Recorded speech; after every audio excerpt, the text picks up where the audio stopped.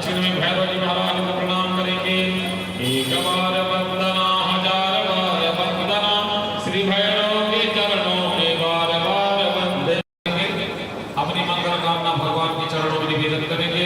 हरि ओम आनो भद्राः कृतवो जप्त विष्णुतो दवधाशो अपनीता सद्वितः देवानो तपस्समृद्धे संतप्राजिवो रक्षितारो दिवे दिवे देवाना भद्रासो मदर्जो यतां देवाना गोग्रादिरभिनो निवृततात्मा देवाना कुंशतमुपशे दिवा भयं देवाना आयुः प्रतिरन्तु जीवसे साल्पोपयानि विराहो महे भयं भगं प्रमोदं तच्चमस्त्रिधाम्ना हरियमानं कर्वणं सोमसिनः तद्दीनः सुभगामय स्नगता ततः स्वस्तये स्वस्ति न इन्द्रो वृद्धस्रवाः स्वस्ति नः भोगा विश्ववेदाः स्वस्ति नस्तारिषो अरिष्टनेमिः स्वस्ति नो बृहस्पतिर्दधातो प्रियकृतमात्मानः श्रीमानः शुभज्ञानं पिरते निर्मयः अग्निशुभावनवः सूर्यचन्द्रसोऽप्सरेणो देवा अवशाकरण्यः वदङ्गरुणिभिः श्रेणुभ्यां शतबिन्दु सरलो अन्तिः ब्रह्म शान्तिः सर्वगुण शान्तिः शान्तिरेव शान्तिः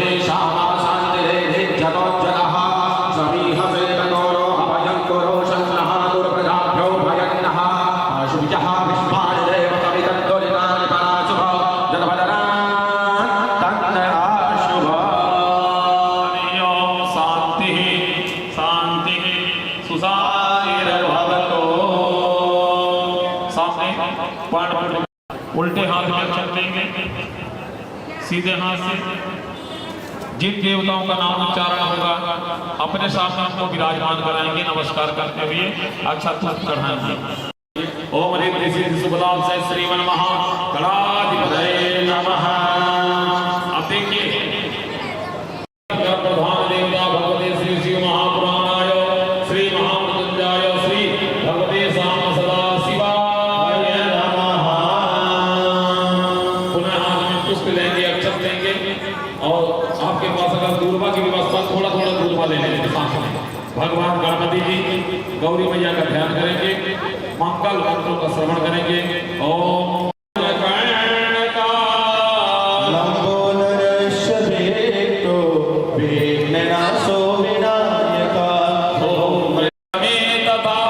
संग्रामे संकटैश्चैव विघ्नस्तस्य न जायते शुक्लांबरधरं देवं शशिवर्णं चतुर्भुजं प्रसन्नवदनं अधिपतये नमः।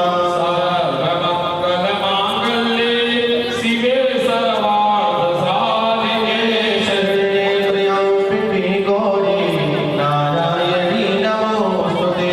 सर्वदा सर्वकार्येषु नास्ति ताराबलं चन्द्रबलं तदेव विद्याबलं दैववामि। लाभस्तेषां जयस्तेषां दूतस्तेषां पराजया येषामिन्द्रवर्षामो हृदयस्थो जनार्दन तत्सेवितयोर्भूतिर्प्रभाते दुर्मतिर्भव। अनन्याश्चिन्तयन्तो माम् एवं वहाम्यहम् ईश्वते सकलकल्याणं भाजनं यत्र जायेष्वरम्यकालेषु त्रयस्ते भुवनेश्वराः देवादिशन्तो नाशेति दण्डपाणिं च भैरवान् वन्दे काशीं गुहां भवानी मणिकर्णिकां। विष्णुमहेश्वरान् सरस्वतीं प्रणम्यादो सर्वकार्यार्थसिद्धये। इष्टदृष्टमहाकाय कल्पन्तगहनोपमाम् आपदामपहर्तारं दातारं सर्वसम्पदाम् लोकाभिरामं श्रीरामं भूयो भूयो नमाम्यहम्। लोकाभिरामं श्रीरामं लेकर के संकल्प करेंगे। ओम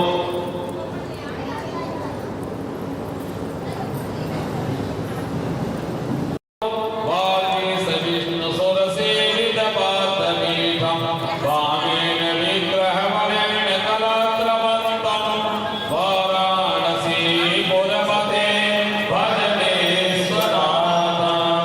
भगवते श्री शिव महापुराणाय माय केशवाय माच कुलिंगो भद्रमते सुस्थिरं भगवदातमिन्द्रः मनोजवं मारुततुल्यवेगं जितेन्द्रियं बुद्धिमतां वरिष्ठम्।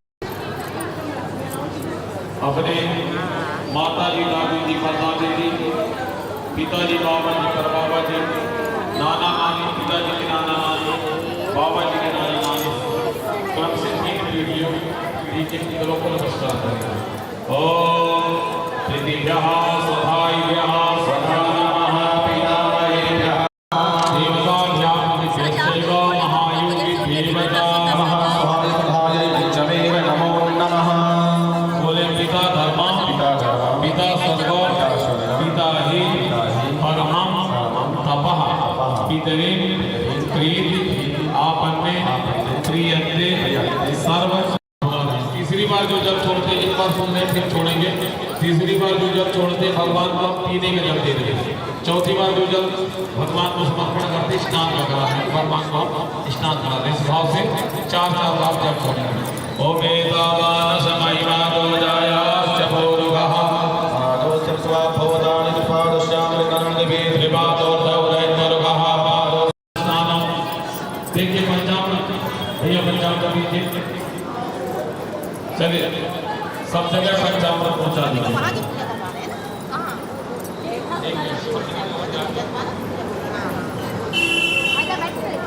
उस तरफ भी देखिए।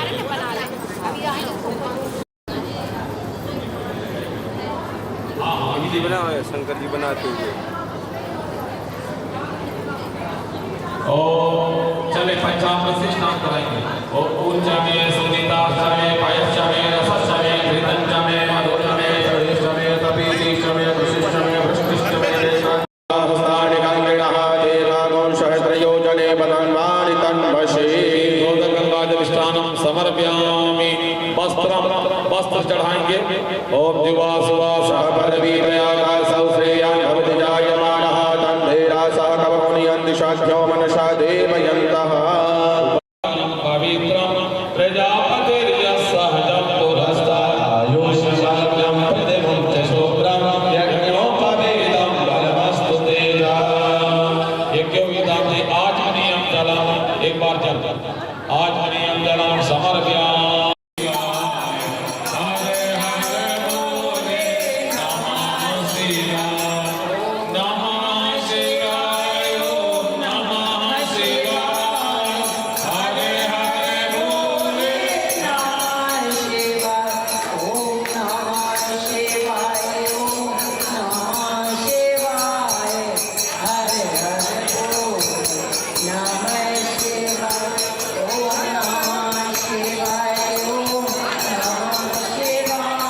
बंद करके चालू तो ना होगा।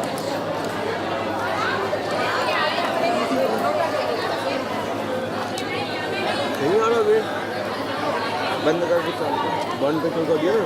पर जल का सिंचन करें भगवान का नारायण का ध्यान करते हुए। ओम अपवित्रः पवित्रो वा सर्वावस्थां गतो विवा यह इसके पुण्डरीकाक्षं स्वहयभ्यन्तरः शुचिः पुंडरीकाक्ष पुनात्मा पुंडरीकाक्षः। आचमन करेंगे सीधे हाथ में जल लेंगे। उस जल को 3 बार पान करना पीना है 3 बार। चौथी बार हाथ धोना है। ओम नेत्राय ओम अस्त्राय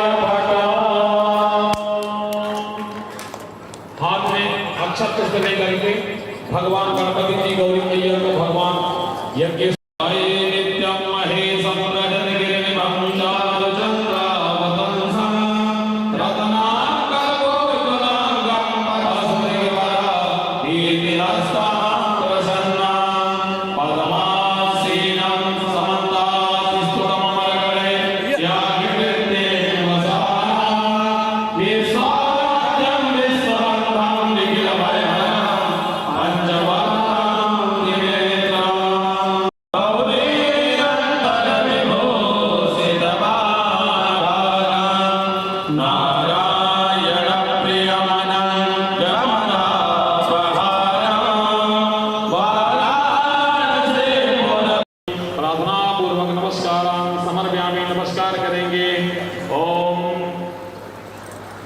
जय महादेव त्राहि मां शरणागतिं जन्ममृत्युजरा व्याधे पीडितं कर्मबन्धनैः प्रार्थनापूर्वक नमस्कारान् समर्पयामि।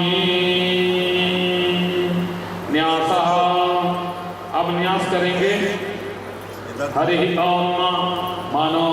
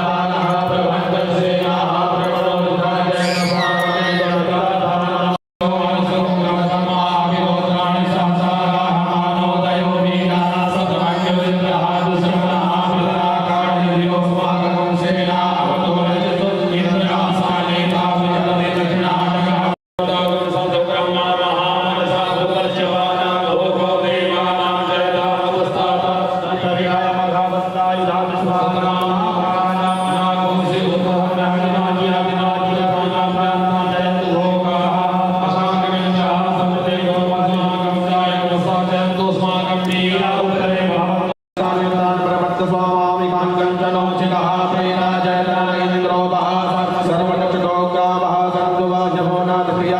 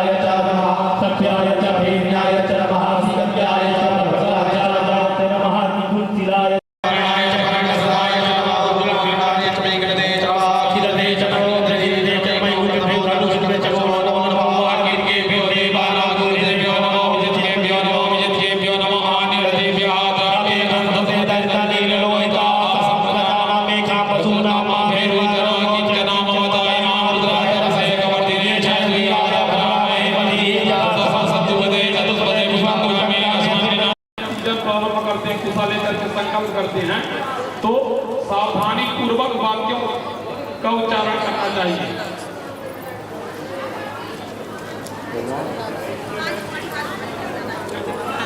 चले धूप दिखाएंगे।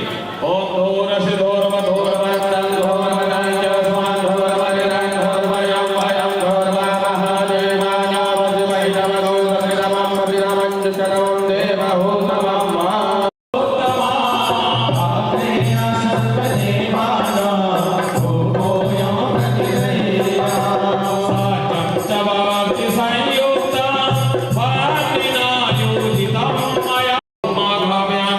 प्रत्यक्ष दीपक दर्शयामि।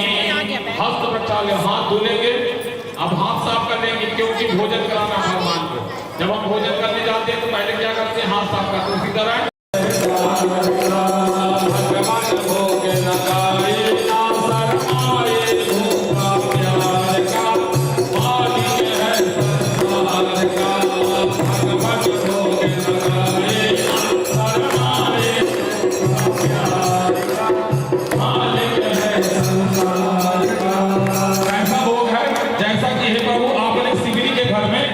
पेड़ का भोग लगाया, सुदामा के हाथ से तंदूर का भोग लगाया। उसी तरह से ये शिवरी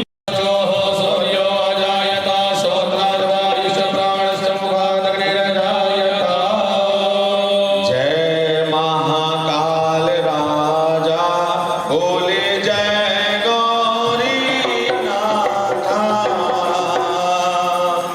तीर्थ अवंति विराजे तीर्थ अवंति विराजे भक्तों की रघुलारा। ओम जय महाकाल राजा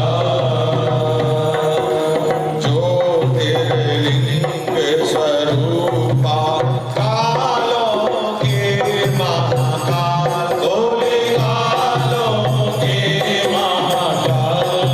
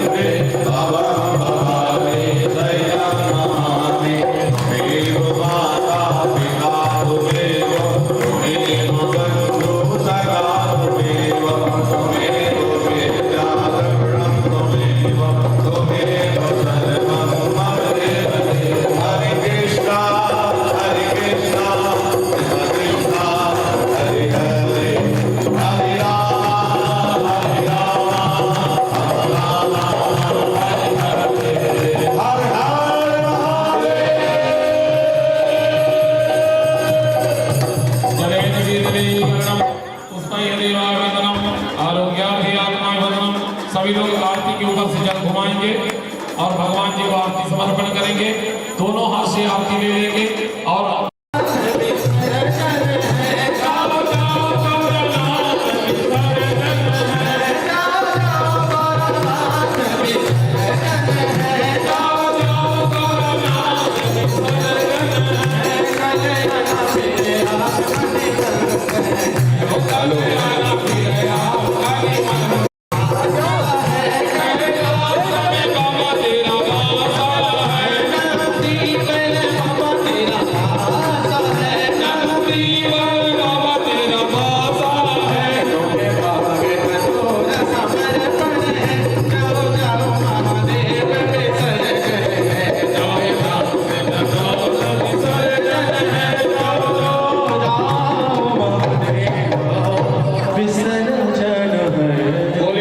भगवान की जय। नमो पार्वती पते हर हर महादेव। कुछ सूचना है हमारे नंदू भैया आप लोगों को बताया कि कथा आदि के विषय में आप लोग जो यजमान सब गेट के पास प्रसाद वितरण हो रहा है, प्रसाद लेकर के ही जाएंगे और जो हमारे यज्ञ के यजमान है वो हमारे पास आकर के प्रसाद लेंगे। यज्ञ के यजमान आएंगे यहाँ पर प्रसाद लेंगे, बाकी सब लोग गेट के पास प्रसाद वितरण की व्यवस्था प्रसाद लेकर के जाएंगे। बोल शंकर कार्तिक शिवलिंग का जो ऊपर है रखेंगे बड़ी श्रद्धा से। और आज श्री गणेश जी का और कार्तिकेय जी का जन्मोत्सव है, तो आप सब लोग आनंद हर हर काल हर कंटक हर दुख हर दारिद्र हर हर हर। बहुत बहुत प्रणाम। शहर के सभी लोग इस कथा का और असंख्य शिव पार्थिव शिवलिंग निर्माण का आनंद ले रहे हैं। और आयोजन के लिए बहुत बहुत बधाई श्रीमती सीनू गांधी जी और उनकी पूरी टीम को बहुत बहुत बधाइयाँ। भोले बाबा महिला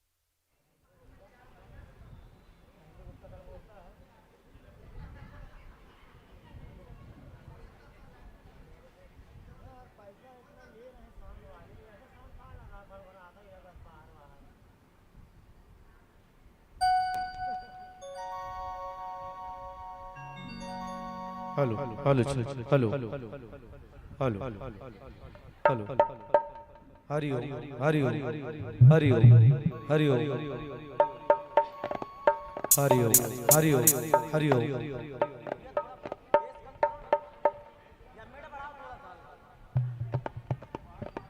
hello hello hello hello hello hello hello Hari Om Hari Om Hari ओम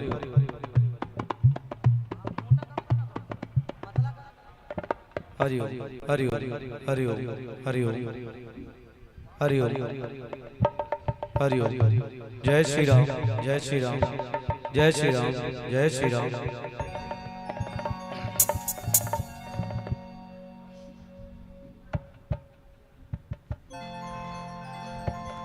लो लो लो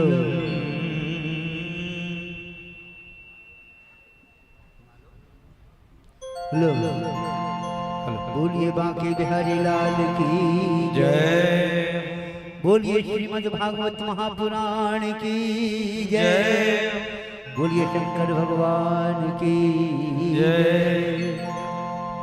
सभी भक्त श्रद्धालुओं से निवेदन है कि आपके कटनी नगर के श्री लक्ष्मी नारायण मंदिर प्रांगण में श्री शिव पुराण कथा का आज तृतीय दिवस परम पूज्य गुरुदेव जी के मुखारबिंद से आप सभी कथा का श्रवण पान करेंगे। तो आइए उस परम पिता परमेश्वर के चरणों में वंदन करते हुए उनका ध्यान करते हैं। बोले लक्ष्मी नारायण भगवान की जय हो।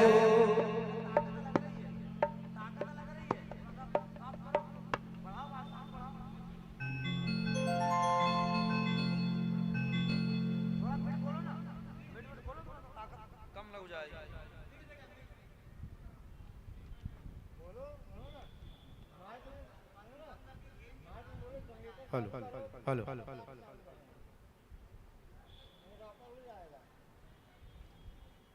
Hello hello hello hello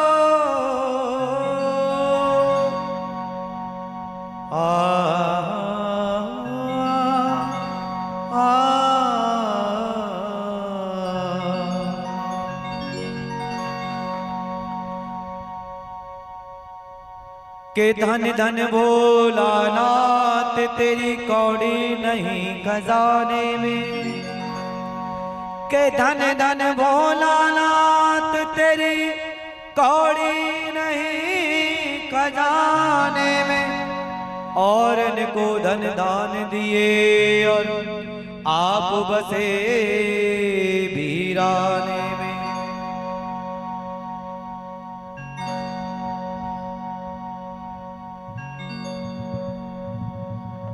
Vakratunda महाकाय सूर्यकोटि समप्रभा निर्विघ्नं कुरु मे देव सर्वकार्येषु सर्वदा।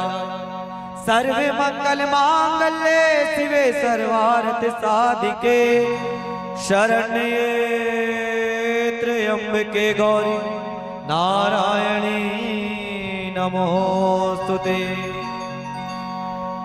मनोजवं मारुततुल्यवेगं जितेन्द्रियं बुद्धिमतां वरिष्ठं वातात्मजं वानरयुद्धमुख्यं श्रीरामदूतं शरणं प्रपद्ये। जय जय श्री राधारमण, जय जय नवल किशोर, जय गोपी चित चोर प्रभु, जय जय माखन चोर। लोकाभिरामं रणरंगधीरं राजीव नेत्रं रघुवंशनाथं कारुण्य रूपं करुणाकरर्तं श्रीरामचंद्रं शरणं प्रपद्ये। श्रीरामचंद्रं शरणं प्रपद्ये।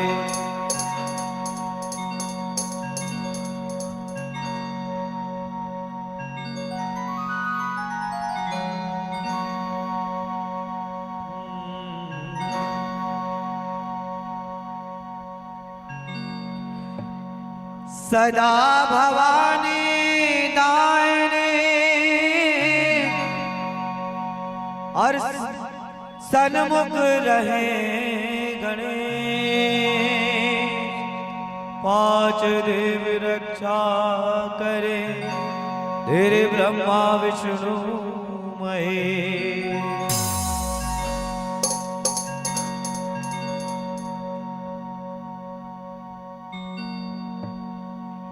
आओ अंगना पधारो श्री गणेश जी,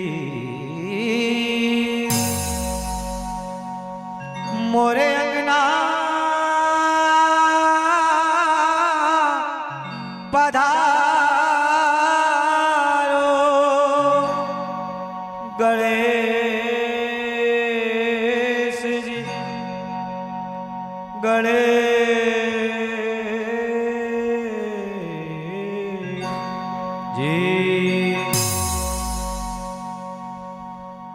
आओ अंगना पधारो श्री गणेश जी, मोरे अंगना पधारो श्री गणेश जी। आओ अंगना पधारो गणेश जी, मोरे अंगना पधारो श्री गणेश जी। मेरे अंगना पधारो श्री गणेश जी, आओ अंगना पधारो श्री गणेश जी। आओ अंगना पधारो श्री गणेश जी, आओ अंगना पधारो श्री गणेश जी। शिव गौरा के लाडले गणेश जी, शिव गौरा के लाडले गणेश जी। आओ अंगना पधारो श्री गणेश जी, आओ अंगना पधारो श्री गणेश जी।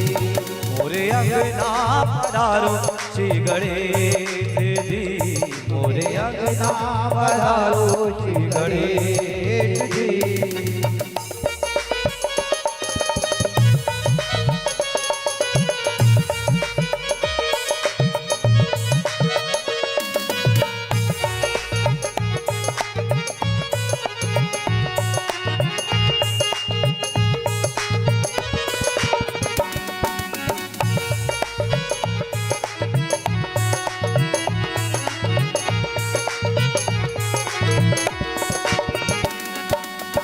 व्रत में तुमको जो भी ध्यावे, व्रत में तुमको जो भी आवे, रिद्धि सिद्धि का फल वो पावे।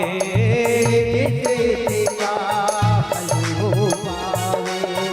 व्रत में तुमको जो भी ध्यावे, व्रत में तुमको जो भी आवे, रिद्धि सिद्धि का फल वो पावे। रिद्धि सिद्धि का फल वो पावे। तुम काटो सकल कलेश जी, तुम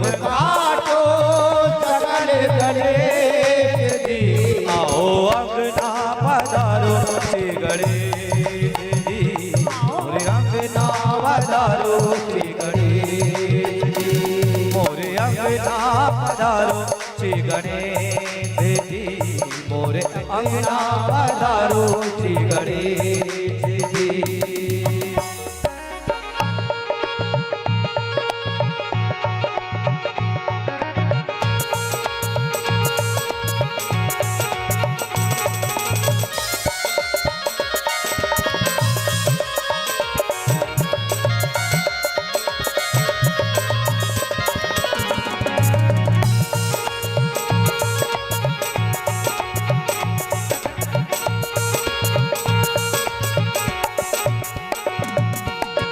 जय जय जय गणराज तुम्हारी, जय जय जय गणराज तुम्हारी। कृपा करो हम जाए बलिहारी, कृपा करो हम जाए बलिहारी। जय जय जय गणराज तुम्हारी, जय जय जय गणराज तुम्हारी। कृपा करो हम जाए बलिहारी, कृपा करो हम जाए बलिहारी। तुम रहना साथ हमें जी, तुम रहना साथ हमें जी। आओ अंगना पधारो श्री गणेश जी, आओ अंगना पधारो श्री गणेश जी, आओ अंगना पधारो श्री गणेश जी, आओ अंगना पधारो श्री गणेश जी। शिव गौरा के लाडले गणेश जी, शिव गौरा के लाडले गणेश जी। आओ अंगना पधारो श्री गणेश जी, आओ अंगना पधारो श्री गणेश जी। मोरे अंगना पधारो श्री गणेश जी, आओ अंगना पधारो श्री गणेश जी। मोरे अंगना पधारो श्री गणेश जी, आओ अंगना पधारो श्री गणेश जी। मोरे अंगना पधारो श्री गणेश जी। बोले गणेश जी महाराज की जय। बोले गुरुदेव भगवान की जय।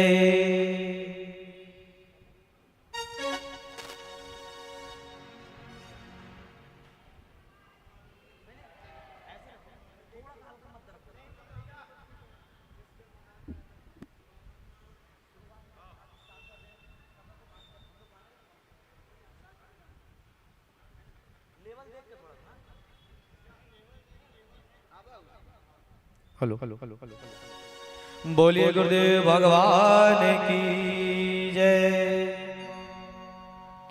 जय गुरुदेवा, जय गुरुदेवा, जय गुरुदेवा, जय गुरुदेवा, जय गुरुदेवा, जय गुरुदेवा, जय गुरुदेवा, जय गुरुदेवा, जय गुरुदेवा, जय गुरुदेवा, ओ जय गुरुदेवा, जय गुरुदेवा, जय गुरुदेवा, जय गुरुदेवा, ब्रह्म स्वरूपा जय गुरुदेवा, ब्रह्म स्वरूपा जय गुरुदेवा, ब्रह्म स्वरूपा जय गुरुदेवा,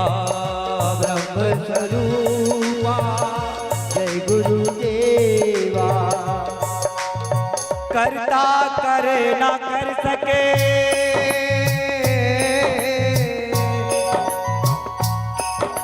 करता करे ना कर सके, गुरु करे सब हो। और सात खंड ना दीप में गुरु से बड़ा न को। जय गुरुदेवा, जय गुरुदेवा, जय गुरुदेवा,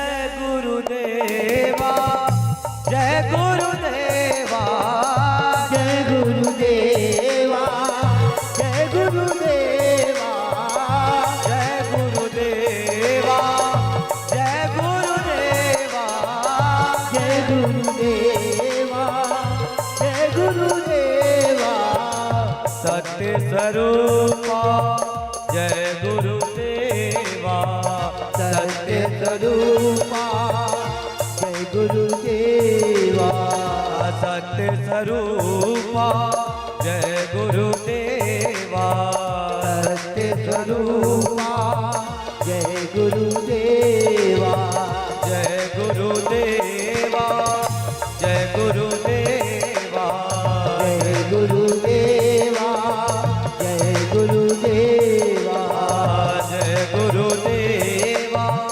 जय गुरुदेवा जय गुरुदेवा जय गुरुदेवा अखंड मंडलाकारम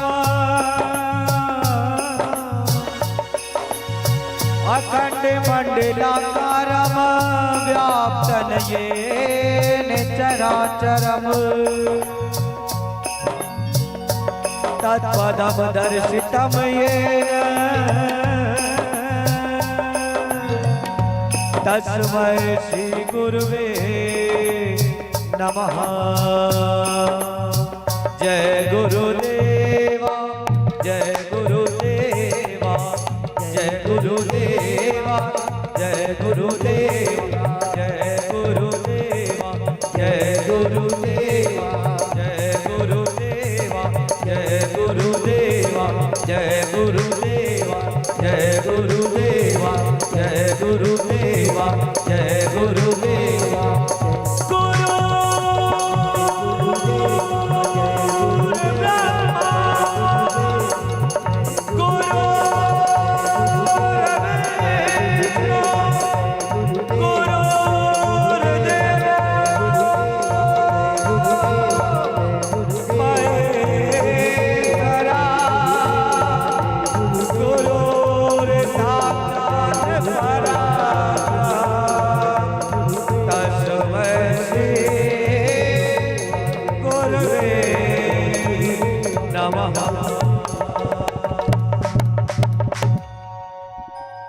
आज की आरती में गंगा आंटी, सरोज चित्रा आंटी, आइए आप लोग मंच पर।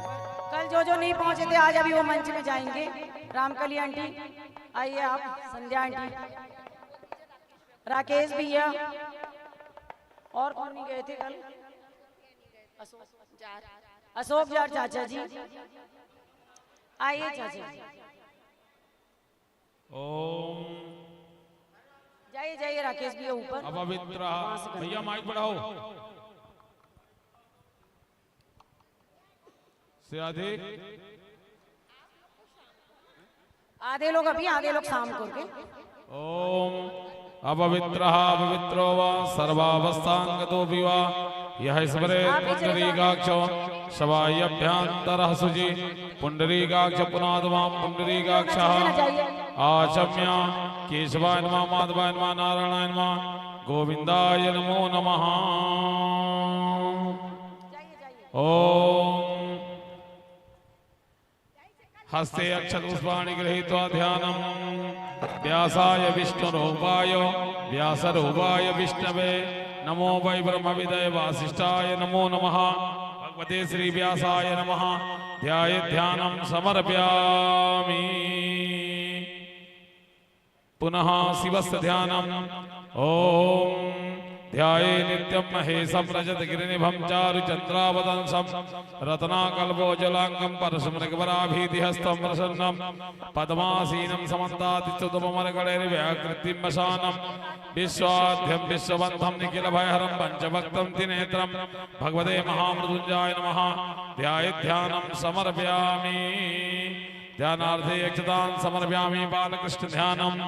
ओम सशंखचक्रं सगरीकुण्डलं सबीतवस्त्रं सहसीरुरीक्षणं सहारवक्षास्तनगौस्तुभश्रियं नमामि विष्णु शीर्षाश्चतुर्भुजं बालकृष्णाय नमः नन्दनन्दनाय नमः। ध्यानार्थे यक्षपुष्पाणिं समर्पयामि। गुरुदेवं पूजयेत।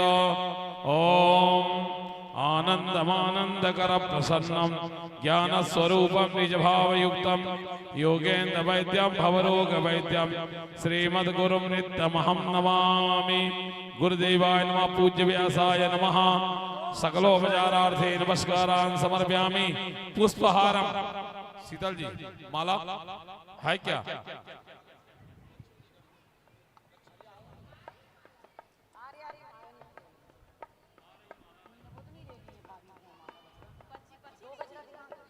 तब तक इंतजार करें, मंगा लीजिए उसको। ओम ओखधीः प्रतिमोदध्वां भगवतीः प्रशुभरीः अश्वाय सरित्वरीर्वीरुधः पारजिष्णवः। पुष्पम गुरुदेव भगवान को पहनाइए। पुष्पम पुष्पहारम समर्पयामि भगवते गुरुदेवाय नमो नमः। आरतिक्यम आरती प्रज्वलित करें। ओम चंद्रमा मनसोर्जात चक्षोः सूर्य कान में लगा होगा। सोत्राद्वायुश्च प्राणश्च मुखा दग्निरजायत इदगुंघाभिः प्रजननन में अस्तु दशवीरगुं सर्वगणगुं स्वस्ताय प्रजासानि वासुसानि लोकसन्नभयसानिः अग्निः प्रजां बाहुलं में करोतन्नं पयोरेतो अस्मासु धत्ता।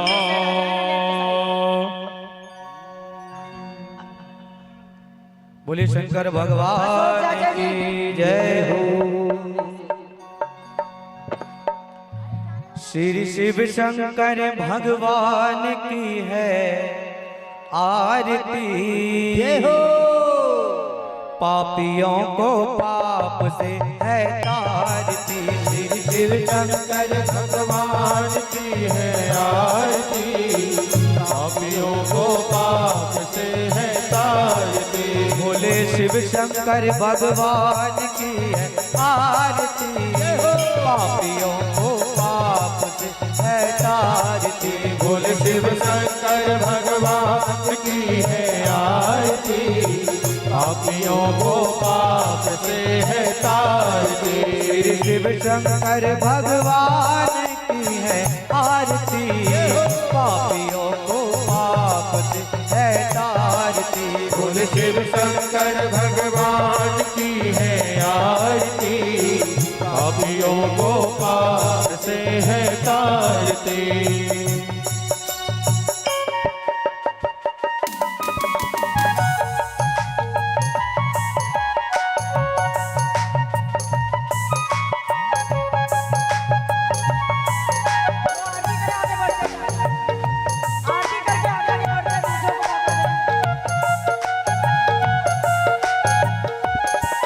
सोहे जटा गंग माथे पे चंद और गले नाग अति काला। भंग भस्मी रमाने वाला। सोहे जटा गंग माथे पे चंद्र और गले अति काला। अंग भस्मी रमाने वाला। सोहे जटा गंग माथे पे चंद और चले नाग अति काला। अंग भस्मी रमाने वाला। सोहे जटा गंग माथे पे चंद्र और गले नाग अति काला। अंग भस्मी रमाने वाला। ब्रह्मांड यही ओंकार यही। ब्रह्मांड यही ओंकार यही। ओ ब्रह्मांड यही ओंकार यही। ब्रह्मांड यही ओंकार यही। जग के मंगल की आरती। पापियों को पाप से है तारती। बोल शिव शंकर भगवान की है आरती। पापियों को पाप से है तारती। बोल शिव शंकर भगवान की है आरती। पापियों को पाप से है तारती। बोल शिव शंकर भगवान की है आरती। पापियों को पाप से है तारती। ये शांत चित्त पावन पुनीत पापों को मिटाने वाला। डमरू को बजाने वाला। ये शांत चित्त पावन पुनीत पापों को मिटाने वाला। डमरू को बजाने वाला। ये शांत चित्त पावन पुनीत पापों को मिटाने वाला। डमरू को बजाने वाला। ये शांत चित्त पावन पुनीत पापों को मिटाने वाला। डमरू को बजाने वाला। यही प्रलयंकर यही शिव शंकर। प्रलयंकर यही शिव शंकर। यही प्रलयंकर यही शिव शंकर प्रलयांकर यह शिव शंकर गौरी शंकर की आरती पापियों को पाप से है तारती। बोल शिव शंकर भगवान की है आरती पापियों को पाप से है तारती। बोल शिव शंकर भगवान की है आरती पापियों को पाप से है तारती। बोल शिव शंकर भगवान की है आरती पापियों को पाप से है तारती।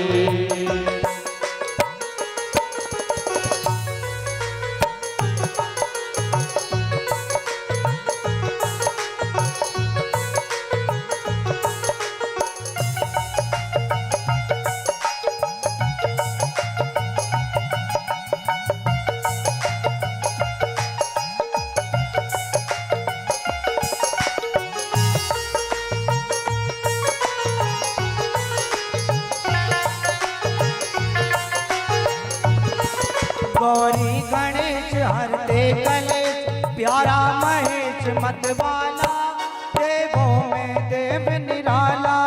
गौरी गणेश हरते कलेश प्यारा महेश मतवाला देवों में देव निराला। गौरी गणेश हरते कलेश प्यारा महेश मतवाला देवों में देव निराला। गणेश हरते कलेश देवों में देव निराला पहले भुजंग वो नीलकंठ हरे भुजंग वो नीलकंठ ओ पहले भुजंग वो नीलकंठ भुजंग वो नीलकंठ। ओ शिव के महिमा की आरती पापियों को पाप से है तारती। शिव शंकर भगवान की है आरती पापियों को पाप से है तारती। बोले शिव शंकर भगवान की है आरती पापियों को पाप से है तारती। बोले शिव शंकर भगवान की है आरती पापियों को पाप से है तारती। कर्पूर गौरव करुणावतारम दंडार धारम भुजगेन्द्र हारम सदा वसंतम हृदयारविंदे भवं भवानी सहितं नमामि। मंदार माला गुलदायकाय कपाल माला सिर से कराई दिगंबराय च दिगंबराय नमः शिवाय नमः शिवाय। त्वमेव माता च पिता त्वमेव त्वमेव बन्धो च सखा त्वमेव त्वमेव विद्या द्रविणं त्वमेव त्वमेव सर्वं मम देवदेवं। मनोजवं मारुततुल्यवेगं जितेन्द्रियं बुद्धिमतां वरिष्ठं वाराध्वजं वानरयोग्यमोक्षं श्रीरामदूतं शरणं प्रपद्ये। हरे राम हरे राम राम राम हरे हरे हरे कृष्णा कृष्णा कृष्णा हरे हरे। कृष्ण राधे की जय राधे कृष्णा की जय कृष्ण राधे की जय राधे कृष्णा की जय। बोलो बाके बिहारी की जय जय जय बोलो आगे बिहारी की जय जय जय। बोलो कुंज बिहारी की जय जय जय बोलो कुंज बिहारी की जय जय जय। बोलो भोले भंडारी की जय जय जय बोलो भोले भंडारी की जय जय जय। बोलिए शंकर भगवान की जय हो जय हो। जलेन शीतलीकरणं पुष्पैः देवाभिवन्दनम् आरोग्यार्थे आत्माभिवन्दनं हस्तप्रक्षाल्य मन्त्रपुष्पाञ्जलिः। ॐ जगनेन जगमयजन्त देवास्तानि धर्मान् प्रथमान्यासन्ना तेह नाकं महिमानः सजन्त यत्पूर्वे साध्याः सन्ति देवाः नानासुगन्धपुष्पाणि यथा कालोद्भवानि च। इसको बंद कर दो अच्छे से। पुष्पांजलिर्मया दत्तो गृहाण परमेश्वर क्षमा प्रार्थना पूर्वक मंत्र पुष्पांजलि समर्पयामि। श्री भगवते श्याम सदा शिवाय नमः। बोले पुराण पुरुषोत्तम भगवान की, वृंदावन बिहारी लाल की जय हो। आनंद कंद भगवान की जय हो। पूज्य व्यास जी महाराज की जय हो। नमः पार्वती पतये हर हर महादेव। जब देखे धीमे कर देता।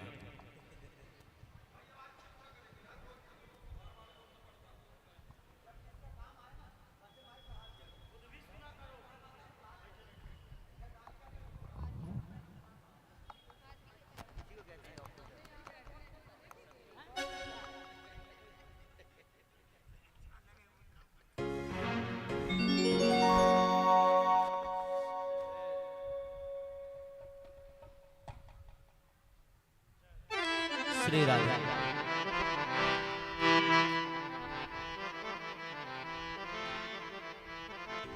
श्री राधे, श्री राधे।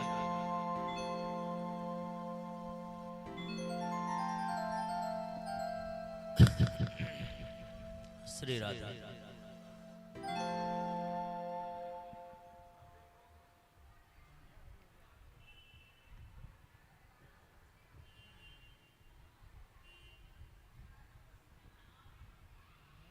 राधे, श्री राधे, श्री राधे, श्री राधे, ठीक, श्री राधे,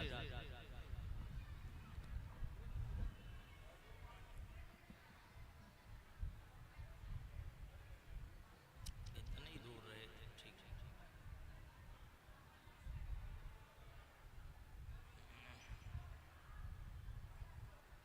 श्री राधे,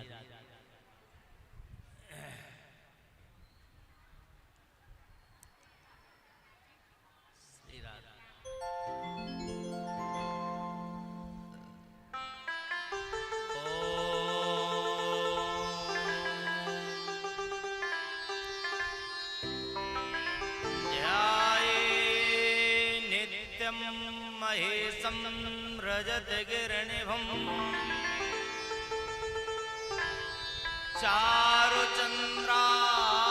चारुचन्द्रावतंसं रत्नाकल्पोज्ज्वलाङ्गं परशुमृगवराभीतहस्तप्रसन्नम् पद्मासेनं समन्तास्तुतममर गणैर्व्याकृतिं वसानं विश्ववानं विश्वबन्धं निखिलभयहरं पंचवक्त्रं त्रिनेत्रम्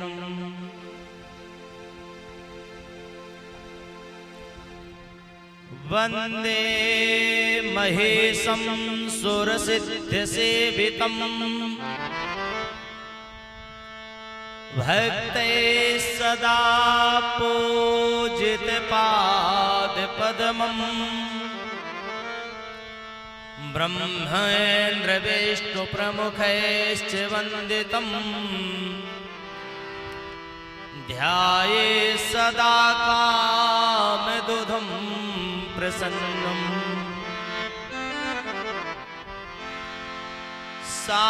शान्ताकारं शिखरिशयनं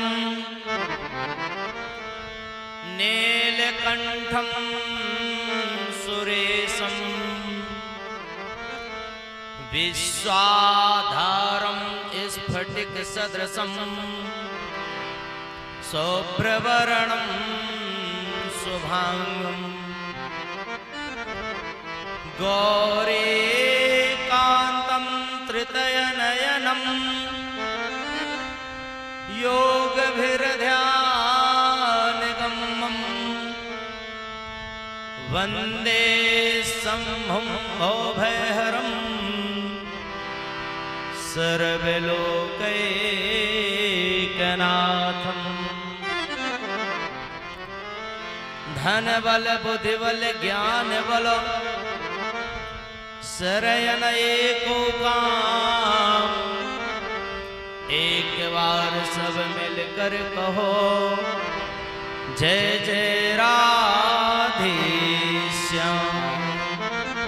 बोले शंकर भगवान की जय हो, श्री शिव महापुराण की जय हो, वीर बजरंगबली महाराज की जय हो, सिद्ध गणेश भगवान की जय हो, श्री लक्ष्मी नारायण भगवान की जय हो, श्री यज्ञ नारायण भगवान की जय हो। जय जय श्री राधे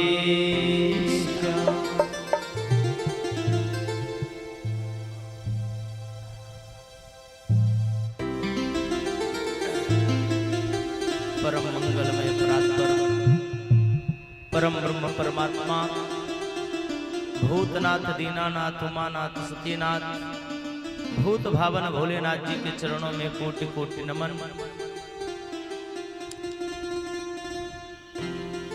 परम संत बलवंत हनुमंतलाल जी के चरणों में कोटि कोटि नमन। पूज्य पाद श्री सद्गुरुदेव भगवान के चरणों में कोटि कोटि नमन। यज्ञ मंडप पर आवाहित स्थापित 33 कोटि देवताओं के चरणों में कोटि कोटि नमन। हमारे इस कथा के परिचित स्वरूप हमारे सभी यजमानगण, श्रोता स्वरूप वयोवृद्धों और सती सीता अनुसुईया जैसे देवियों के पद चिन्हों पर चलने वाली देवमयी ममतामयी माताएं बहनें, हमारे यज्ञ को जो सुंदर वेद मंत्रों से देवताओं का दिव्य सुबह आप लोग देखते हैं, वैदिक मंत्रों से पूजन कराने वाले हमारे विद्युत आचार्य वृंद, सामवेद की भूमिका निभाने वाले हमारे संगीतकार भैया, एवं इस कथा को सब के हृदय तक पहुंचाने के लिए हमारे वैभव भैया, जो लगन के साथ में जन जन तक पहुंचाने का प्रयत्न करते हैं। सभी के हृदय में आत्मा रूपी जो परमात्मा विराजमान है, उन्हें व्यासपीठ से प्रणाम है। हम सब बड़े हर्ष और उल्लास के साथ में शिव पुराण की महिमा को श्रवण कर रहे हैं। हमारे जब सुंदर पूर्ण उदय होते हैं, ये तो हर कथा की व्यवस्था है, जब ठाकुर जी की कृपा होती है तब भगवान अपने समीप लाने का अवसर देते हैं। आज तीसरे दिवस के संध्या बेला में हम आप सब उपस्थित हुए। कल बहुत ही सुंदर उत्सव मनाए, भगवान भूत भावन भोलेनाथ जी की दिव्य बारात का आनंद लिए। भगवान भी देखिए कितने विनोदी हैं और कैसे कैसे श्रृंगार करके जाते हैं। भूत भावन भोलेनाथ जी कहते हैं जिसका कोई नहीं है उसका मैं हूं, कोई निराश मत हो। भूत प्रेत पिशाच सबको लेकर के सुंदर बराती बना करके ले गए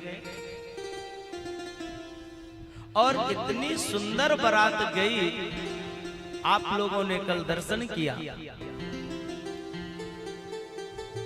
जब आगमन करने के लिए हिमाचल नगर में जो वयोवृद्ध होते हैं तो दरवाजे में जाते हैं आगमन करने, तो भगवान विष्णु जी की जब सभा को देखे बोले कितनी सुंदर बारात है। हमारे मैया पार्वती के बड़े सुंदर भाग्य,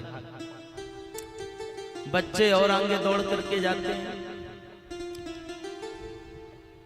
जब देखते हैं तो आनंद के साथ में इंद्र की सभा को देखे, भगवान विष्णु जी की सभा को देखे, ब्रह्मा जी की सभा को देखे, बड़े आनंदित होते हैं।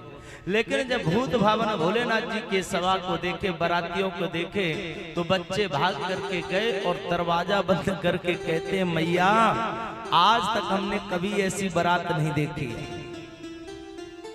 यहाँ तो चूहा आ जाए तो सब भाग देते, वहां तो एकदम सर्पों की माली थी, भूत प्रेत पिशाच सब थे। दरवाजा बंद कर लिए और बोले कि मैया, बड़े जोर जोर से सांस ले रहे थे। मैया ने पूछा क्या? बोले दरवाजा मत खोलना, दरवाजा खोलोगे तो हमारे प्राण चले जाए। क्यों?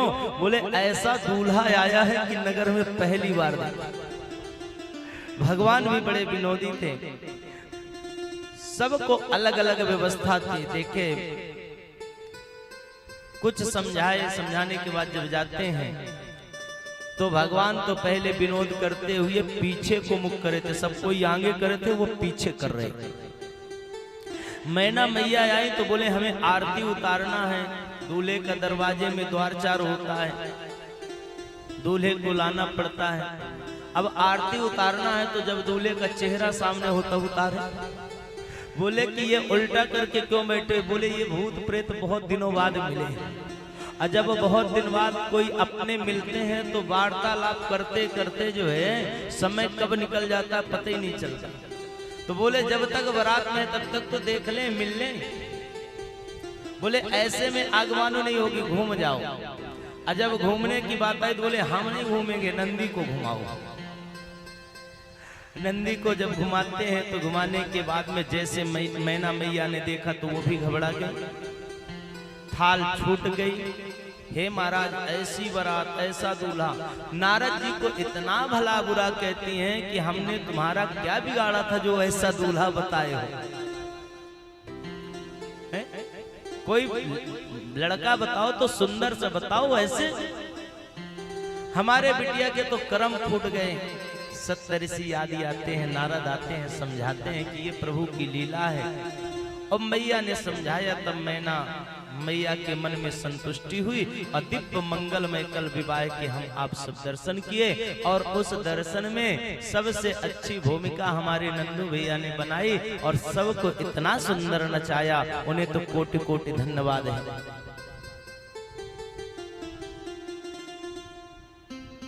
कल ये सब दर्शन किए। आज आइए भगवान की कथा में प्रवेश करने के पहले भगवान से प्रार्थना करें कि प्रभु आप हमारे मन में, हमारे हृदय में विराजमान हो जाएं और जो हमारा ये मन भटकता रहता तो मन को पकड़ करके एकाग्रचित करके अपनी कथा में बंधन के रूप में बना करके रखें।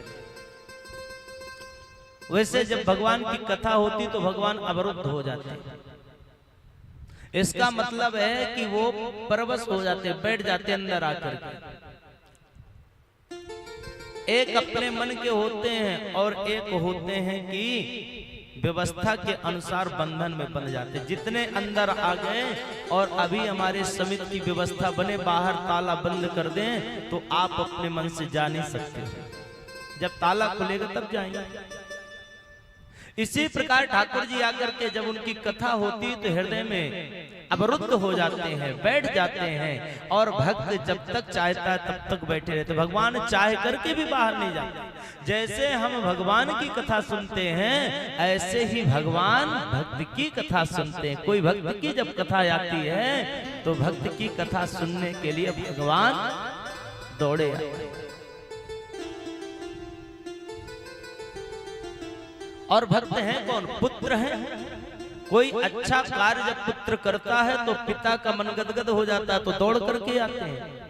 तो ये तो परम पिता है, जगदीश्वर है।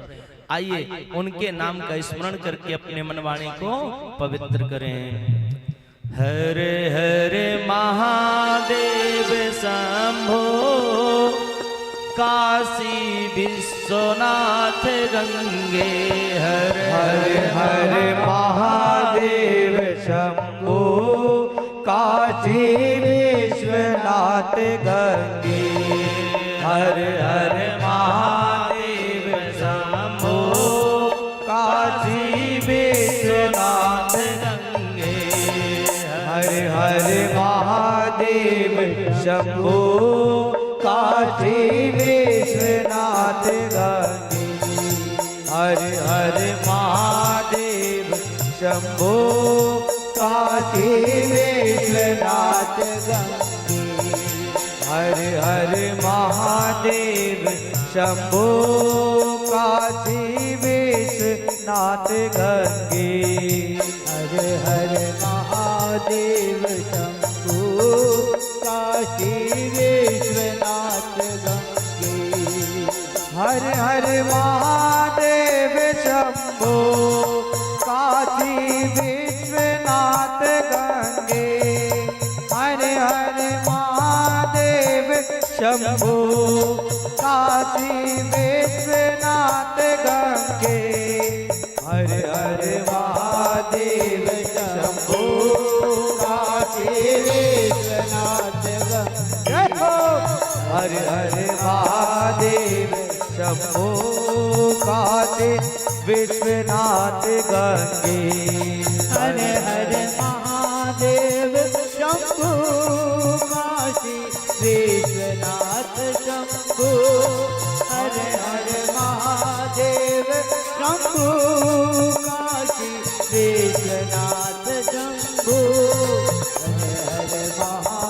महादेव शंभो काशी विश्वनाथ गंगे। हर हर महादेव शंभो काशी विश्वनाथ गंगे। हर हर भूतनाथ शंभो काशी विश्वनाथ गंगे।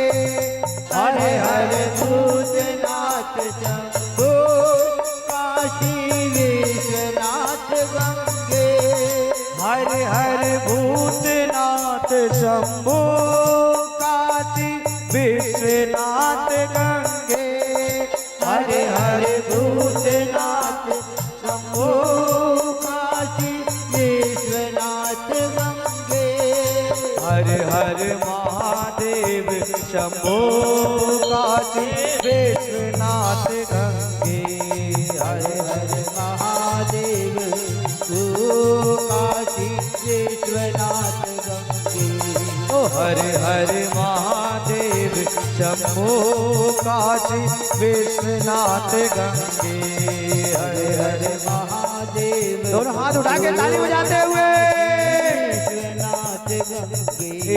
हर हर महादेव शंभो हर हर महादेव शंभो काशी विश्वनाथ गंगे। हर हर महादेव शंभो काशी विश्वनाथ गंगे। हर हर महादेव शंभो काशी विश्वनाथ गंगे। हर हर महादेव शंभो काशी विश्वनाथ गंगे। काशी विश्वनाथ गंगे।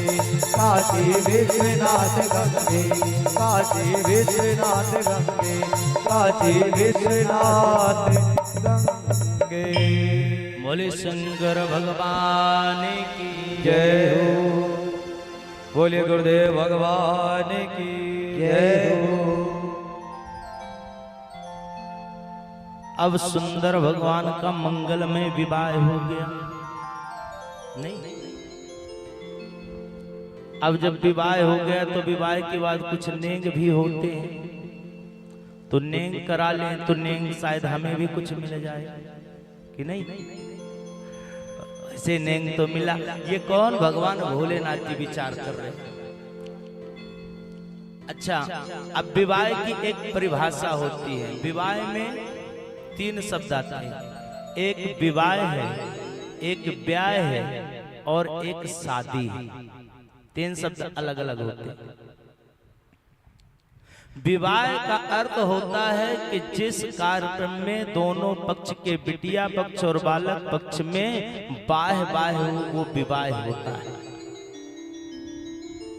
और ब्याह का अर्थ होता है कि लड़का पसंद आ गया है, बिटिया की शादी हम वहीं करना चाहते हैं, पर लड़के वाले की मांग बहुत ज्यादा बढ़ जाती है और बिटिया वाले की आह निकल जाती, उसे ब्याह कहते हैं। करना तो है बिटिया के सुख के लिए।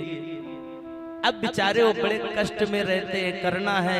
हर व्यक्ति को लगता है हमारी बिटिया बड़ी सुंदर जगह में पहुंच जाए, लेकिन किसी तरह कहीं से कर्ज करके व्यवस्था करके, ये जो दहेज की प्रथा ये पहले शास्त्रों में नहीं थी, इसको बना दी।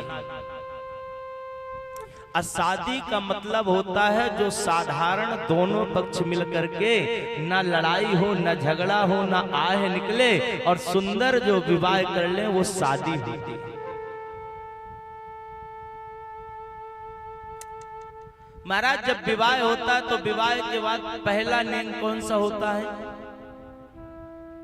सबकी शादी हुई है तो आप जानते होंगे, पहला नेम होता है बाती मिलाने का।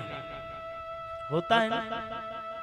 और जब बाती मिलाने का नेम होता है तो उसको कोहबर में बालक को ले जाते हैं और अग्नि प्रज्वलित करते हैं, दीपक जलाते हैं और बेटे से कहते हैं दूल्हा से कि इसको बाती को मिलाओ।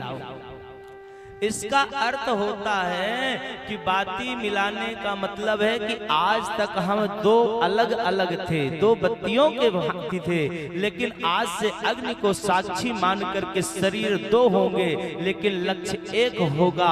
तुम्हारे सुख में हम, हमारे सुख में आप, तुम्हारे दुख में हम, हमारे दुख में तुम, एक दूसरे का साथ देंगे, मिल गए। विचार एक होना चाहिए, लक्ष्य एक होना चाहिए, तो बाती मिलाते हैं। अब जब बाती पहले मिलाए तो पिताजी बड़े प्रसन्न हुए, बोले कि भाई इनका जीवन सुखमय हो, तो कुछ उन्हें धन दे दिए, प्रसन्न होकर के नेंग दे दिए, उनको कुछ जो है इनाम दे दिए कि चलो इनका जीवन सुखमय हो। आने वाले समय में उसको नेक बना दिए। अब आजकल तो विवाह होता है तो बाती मिलाने में कहेंगे कि हमको गाड़ी दोगे तो बाती मिलाएंगे, सोने की चैन दोगे तो बाती मिलाएंगे। और जब ये बात आती तो बिटिया कहती बताओ अभी पहला मिलन है, पहली बार बैठ करके अग्नि को साक्षी माने, 7 फेरे के बाद पहले ही आए हैं, और जब यहीं से लेन देन हो गया तो घर जाकर के हमारे साथ कैसे रहे। बेचारी वहां तो शांत रहती है, चुपचाप सुनती रहती, फिर ससुराल में आकर कहती कि बहुत नाटक किया, चलो अब हम बताते हैं।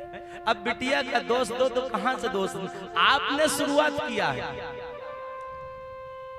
आप वहां यदि बाती मिलाते और उसमें प्रसन्न चित्त होकर के मिलाते, वो भी आकर के कहते कि चलो ठीक है।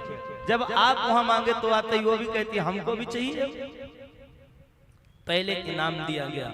दूसरा नेक होता है दूध और चावल खिलाने का, दूध भात जिसको कहते हैं।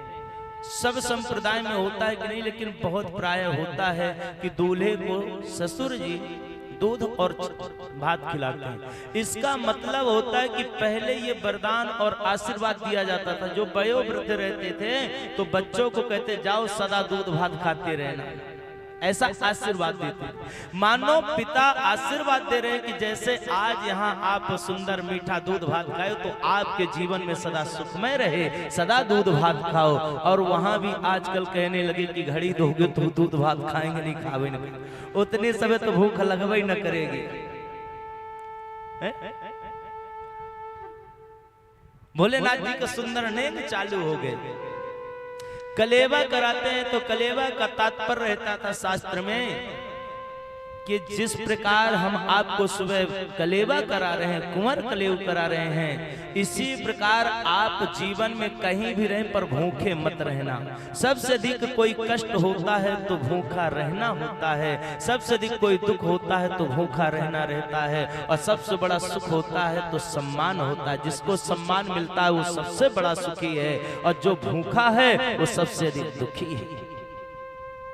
मानो वो आशीर्वाद दे रहे हैं कि आप सदा कलेवा कर कर निकलना, कभी भूखे नहीं रहना। और चलते समय फिर सास जी का आंचल पकड़ा जाता है, उसका भी एक नियम होता है कुछ जगह। उसका मतलब होता है कि सासू माँ मानो कहना चाहती कि इस बिटिया को हम आंचल में बड़े प्यार से पाले हैं, इसको आपको आज हम सौंप रहे हैं, तो इसका सदा ध्यान रखना आपका काम है। जैसे हमारे आंचल में पली है ऐसे इसका आप रक्षा सुरक्षा व्यवस्था करना, वो संकेत करके भेजना चाहिए। सबसे पवित्र यदि कोई स्थान है तो माँ का आंचल होता है। भोलेनाथ जी के जैसे नेम चल रहे हैं तो कहाँ लेकर के जाते हैं, बोले चलो कुंवर कलेव करने। रत्ना सिंहासने संभोर मैना दत्ते मनोहरे। सुंदर रत्न के सिंहासन पर बैठाया गया। जब भोजन कराया गया तो वहां पर सभी सखियां आ गई और आकर के कहने लगी कि हे दूल्हे राजा, कछु नेग लेना हो तो ले लो, बढ़िया अवसर है। भोलेनाथ ने कहा हमको जरूरत नहीं है, क्या करेंगे? बोले नहीं, कुछ तो ले लो।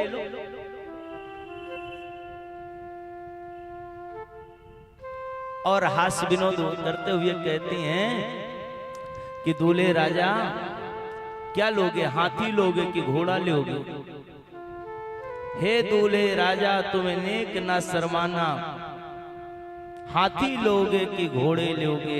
हाथी चाहिए कि घोड़ा चाहिए, क्या चाहिए बताओ?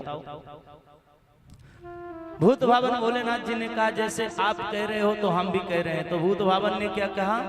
बोले देखो देना चाहते हो तो हमें तो कुछ नहीं चाहिए, लेकिन हमारे पास में एक भूत है, जो बाराती आए हैं। अब भूत ने कहा महाराज जब मिल रहा तो लेने में क्या, कुछ तो कहो। भोलेनाथ जी ने कहा हमको नहीं चाहिए। बोले आपको नहीं चाहिए तो मांग लो, हमें दे देना। बहुत से ऐसे होते हैं जो मित्र होते हैं दूल्हे के, तो वो यही कहेंगे जब पहुंच जाएंगे। तो भगवान से कहते हैं प्रभु आपको नहीं चाहिए तो हमको दे देना। तो भोलेनाथ जी कहते हैं कि हे सखियों, यदि आप देना चाहते हो तो दे दो। क्या? एक भूत है हमारा, वो जन्म से है क्वारा, फिरता है मारा मारा, उसे दुल्हन चाहिए, उसे दुल्हन चाहिए। यदि देना चाहते हो तो क्या दे दो? बोले एक हमारा भूत है और वो कुंवारा है। और कुंवारे की पहले नजर रहती, जब जाते हैं तो देखते हैं कि कोई लड़की हो तो तुरंत कहेंगे भैया तुम्हारी तो शादी हो गई, हमारी भी व्यवस्था बनाओ। तो बोले एक भूत है, इसकी शादी करवा दो। हास्य विनोद चल रहा था। सखियों ने कहा कोई भूत से शादी करता है? अरे ये भूत तुम्हारा, तुम्हें ब्याह लो। सखियों ने भी उसी भाषा में उत्तर दिए, ये भूत है तुम्हारा, तुम ही को है प्यारा, इसे तुम ही ब्याह लो, इसे तुम ही ब्याह लो। अरे इसको अपने बहन की शादी करा दो, किसी की शादी करा के जमाई बना लो, जीजा बना लो, दामाद बना लो। भगवान ने कहा बना तो लेते हैं हम, लेकिन बात यह है कि हमारे भूत को तुम्हें ही पसंद आई हो। जो पसंद आए उसके प्रति स्नेह ज्यादा होता है। हास्य विनोद चल रहा था और उस हास्य विनोद के साथ में सुंदर कुंवर कलेऊ आदि हुआ। और हिमाचल जी महाराज ने सोचा कि बारात कुछ और ठहर जाए। 5 दिन तक बारात रुकी और 5 दिन के बाद में ब्रह्मादिक देवता ने कहा कि भैया आप तो हुए दामाद और आप आ गए ससुराल में, तो आपको आनंद है, लेकिन हमारे तो दूसरे काम हैं, हमें तो जाने दो। बोले जब तक बारात की विदा नहीं होगी तब तक कोई यहां से नहीं जाएंगे। पंचमे दिवसे प्राप्ते सर्वे देवा मुदान्वितः। 5वें दिन सब देवता मिलकर के कहा आपने बहुत सुंदर स्वागत किया, सत्कार किया, मन तो हमारा भी नहीं हो रहा जाने का, लेकिन अब जाना चाहिए। बुद्धिमान व्यक्ति को ससुराल में कम से कम रुकना चाहिए। भगवान भोलेनाथ जी से भगवान विष्णु जी कहते हैं कि प्रभु ससुराल का मोह करो लेकिन ज्यादा मत करना। ससुरपुर निवासम स्वर्गम तुलायाम। ससुराल का सुख जो है वो स्वर्ग के समान होता है, लेकिन बुद्धिमताम यदि पंच खटवा दिनानी, बुद्धिमान व्यक्ति हैं तो 5-6 दिन से ज्यादा नहीं रुकना चाहिए। अब 5 दिन हो गए और इससे ज्यादा तो भोलेनाथ जी ने कहा कुछ ज्यादा ही स्वागत सत्कार हो और ज्यादा रुक जाए तो। बोले ज्यादा रुकोगे प्रभु तो पाद रक्षक प्रयोगा, कोई सम्मान नहीं रहेगा।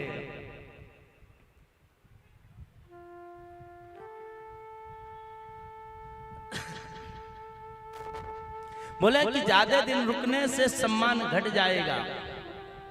कहावत एक होते है ना कि जब दामाद आए तो रुके दिन 2-4 दिन रुकना चाहिए। एक दामाद जी गए थे तो साली थोड़ी सी मजाकी तो होते ही हैं, उन्होंने लिखा कि दामाद आए तो रुके 2-4 दिन रुकना चाहिए। तो दामाद को लगा कि ये भेजने वाले हैं, तो उन्होंने कहा जब रुके 1 पखवाड़ा, कम से कम 1 पखवाड़ा 15 दिन रुके तो आनंद रहे। तो नीचे साली ने लिखा कि हाथ में खुरपी और सिर में चारा। जब ज्यादा रुकोगे तो सम्मान समाप्त हो और जो वहां के काम है वो करना पड़ेगा, इसलिए प्रभु अब चलना चाहिए। जैसे चलने की बात आती है तो उसी समय माँ पार्वती जी को मैना मैया और ब्राह्मणी ने कुछ उपदेश दिया कि हे बेटी आज तुम जा रही हो, लेकिन जब ससुराल में जाना तो ससुराल में जाने के बाद में बहुत नियम हो जाते हैं, उन सब का पालन करना पड़ेगा। और अपने पतिव्रत धर्म का पालन करना पड़ेगा। जब आप पतिव्रत धर्म का पालन करते हैं तो उनके सामने बड़े बड़े देवता भी आकर के झुक जाते हैं, सिर झुकाते हैं। और कोई पतिव्रता नारी के दर्शन कर ले तो देवताओं के दर्शन करने का फल प्राप्त होता है। पतिव्रत धर्म का सुंदर उपदेश दिए कि धन्या पतिव्रता नारी नान्या पूज्या विशेषतः पावनी सर्वलोकानां सर्व पापघ्नाशनी। पतिव्रत धर्म का यदि पालन करते हैं तो वह निश्चित रूप से सभी पाप को हरण करने में सामर्थ्यवान हो जाते हैं।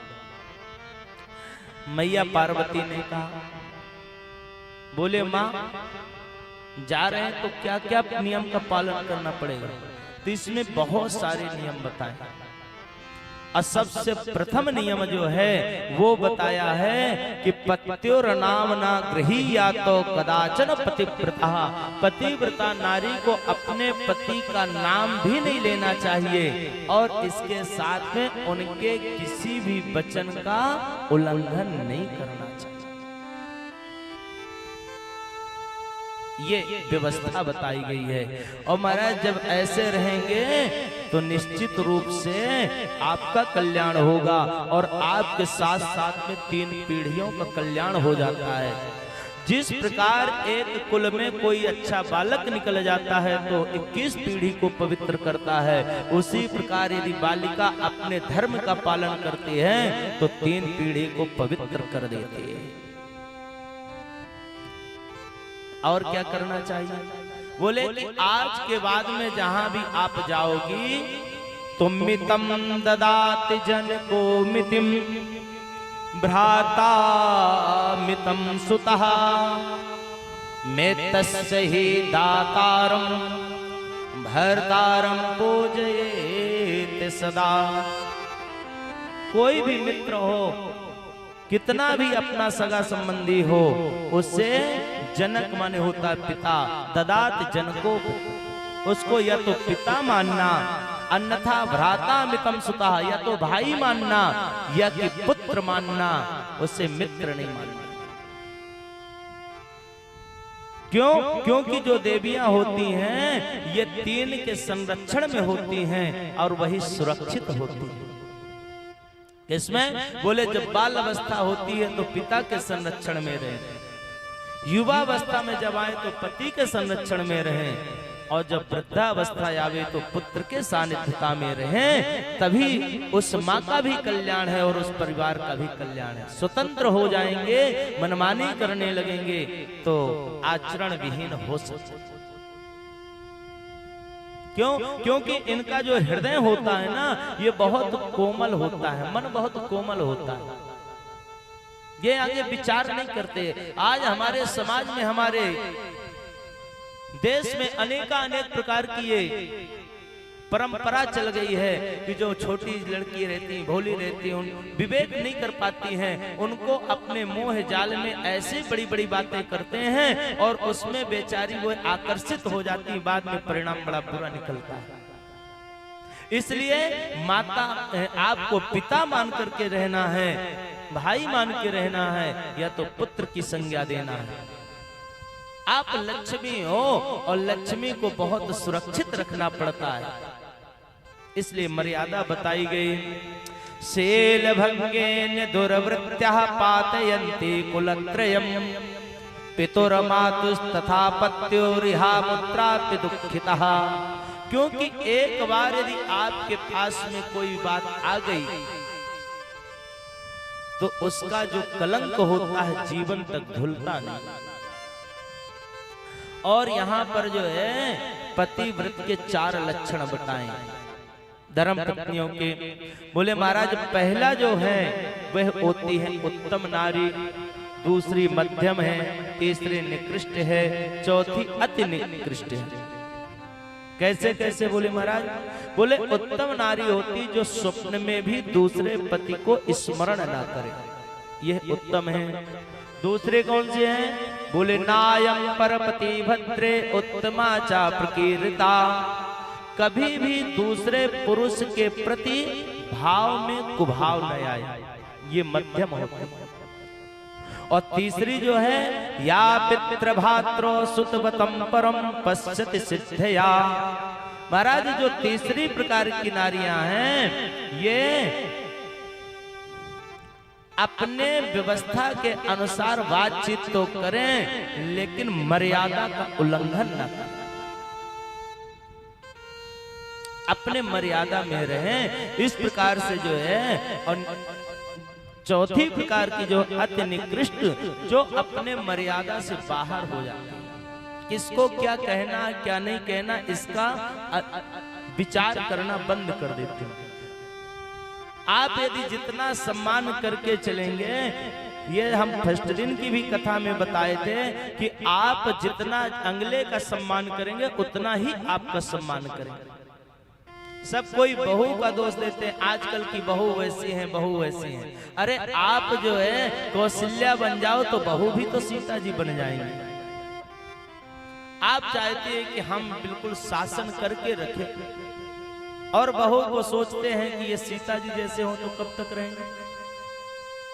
रामायण में आया है राखहु पलक नयन की नाई।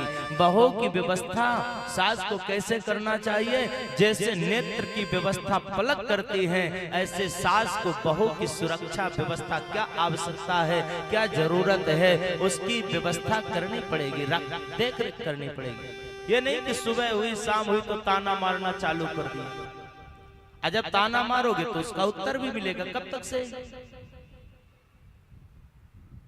उससे शिक्षा देना चाहिए, समझाना चाहिए। और जब आप जैसे आचरण करेंगे वैसे अपने आप सिखाने की आवश्यकता नहीं पड़ती है, वे सीख जाएंगे।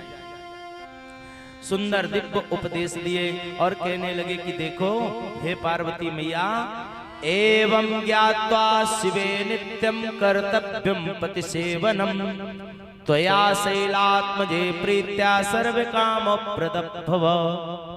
एक काम और करना है, क्या?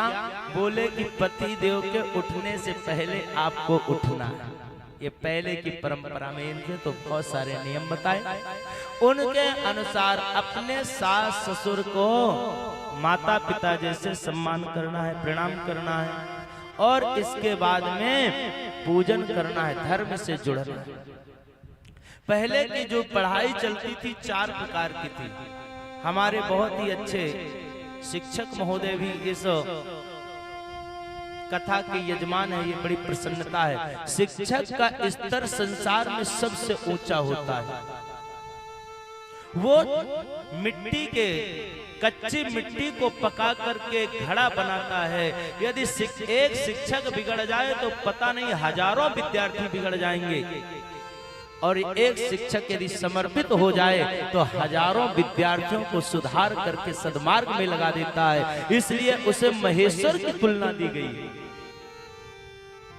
हमारे यहाँ कितने गुरु हैं? 4 है ना। नित्य हम लोग आरती करते हैं तो गाते हैं कि गुरुर ब्रह्मा गुरुर विष्णु गुरुर्देव महेश्वरः गुरु साक्षात् परम ब्रह्म तस्मै श्री गुरुवे नमः। प्रथम गुरु होते हैं ब्रह्मा जी। ब्रह्मा जी को हमने देखा नहीं, लेकिन शास्त्र कहते हैं कि ब्रह्मा जी का जो काम है वो जन्म देना है, उत्पत्ति करना है। तो यहाँ जन्म देने वाला कौन है? माँ होती है। इसलिए माँ को ब्रह्मा जी का स्वरूप दिया गया है। दरवाजे पर लिखा जाता था मात्र देवो भव।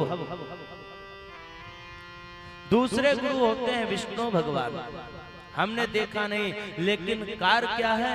बोले पालन करना। तो यहाँ पालन कौन करते हैं? बोले पिता जनक। और जब पिता पालन करते हैं तो बोले ये विष्णु जी का स्वरूप होता है, पितृदेवो भव। और तीसरे गुरु होते हैं महेश्वर। इनका काम है संहार करना। तो संहार करने वाले कौन हैं? बोले कि शिक्षक होते हैं, आचार्य होते हैं, जो हमारे अंतःकरण के अंधकार को अपने ज्ञान रूप से मिटा करके ज्ञान रूपी प्रकाश में खड़ा करते हैं। तो ऐसे शिक्षक जो होते हैं, आचार्य जो होते हैं, गुरुजन होते हैं, ये महेश्वर भगवान के स्वरूप होते हैं। इसलिए लिखा जाता था आचार्य देवो भव। समय बदलता गया और समय बदलते हुए बोले अब इनकी जरूरत नहीं है, तो फिर मात्र देवो भव, पितृ देवो भव, गुरु देवो भव, आचार्य देवो भव किनारे हो गए। क्या हो? बोले अब हमको गणेश जी की जरूरत है, तो दरवाजे में लिखे श्री गणेशाय नमः, शुभ लाभ, वेलकम, सुस्वागतम। अब आजकल का जो फैशन है वो नंदू भैया से पूछ लीजिएगा। जितने बड़े घर में जाओ उसके दरवाजे पर लिखा रहता है कुत्ते से, दरवाजे में लिखा है किस घर में कौन रहेगा, किससे सावधान रहना है। जो मालिक होगा मालिक का नाम दरवाजे पे लिखा जाएगा ना, तो मालिक कौन है तो लिखा रहेगा कि इस घर में रहने वाले कौन, इनसे संभल करके रहना। और कुत्ते में दो विशेषता होती है, प्रेम करोगे तो मुंह चाटेगा और लात मारोगे तो पैर काटेगा। कुत्ते का चाटना और काटना दोनों खतरनाक होता है।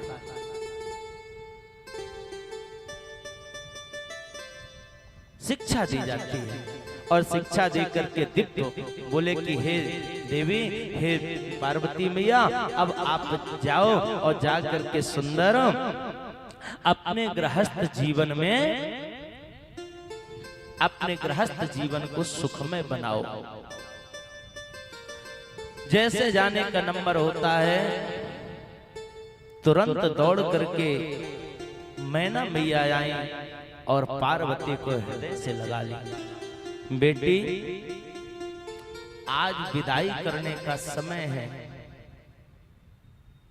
और विदाई करते समय माँ के नेत्र सजल हो जाते हैं। अपने हृदय के टुकड़े को जिस समय विदा की जाती है, उस पिता से पूछो कि कैसे कड़ कड़ जोड़ करके बिटिया के विवाह के लिए तैयारी किया और बाराती आते हैं तो कुछ न कुछ कमी निकाल करके चले जाते हैं। महाराज हिमांचल के नयन सजल हो गए और सजल होकर के कहते हैं कि बेटी जाओ, आज से तुझे जो तेरा ससुराल है बहुत सुंदर सुखमय हो, तुझे आनंद की अनुभूति हो। मैना मैया आकर के शिव जी से कहती हैं कि हे भोलेनाथ जी, हे दामाद जी, मेरी जो बिटिया है ये बहुत लाड़ से पली है, इसकी अज्ञानता बस कोई अपराध कर दे तो आप समझदार हैं, आप उसे क्षमा कर देना।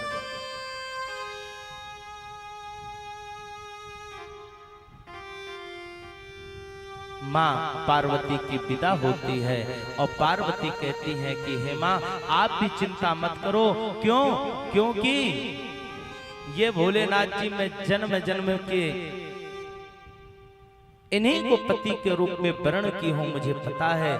आप चिंता मत करो, मैं मर्यादा का भी पालन करूंगी और अपने धर्म का भी पालन करूंगी। और 5वें दिन वहां से जब चलते हैं, आच्युते रोदनम चक्रे संसिलशौचा पुनः पुनः, बार बार लिपट लिपट करके पार्वती जी रोती हैं। मूर्छाम प्रादुर्देव पत्न्यः पार्वत्यम रोदनेन चा, उस माँ पार्वती के रुदन को देख करके बार बार मैना रानी विह्वल होकर के मूर्छित हो जाती है। पिता मूर्छित हो जाते हैं, अंतिम में विदाई करते हैं और विदा लेकर के सुंदर सभी देवताओं के साथ में माँ पार्वती जी कैलाश की ओर चल रही है। सब देवता आए, आकर के सुंदर कैलाश पर माँ पार्वती जी के साथ में शिवा को और शिव को एक साथ में प्रसन्न चित्त होकर के छोड़े और चले जाते। जैसे माँ पार्वती जी आती तो कैलाश पर्वत पर आए और आकर के सभी गणों को देखी, अपने मन को उसी में रमाना प्रारंभ कर दिया। जैसे ससुराल मिलती है महाराज, उसी तरह वहां जाकर के रहने लगते हैं। नारद जी ने पूछा, बोले कि प्रभु जिस समय भगवान भोलेनाथ जी का विवाह हुआ तो विवाह के बाद में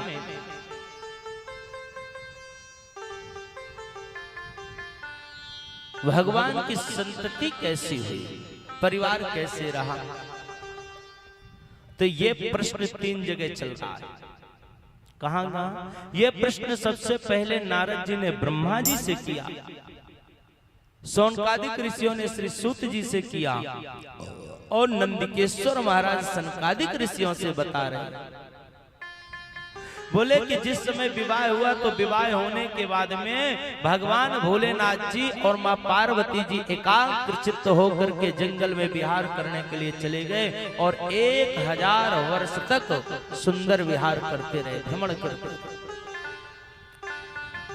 जैसे वहां विहार में चले जाते हैं तो देखते क्या है कि यहाँ पर तारकासुर नाम का एक दैत्य है, वह अपना उपद्रव मचाना प्रारंभ कर दिया। सभी देवता दौड़े दौड़े जाते हैं, कहाँ? भगवान ब्रह्मा जी के पास में। ब्रह्मा जी से बोले प्रभु कुछ रक्षा करो, कुछ व्यवस्था करो। ब्रह्मा जी ने कहा क्या, क्यों आए? बोले ये तो स्वभाव है कि जब हमारे कोई स्वार्थ होता तभी आते हैं। कौन सा स्वार्थ है? बोले तारकासुर का जो इस समय आक्रमण है उसके कारण बचना असंभव हो रहा है, कोई उपाय करो, उसका वध कैसे हो। ब्रह्मा जी को याद आया, बोले तारकासुर को वरदान मिला हुआ है कि वह जब भी मरेगा उसकी मृत्यु होगी तो भगवान भोलेनाथ जी के पुत्र से हो। पहले जो राक्षस लोग रहते थे ना वो ये ऐसे ही वरदान मांगते थे। जानते थे भूत भावन है भोलेनाथ जी हैं, ये दान करते रहते हैं, ऐसे दानी है कि अपने पास कुछ रखते ही नहीं है। और दूसरी बात है कि ऐसे के साथ में कौन अपनी बिटिया ब्याहेगा।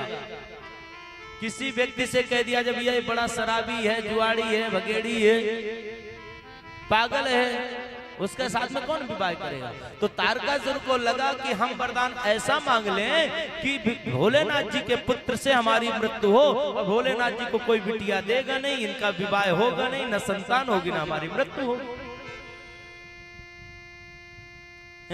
अपना अपना तोड़ सब कोई निकाल लेते हैं और वरदान भी मांगते हैं तो बड़े विचित्र मांगते हैं। और हमारे भोलेनाथ जी भी हैं तो इतने दयालु हैं कि जो चीज जिससे नहीं आती वो कर भी नहीं पाते। एक बार एक किसान था तो भोलेनाथ जी की तपस्या किया, और जब तपस्या कर रहा था तो मां पार्वती का भोलेनाथ जी के प्रति विनोद हुआ। बिहार में तो चले ही रहे हैं लेकिन ये भी बहुत प्यारी कथा। और जैसे भोलेनाथ जी और मां पार्वती जी बैठे थे, विवाह हो गया तो आनंद के साथ जब बैठे थे कई प्रकार की बात आती है, और जब बात आती है तो एक दिन मां पार्वती जी ने कहा कि हे भूत भावन, आप विवाह तो कर लियो, बड़े ठाट से गए हो, विवाह करके लाए हो, पर हमारे रहने की व्यवस्था कुछ बनाए हो कि नहीं। भोलेनाथ जी ने कहा क्या चाहिए। बोले हमें भी देखो जैसे रमापति रह रहे हैं, नारायण भगवान रह रहे हैं, ब्रह्मा जी रह रहे हैं, ब्रह्माणी रह रही हैं, लक्ष्मी ऐसे हमको भी तो कुछ महल दो। भोलेनाथ जी ने कहा बिल्कुल देंगे। बोले ऐसे ही नहीं दोगे, कुछ करना पड़ेगा तब दोगे, जब तक धन नहीं आएगा तो कहां से करोगे। बोले ठीक है धन चाहिए, तो धन के लिए क्या करें। तो देवी जी सलाह देना चालू कर दी। बोले कुछ कमाई करो। भोलेनाथ ने कहा कमाई क्या करे। बोले कि देखो कितनी कैलाश में बंजर जमीन पड़ी है, कुछ खेती करो। भोलेनाथ जी ने कहा कि देवी जी हम खेती करें, कभी जीवन में किए नहीं, तो हमसे बनेगा क्या, कैसे कर पाएंगे। बोले नहीं बनेगा तो जिससे बनता हो उसका सहारा ले लो, सीखो। भोलेनाथ जी को याद आया कि वो किसान बैठा हुआ तब भी कर रहा, चलो इसी से संधि कर ले। किसान के पास में आए, दर्शन दिए, तो किसान से पूछे तुम्हें क्या चाहिए। तो किसान ने कहा कि हमें पोता चाहिए। और पोता कैसे चाहिए कि वो सोने की कटोरी में दूध खिलाते हुए पोता चाहिए, हम देखना चाहिए। धन नहीं था तो मांगने वाले की भी बड़ी अलग अलग। अब सोने के कटोरे में तो सोना भी मिल जाएगा, पोता भी मिल जाएगा, धन भी मिल जाएगा। भगवान ने कहा वरदान एक ही देना था। बोले एक ही तो मांगे, दूसरा कौन है? बोले ठीक है वरदान हम दिए, लेकिन बात यह है कि तुम हमारे साथ में खेती करो। किसान ने कहा ठीक है चलो करते हैं। अब दोनों की बात हुई, किसान की और भोलेनाथ जी की। जैसे खेती आदि करने की बात हुई तो किसान तो बड़ा होशियार था। उसने कहा कि एक काम करो, आप जो खेत से उपज होगी तो इसमें 2 प्रकार की वस्तु होगी, तो आप जमीन के नीचे की वस्तु लोगे कि ऊपर की लोगे? भोलेनाथ जी ने कहा ये तो हमने कभी विचार ही नहीं किया, हम देवी जी से पूछ के आते। विवाह होने के बाद 80% पूछना पड़ता है, स्वयं निर्णय नहीं लेना पड़ता, और ले लिए तो फिर जानते ही है क्या स्थिति होती है। तो बोले हम पूछ के आते हैं। और जैसे माँ पार्वती जी से पूछने गए तो पार्वती जी ने कहा धन्य भोलेनाथ जी, आप भोले वाले। अरे जमीन के नीचे कोई वस्तु होती क्या? जमीन के ऊपर होती है। बोलो हम ऊपर की वस्तु लेंगे। ऊपर की वस्तु के लिए बोले, और किसान बड़ा होशियार गया तो पूरे में आलू बो दिया। अब आलू बोया तो जितना जब वो फल तैयार हो करके आए तो काटा और निकाल करके जितने झाड़ थे, पत्ते थे, घास थे, सब गाड़ी में लादा और ले जा करके भोलेनाथ जी को कहा लो महाराज आप ऊपर की वस्तु ले लो, नीचे की हम ले लिए। भोलेनाथ जी ने कहा देवी जी, माँ पार्वती जी हाँ जी बताएं। बोले आ गए। आधे साझे की बात हुई थी कि आधा किसान ले गए, आधा हम, हमारा भी बैल है, हम भी आधा काम करें, आधा तब तो सीखेंगे। ये आ गया। अब देवी जी के भी समझ में ना आए। कुछ दिन बाद घास सूखने लगी। बोले इसमें तो कुछ है ही नहीं है, फल कहाँ है? बोले जो ऊपर की वस्तु बोले थे ये मिल गए। बोले आपसे मांगते नहीं बनता। देवियों का ये दूसरा प्रश्न होता है, पति देव कितना भी अच्छा काम करके आए लेकिन कमी जरूर निकाल देंगे। हाँ साग भी लेकर के आएंगे तो वो जरूर, यही मिली थी आपको साग, चाहे वो जाते तो और साधारण लेके आते, लेकिन कमी निकालने का एक ये स्वभाव होता है। अब जैसे गए तो बोले आपसे मांगते नहीं बना, इस बार हम कहेंगे। अब किसान आए, बोले क्या? बोले कि इस बार हमारे भूत भावन को ये साधारण है तो आपने उन्हीं की भांति ठग लिए हो, इस बार नीचे की वस्तु हमको चाहिए, ऊपर की तुम लेना। किसान ने कहा तथास्तु मैया, जैसे आपकी इच्छा। आया और आकर के पूरे में गेहूं बो दिया। अब जैसे गेहूं बोया तो ऊपर के जो फल थे सब काट के किसान रख लिया और नीचे के जितने डंठल थे सब भोलेनाथ जी को दे दिए। लो महाराज संभालो। भोलेनाथ ने कहा बहुत चतुर बन रही थी, देख ली हमें बोल रही थी भोले, अब तुम्हारी भी वही स्थिति हो गई। भक्तों के सामने भगवान की कुछ भी नहीं चल पा रही है। पुत्र से बात करो, संतान से बात करो तो पिताजी का प्रत्येक तोड़ निकाल लेगा। पिताजी जो कहेंगे ऐसा करो, नहीं ऐसा नहीं, ऐसा करो। देवी जी ने कहा कि चलो कोई बात नहीं, एक बार गलती होती है तो गलती नहीं उससे सीख मिलती है, इस बार आने दो, अब हम बताते हैं।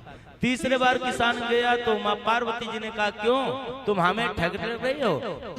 इस बार जो खेती करोगे तो ऊपर की भी वस्तु हम लेंगे और नीचे की भी वस्तु हम लेंगे। किसान चिंता में होगा, इस साल हमारी मेहनत बस जाएगी, मिलना कुछ है नहीं। घर आकर के जब दुखी होकर के बैठा तो किसान की बेटी और चतुर थी। उसने कहा कि पिताजी आपका मुख मलिन क्यों है? मुख मलिन तन सुंदर कैसे, अब विष रस भरा कनक घट जैसे। सोने के लोटे में यदि विष भर दिया जाए तो देखने का सुंदर रहेगा, लेकिन उस सोने के घड़े को कोई उठाएगा नहीं। उसी प्रकार इतना सुंदर चमकते हुए चेहरा में उदासी कैसे? किसान ने कहा, बोले कि बेटा तेरे शादी के लिए हम किसानी कर रहे थे और भोलेनाथ जी से हमने आधे साझे का सौदा किया है और इस बार माँ पार्वती जी ने दोनों वस्तु मांग ली है, ऊपर की भी वस्तु और नीचे की। इस साल हमारी मेहनत जाएगी, बचेगा कुछ नहीं। बिटिया ने कहा तो कौन सी बात है, 2 साल कमाई कर लिए, तीसरे बार उनको दे दो। बोले यही तो परेशानी है, हम देना नहीं चाहते, लेना चाहते। हमको लगता है जितना मिले तो आ जाए, पर देना कोई उपाय बताओ। बिटिया ने कहा चिंता मत करो, मैं भी पार्वती की ही सेवा करती हूँ, जगदम्बा की ही सेवा करती हूँ। जब जगदम्बा की सेवा करती हूँ तो मुझे बुद्धि भी है। एक काम करो, जाओ मकाई बो दो, मक्का। अब मक्का बो दिए तो मक्काई में एक विशेषता होती है, जो आप लोग अभी खाते हैं ना, भुट्टा कहते हैं साधारण, ये ना ऊपर फलता है ना नीचे, बीच में फलता है। और जब बीच में फलता है तो किसान गया पूरे उन मकाइयों को तोड़ के लाए और डंठल फिर ले जाकर के दे दिए। भोलेनाथ जी ने कहा धन्य हो देवी, देख लिए ऐसे भक्त होते हैं। अब मेहनत भी हमारी, हमारे बैल की मेहनत भी लग गई, हमारी बुद्धि लगी, हमारी मेहनत लगी, मिला क्या? माँ पार्वती ने कहा बिल्कुल मान गए। जब हमारे भाग्य में जो होता है वही मिलता है, अब भाग्य में नहीं है तो परिश्रम कितना भी कर लो मिलने वाला नहीं। अगला हमें आकर के बेवकूफ बना के चला जाए। भोलेनाथ जी ने कहा नहीं, ऐसा नहीं है, हम लेने का चक्कर ही नहीं पालते, नहीं हमसे ज्यादा तो बुद्धिमान नहीं है, लेकिन यदि माया आई, धन आया तो धन आने के बाद ये विकृति की ओर लग जाता है। परम श्रद्धेय पूज्यपाद श्री राजेश्वरानंद महाराज जी कहा करते थे कि जब धन आता है तो धर्म में लगाए तब तो बचा रहेगा, और जब धन धर्म से हट के लगना चालू होता है तो रास्ता बदल देता है। ये हमारी चाह होती है, मन होता है, मन को जिस तरफ मोड़ दो वही मुड़ जाएगा। वो एक अच्छी पंक्ति बोला करते थे, बड़ी प्रिय है, वो अधिकतर बोलते हैं। उन्होंने कहा था, राजेश्वरानंद महाराज जी ने कहा था कि चाहे पैसों से आनों में आती रही, जब पैसा नहीं होता तो लगता है कुछ मिल जाए, 2 रुपए 4 रुपए, और जहां 4 हुए तो लगता है 100 की नोट बन जाए। बोले चाहे पैसों से आनों में आती रही, चाहे आनों से रुपया बनाती रही, चाहे रुपयों से नोटें चुनाती रही, चाहे नोटों से कोठी बुनाती रही। बढ़ती गई चाहे मकान बन जाए, एक सिक्का है नोट बन जाए, नोट से 100 बन जाए, जब ज्यादा आए तो कोठी। अब कोठी बन गई तो क्या करे? तो बोले कि चाहे रुपयों से कोठी बनाती रही, चाहे कोठी में मोटर मंगाती रही, चाहे मोटर से होटल में जाती रही, चाहे होटल में बोतल खुलाती रही, चाहे क्या क्या न करती कराती रही। जब धन आता है तो एक मंदिर जाते, दूसरे कहते नहीं आज जन्मदिन है चलो होटल चलेंगे। जो साधारण धर्म का पैसा होता है, मेहनत का पैसा होता है, वो कहेंगे चलो आज जन्मदिन है तो मंदिर जाएं, प्रसाद चढ़ाएंगे, दीपक जलाएंगे, दर्शन करेंगे। और जब अधिक होगा तो बोलेंगे चलो होटल चलेंगे तो एंजॉय करेंगे। चाहे होटल में बोतल खुलाती रही, चाहे क्या क्या न करती कराती रही, चाहे पीली जिन्होंने वो पीले हुए, चाहे छोड़ी जिन्होंने वो रसीले हुए, चाहे जी से लगी जी जरा हो गया, चाहे हर से लगी जी हरा हो गया। चाहे अब उनकी हमें चाहिए, और वो चाहे ले तो फिर क्या चाहिए, वो चाहे ले तो फिर क्या चाहिए। हमें तो ये चाहना चाहिए कि हम संसार के लिए नहीं जिए कि संसार हमें अच्छे लगे, या हम संसार के लिए अच्छे लगे। हमें वो काम करना चाहिए कि जो परमात्मा को अच्छा लगे, और जब परमात्मा को हम अच्छे लगने लगते तो हमें फिर क्या चाहिए, वो तो सब कुछ दे देगा, दोनों हाथ से खोल करके बैठा दे।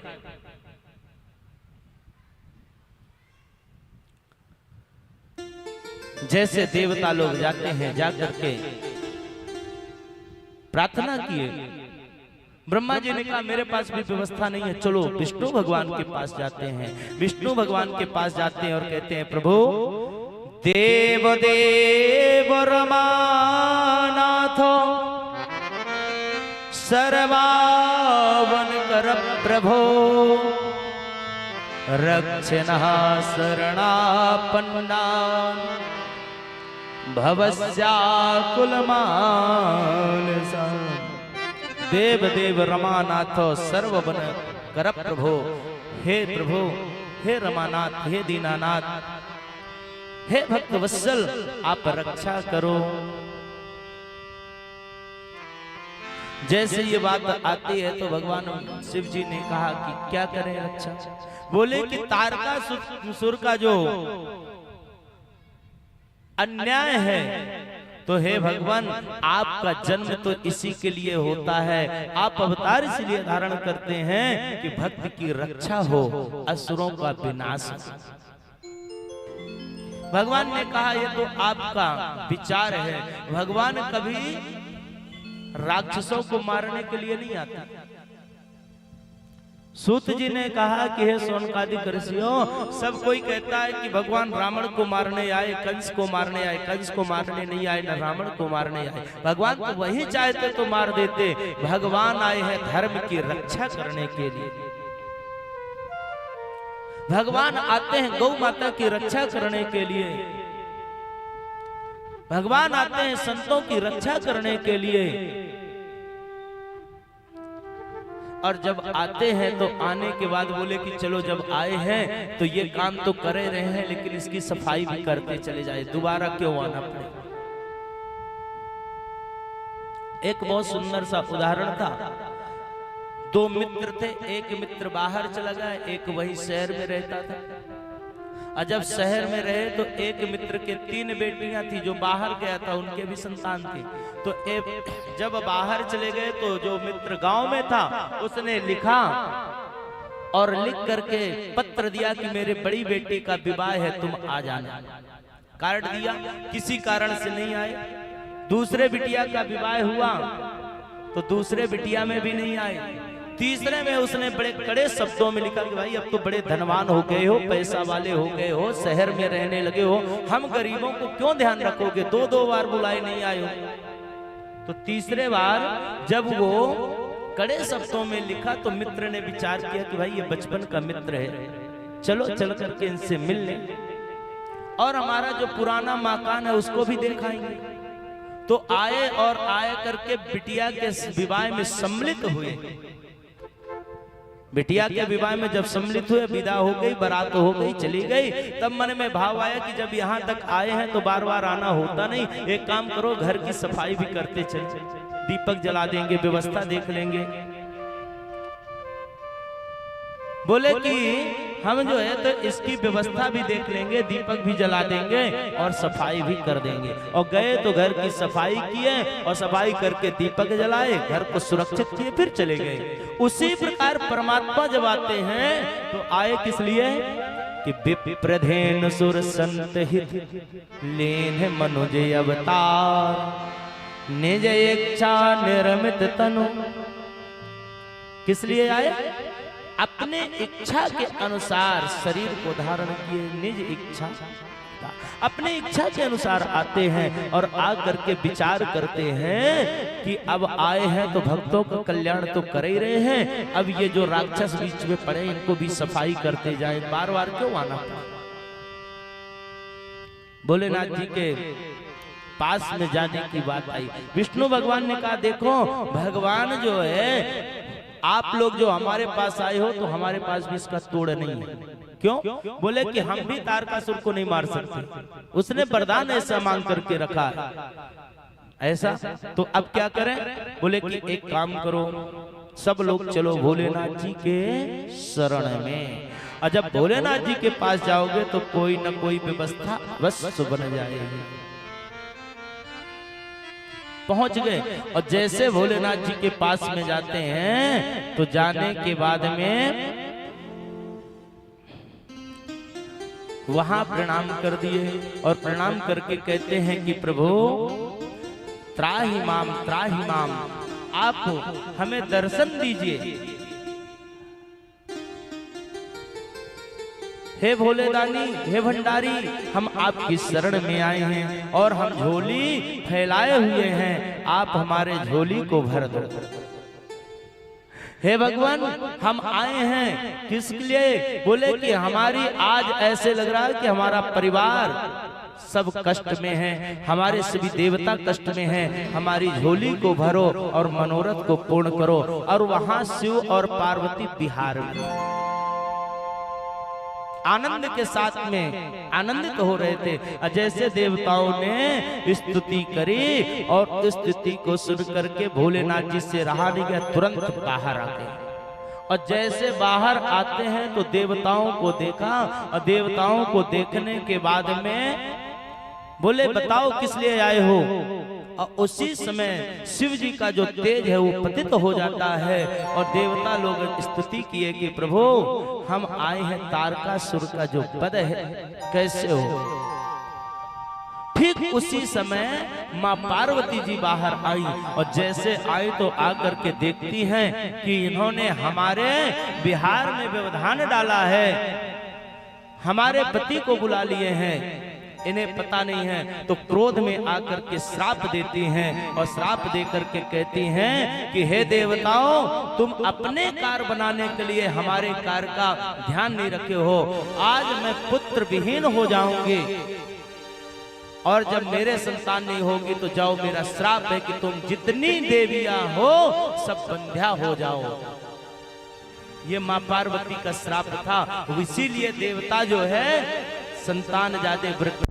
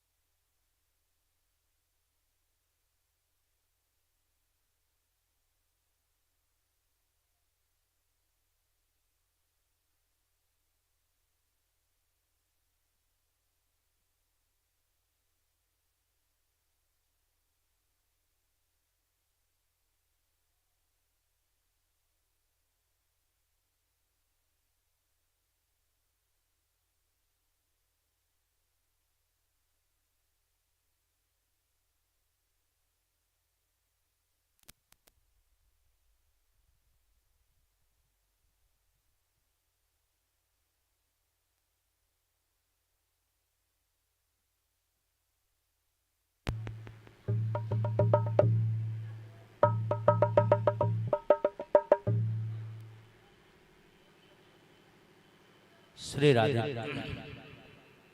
देखो भैया तारकासुर का असर यहाँ भी है। जैसे ये बात आती है तो माँ पार्वती जी ने श्राप दिया, ठीक, और श्राप देते हैं और यहाँ भोलेनाथ जी से बोले कि प्रभु कुछ व्यवस्था करी जाए। और श्राप देते हुए माँ पार्वती जी ने क्या कहा कि सर्वभक्षी भवम सुचे पीड़ताते नित्य सहा शिव तत्व न जानासी मूर्खोस सुर का कृत हो। शिव का जो तेज पतित हुआ तो बोले अब किया क्या जाए, बोले इसे अग्नि को दिया जाए। अग्नि ने कबूतर बन करके धारण किया, जलने लगा तो वो बोले कि अब हम भी सहन नहीं कर सकते हैं। गंगा माँ को दिया गया वो भी वापस कर दिए, हिमालय को दिया गया वो भी वापस कर दिया, और अंतिम में जो है वह तेज अग्नि को दिया गया। अग्नि को जैसे दिया गया तो बोले कि अब अग्नि भगवान भी सहन नहीं कर रहे। उस तेज को जब कोई सहन नहीं कर पा रहा तो बोले अब क्या किया जाए, तो बोले किसी देवियों को दिया जाए। महाराज कौन सी देवी को दिया जाए, कैसे दिया जाए?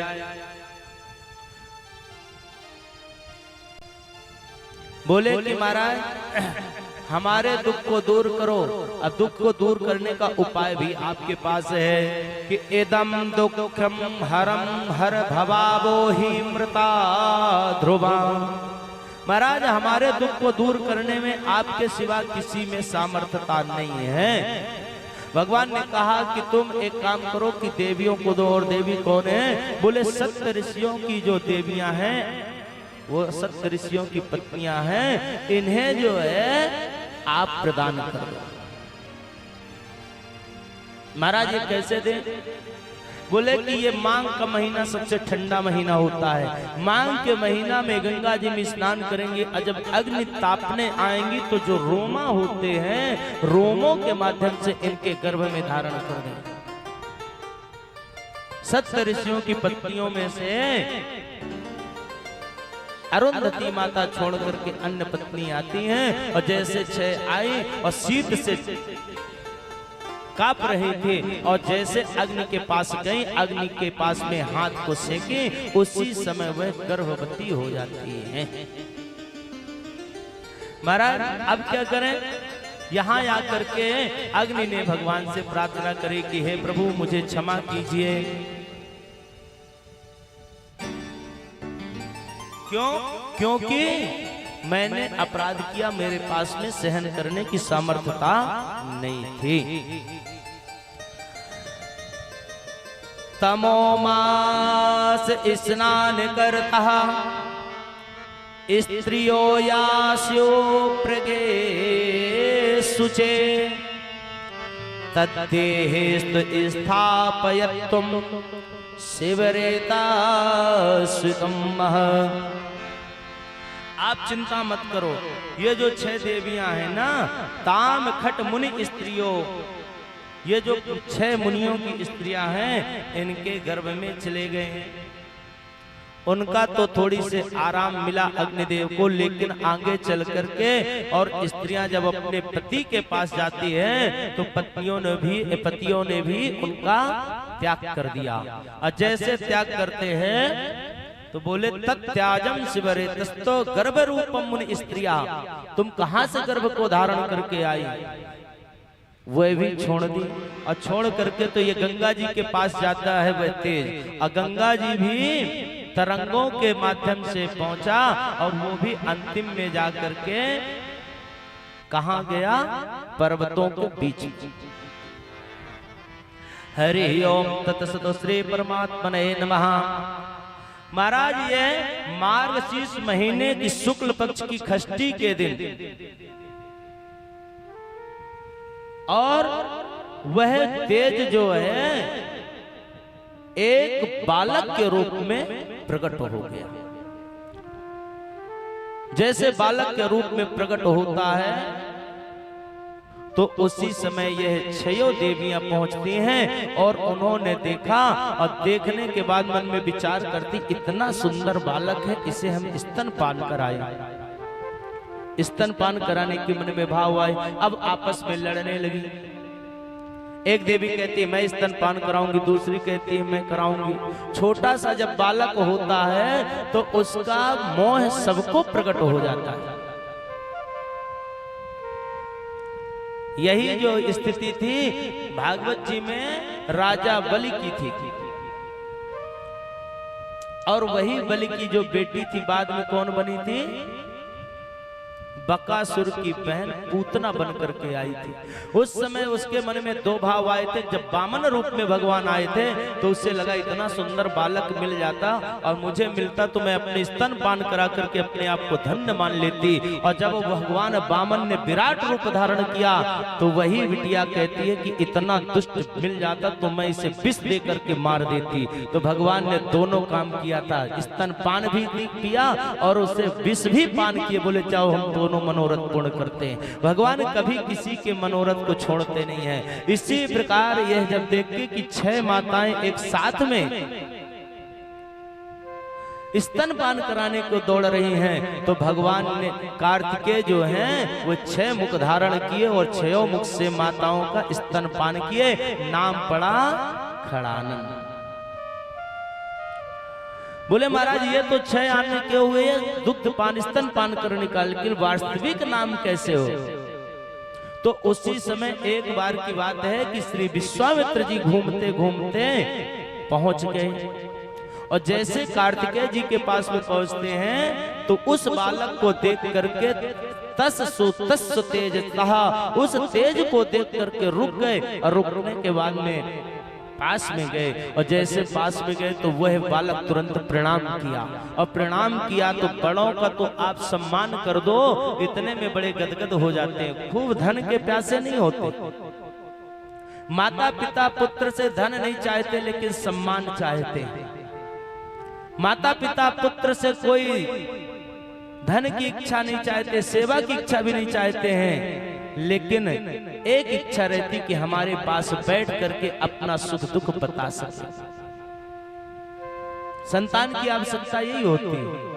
क्यों? क्योंकि जब वृद्ध हो जाते हैं और वृद्ध होने के बाद में उनसे वार्तालाप करने वाला तो कोई चाहिए। वो तो आपके लिए जीवन भर कमाए हैं और अंतिम में जो बच्चा वो भी आपको ही देंगे। बहुत से आएंगे तो आकर कहेंगे महाराज जी हमारा बेटा ऐसा है वैसा है। आप लोगों के सामने भी कहेंगे, बिगड़ा हो कितना भी किसी, और उससे कह दे कोई आपका बेटा जब आपकी कोई सेवा नहीं करता तो आप अपना धन हमें दे दो, तो कहेंगे नहीं देंगे उसी बेटे को, भले वो किसी भी तरह हो, परिश्रम उसी में, वो एक लोटा जल भी ना दे लेकिन हमारी ममता उससे जुड़ी है। बेटे को दुख होगा कष्ट होगा तो सबसे पहले पिता रोता है। अंतर यह होता है कि माँ सामने रो लेती है, पिता छुप के रोता है, लेकिन कष्ट पिता को भी उतना ही होता है। सुंदर मुख देखा, देख करके दौड़ करके गए और जाकर के जैसे वो प्रणाम किया तो प्रणाम करने के बाद में महाराज श्री विश्वामित्र जी ने पूछा, बोले कि बेटा तुम हो कौन, तुम्हारा नाम क्या है? बोले ये तो मुझे पता ही नहीं है, ना मेरे माता का ना पता है, न पिता का पता है, न मेरा पता, स्वयं का मैं नहीं जानता मैं कौन हूँ। ये 6 जो ऋषि पत्नी है इनका मैं सुंदर स्तनपान आदि किया, 6 माताएं हैं इनका मैं स्तनपान किया, पर मुझे ये पता नहीं कि मैं किसका बेटा। अब एक काम करिए कि आप नामकरण कर दीजिए। जब तक नामकरण नहीं होगा तब तक जो है हम जाने कैसे जाएंगे। ये भी हमारे 16 संस्कार में से एक विशेष संस्कार है, वो है नामकरण का।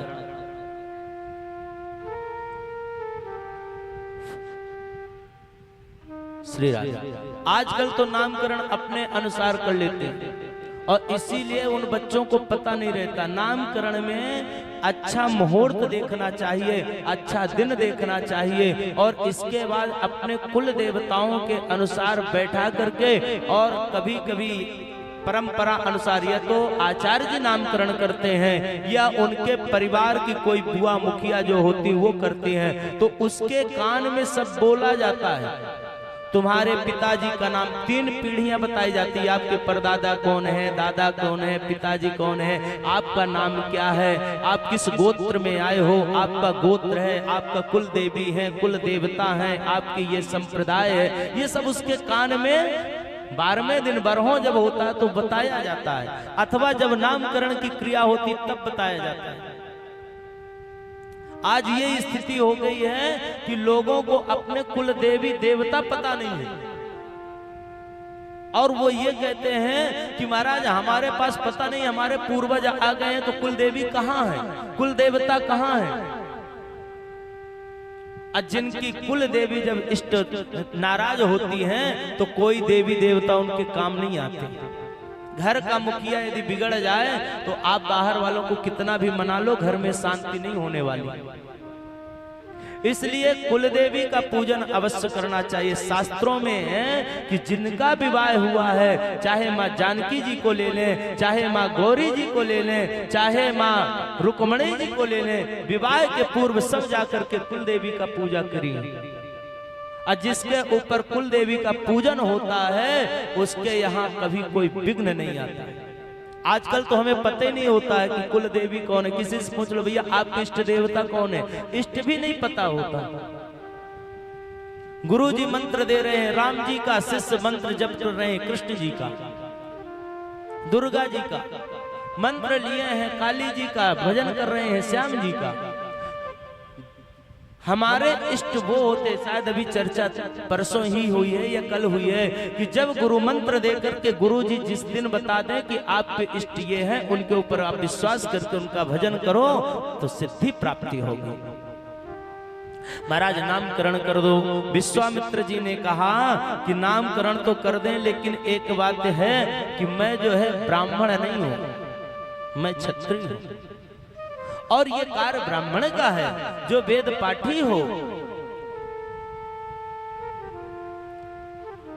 महाराज खड़ानंद ने कहा कि चिंता मत करो, आप हमारा नामकरण कर दो और आज से हम आपको वरदान देते हैं कि आज से आप ब्रह्मर्षि हो जाएंगे। राजर्षि से आप आज से राजा नहीं, क्षत्रिय नहीं, ब्रह्मर्षि हो जाएंगे और आज से वशिष्ठ जैसे ऋषि भी आपका सम्मान करेंगे। सुंदर दिव्य नामकरण करते हैं और नाम रखा जाता है कार्तिकेय। विश्वामित्र वरान में तुम ब्रह्मर्षि नात्र संशया, वसिष्ठायाश्च नित्यं तुम प्रशंसिष्यति चादिरादो। हे विश्वामित्र जी, आज से वरानने तुम ब्रह्मर्षि नात्र संशय, कोई संशय नहीं है, आज से आप ब्रह्मर्षि हो जाओगे। और वसिष्ठादाश्च नित्यम तुम, आप वशिष्ठ जी के साथ में बैठोगे, सब सम्मान करोगे। नामकरण करके विश्वामित्र जी वहां से चल देते हैं और जैसे नामकरण करके चलते हैं तो बड़े आनंदित हो जाते हैं।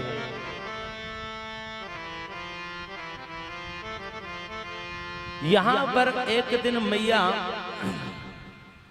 पार्वती ने कहा कि प्रभु आपका जो तेज था पतित हुआ था, वो तेज का हुआ क्या? प्रश्न करें। भोलेनाथ जी ने सभी देवताओं को बुलाए और बुला करके पूछा।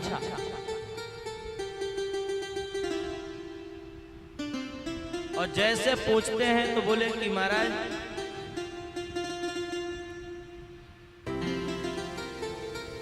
हमारा जो तेज था वो कहां गया, तो सब घबरा गए और आया करके अपना विचार प्रकट किए, एक दूसरे के ऊपर सौंपना प्रारंभ किए। अग्नि कहते हैं महाराज आपका तेज हम नहीं सहन कर पाए, कबूतर रूप में पहले थे, किसको दिए? बोले कि हमने गंगा मैया को दिए। गंगा मैया ने कहा कि हम जो अग्नि को दिए, अग्नि ने कहा कि हम माताओं को दे दिए, माताओं ने कहा हम हिमालय में छोड़ दिए। हिमालय के पास में जब गए तो हिमालय ने कहा कि वह पुत्र बन करके है। माँ पार्वती को जैसे पता चला, बोले इस समय जो है वह 6 माताओं का बेटा है, एक माँ का नहीं है। माँ पार्वती ने कहा कि जब 6 माताओं का बेटा है तो हमारा बेटा हमें वापस मिलना चाहिए, हमारा बेटा है तो हमें वापस मिलना चाहिए। जैसे ये बात आई तो अब भोलेनाथ जी के ऊपर पार्वती माँ ने क्रोध किया, मेरे बेटे को लाओ। और जब पार्वती जी ने भोलेनाथ जी के ऊपर क्रोध किया तो भोलेनाथ जी ने सभी देवताओं की क्लास लगा दी, जाओ जहां भी हो हमारे पुत्र को खोज करके लाओ। और जैसे भोलेनाथ जी क्रोधित होते हैं तो सभी देवताओं में हाहाकार मच गया कि हाहाकारो महासेनो कंपे सा चले हरे, त्रैलोक्यम चासुरेशानः सादेवस्तत्र चागतः। बोले कि अब इनका क्रोध कैसे शांत हो। और जब क्रोध शांत करने की बात आती है तो बोले कि अब एक ही नाम है कि भगवान के नाम का उच्चारण करो, कि नहीं। जब कोई क्रोध में हो तो पहली बात है शास्त्र के अनुसार लड़ाई झगड़ा यदि नहीं चाहना है तो पहले कोई क्रोध करे तो उसकी बात को स्वीकार कर लो। आप सही हो और वो गलत बोल रहा पर क्रोध में बोल रहा है, हाँ भैया आप ठीक बोल रहे, ऐसे ही है। और जब क्रोध उसका शांत हो जाए तो उसको समझा भी दो, फिर दिमाग में ये न रखो कि बताओ नहीं, डर के मारे। भागवत जी में जिस समय कृष्ण भगवान रुक्मी का सिर मोड़ना चालू कर दिए थे, रुक्मी ने प्रतिज्ञा किया था कि मैं अपने बहन का विवाह शिशुपाल से करूंगा। भगवान हरण करके लाए तो बीच रास्ते में युद्ध हुआ और सिर मोड़ने लगे तो बलदाऊ भैया यहाँ से गए तो बहुत डांट लगाई, क्यों रे कन्हैया तू ये नाईगिरी का काम कब से सीख लियो, शादी होवे की देर भई नहीं कि साले का सिर मोड़ना चालू कर दिए। अरे ऐसे में हमसे कौन रिश्तेदारी करेगा, कौन हमसे संबंध जोड़ेगा। कोई अपने रिश्तेदारों से ऐसे व्यवहार करता है। रुक्मी फूल करके गदगद हो गया, बलदाऊ भैया हमारे जैसे बोल रहे। क्रोध तुरंत शांत हुआ और शांत जाकर हो गया और जाके बलदाऊ भैया से कहे कि भैया देखिए ये गलत किए, हमारे बहन का हरण करके लाए हैं। तो बलदाऊ भैया ने समझाया कि देखो हम क्षत्रिय हैं और क्षत्रिय को कोई सगा भाई भी यदि ललकारे तो उससे युद्ध करते। अभी एक बहुत अच्छा प्रसंग चल रहा था कि भगवान यादव कुल में आए, यदुवंशी हैं, पर भगवान कृष्ण जी क्षत्रिय हैं, यदुवंशी में भी क्षत्रिय होते हैं। इनकी कथा बहुत बड़ी है भागवत जी में, ये क्षत्रिय वंश में, इसलिए इनको कहा जाता है रघुनाथ जी। इनको कहा जाता है ठाकुर जी। ठाकुर जी क्यों कहा जाता है? क्षत्रियों का काम है रक्षा करना, धर्म की रक्षा क्षत्रिय करते हैं। ब्राह्मण वेद बोलते हैं, वेद का काम ब्राह्मण का है, क्षत्रिय का काम सुरक्षा है और वैश्य का काम धन का संग्रह करना है। और शूद्र की व्यवस्था होती है कि हम कार्य व्यवस्था बनाएं। ये वर्ण ऐसा नहीं है कि हम वर्ण में परिवर्तित हो गए हैं, ये व्यवस्था बनाई गई है, भगवान के ही अंग है सब। जैसे ये बात होती है तो सब मिल करके और एक ही बात कहे कि प्रभु अब आप कैसे शांत हो। भगवान सुनने के लिए तैयार नहीं। विष्णु भगवान के पास के महाराज अब इनका क्रोध बहुत तेज बढ़ रहा है और इनका क्रोध जब वो बढ़ रहा है तो इनको मनाना मुश्किल है। जब क्रोध में होता है कोई व्यक्ति तो समझाना और समझना मुश्किल है। तो एक ही बात कहे कि भगवान का नाम अमृत है और अमृत रूपी नाम का जब स्मरण करो तो निश्चित रूप से काम बन जाएगा। भगवान से कहते हैं कि प्रभु आपका नाम तो अमृत है और आपके नाम के बिना तो हम जी भी नहीं सकते और जीना भी बेकार है। सब मिलकर के कहते हैं कि हे भगवान अमृत है हरि नाम जगत में। हे प्रभु आपके नाम के सिवा तो कुछ है ही नहीं है। अमृत है शिव नाम जगत में, इसे छोड़ विषय विश्व पीना क्या। शिव नाम नहीं तो जीना क्या, शिव नाम नहीं तो जीना क्या। शिव अमृत है शिव नाम जगत में, अमृत है शिव नाम जगत में, छोड़ विषय रस पीना क्या। शिव नाम नहीं तो जीना क्या, शिव नाम नहीं तो जीना क्या। शिव नाम नहीं तो जीना क्या, शिव नाम नहीं तो जीना क्या। अमृत है शिव नाम जगत में, अमृत है शिव नाम जगत में, छोड़ विषय रस पीना क्या। शिव नाम नहीं तो जीना क्या, शिव नाम नहीं तो जीना क्या। शिव नाम नहीं तो जीना क्या, शिव नाम नहीं तो जीना क्या।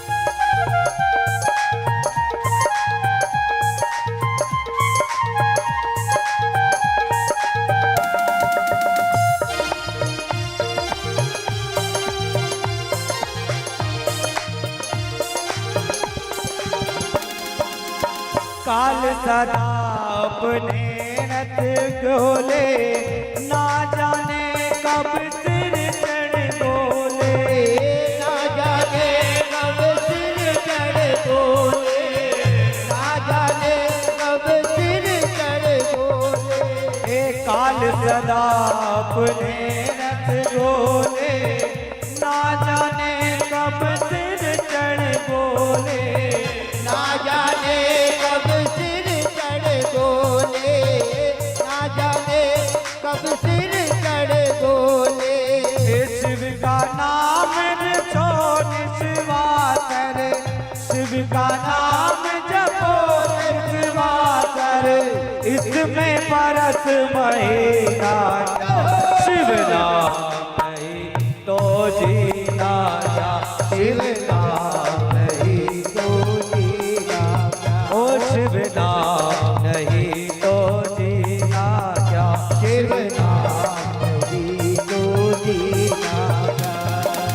अमृत है शिव नाम जगत में, अमृत है शिव नाम जगत में, छोड़ विषय रस पीना क्या, नाम नहीं तो जीना क्या, शिव नाम नहीं तो जीना क्या, शिव नाम नहीं तो जीना क्या, शिव नाम नहीं तो जीना क्या।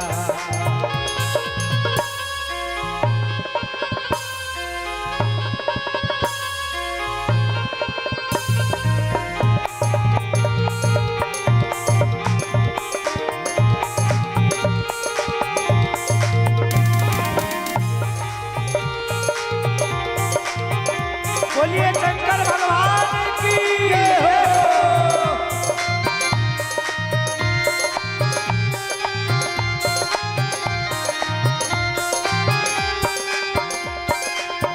तीरथ है शिव नाम हमारा, फिर क्यों फिरता मारा मारा, फिर क्यों फिरता मारा मारा, फिर क्यों फिरता मारा मारा।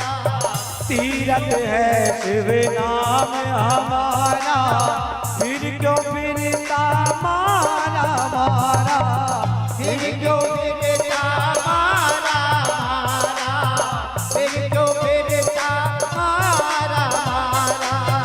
अंत समय शिव नाम नाए, अंत समय शिव नाम नावे, अंत समय शिव नाम नावे, अंत समय शिव नाम नावे। तो काशी और मदीना क्या, शिव नाम नहीं तो जीना क्या, शिव नाम नहीं तो जीना क्या, ओ शिव नाम नहीं तो जीना क्या, शिव नाम नहीं तो जीना क्या, शिव नाम नहीं तो जीना क्या, शिव नाम नहीं तो जीना क्या।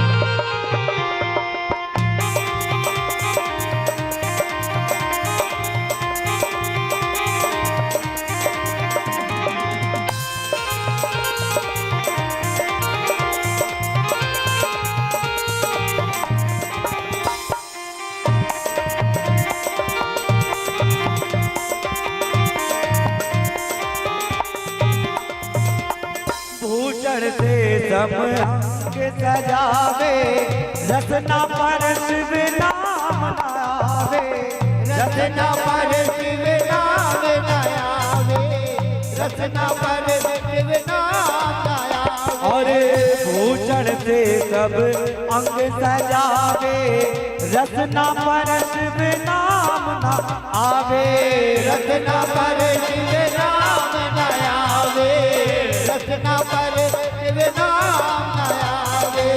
देह पड़ी रह जाए यहीं पर, देह पड़ी रह जाए यहीं पर, देह पड़ी रह जाए यहीं पर, देह पड़ी रह जाए यहीं पर। फिर कुंडल और नगीना नाम नहीं तो जीना क्या, शिव नाम नहीं तो जीना क्या, शिव नाम नहीं तो जीना क्या, शिव नाम नहीं तो जीना क्या।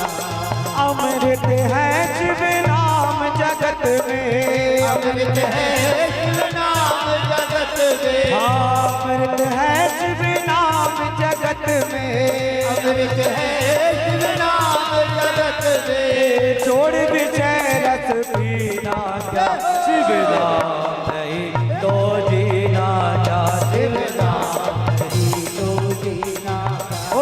नाम नहीं तो जीना क्या, शिव नाम नहीं तो जीना क्या, ओ शिव नाम नहीं तो जीना क्या, शिव नाम नहीं तो जीना क्या, शिव नाम नहीं तो जीना क्या, शिव नाम नहीं तो जीना क्या, शिव नाम नहीं तो जीना क्या, शिव नाम नहीं तो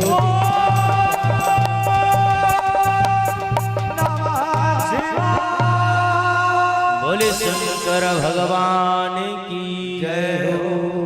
देवताओं ने जब स्तुति करी, प्रभु आपके नाम से तो हम जी रहे हैं, सब जी रहे हैं।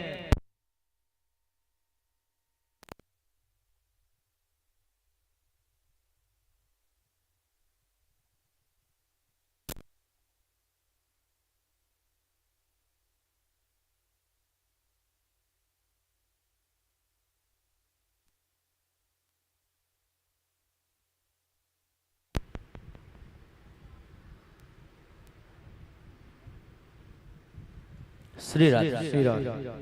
भोलेनाथ जी ने कहा ये सब छोड़ो, हमें ये बताओ कि हमारा तेज कहाँ है। ब्रह्मा विष्णु सहित देवता सब नकारात्मक उत्तर दिए, हमें पता नहीं है। बोले पृथ्वी को बुलाओ। पृथ्वी बुलाई गई तो पृथ्वी ने कहा कि भगवान आपके तेज को सहन करने में मैं सामर्थ्यवान नहीं थी, तो मैंने अग्नि को दे दी। अग्नि ने कहा मैं कपोत को दे दी। और महाराज कपोत रोक लेकर के कैलाश, कपोत कहता मैं कैलाश में छोड़ दिया था। कैलाश ने कहा मैं गंगा में दे दिया। और गंगा मैया बोलते हैं प्रभु मैं सरकंडों के वन में छोड़ दिया था। वायु बोलते हैं कि महाराज वह जो पतित आपका तेज था वह बालक बन करके गंगा जी के किनारे जब जन्म लेता है तो सूर्य भगवान को पता होगा। सूर्य भगवान ने कहा कि ठीक है मुझे पता तो है, लेकिन जैसे वह जन्म लिया तो मैं अस्ताचल की ओर चला गया। चंद्रमा को बुला गया, रात्रि के देवता आप हो, आपको पता होगा। चंद्रमा आया तो चंद्रमा आकर के कहता है कि हे महाराज वह रोता हुआ बालक जो है वो कृत्तिकाएं आई थी और वह कृत्तिकाओं ने उस बालक को ले लिया और उन कृत्तिकाओं के कारण जो है उस बालक का नाम कार्तिक पड़ा। इस समय कहां पर है? बोले वो सुंदर तैयार करके वस्त्र आभूषण पहना करके भोजन कराती हुई अपने पास रखी हुई। जैसे पार्वती जी को पता चला कि अब पता चल गया कि ना तो पृथ्वी धारण करी, ना अग्नि धारण किया, ना कपोत किया, ना गंगा किया, ना हिमालय किया, ना सूर्य के पास है, ना चंद्रमा के पास, ये हुए 6 माताओं के पास है जो कृत्तिकाएं हैं। निश्चित रूप से अब हमें बुलाना चाहिए और यहाँ लेने के लिए बोले जाओ, जा करके लेके आओ। भोलेनाथ जी ने कहा ऐसे मत भेजो, पहले स्वस्ति वाचन कराओ, पवित्रता करो, क्योंकि आज कई दिनों के बाद हमारा बालक है। माँ पार्वती जी ने कहा जब आ जाए तब तो मंगलमय हो, तो बोले आने के पहले ही मंगलमय भवन को कर दो। मंगल भवन अमंगल हारी।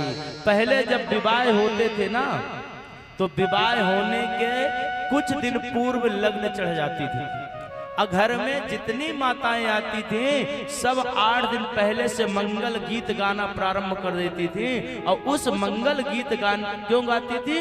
कि हमारे यहाँ बहू आएगी, हमारे यहाँ दामाद जी आएंगे, इसलिए पहले से गा करके पूरे घर को मंगलमय बना दिया करते। इसलिए आने के पहले मंगलमय बनाया जाए। सुंदर भवन को मंगलमय बनाया जाता है। सुंदर सुंदर बंधनवार लगाए जाते हैं, चौक पुराए जाते हैं। और यहाँ पर जो है किसको भेजा गया? बोले नंदीश्वर जाओ, वीरभद्र जाओ। बोले ऐसे मत जाओ, क्या पता देती है कि नहीं। माताओं ने कोई रता पता तो है नहीं, कहते हमारा ही है, देती है नहीं देती। तो 1 लाख क्षेत्रपाल और 3 लाख भूतों को लेकर के और नंदी महाराज जो है महाराज कार्तिकेय को लेने गए।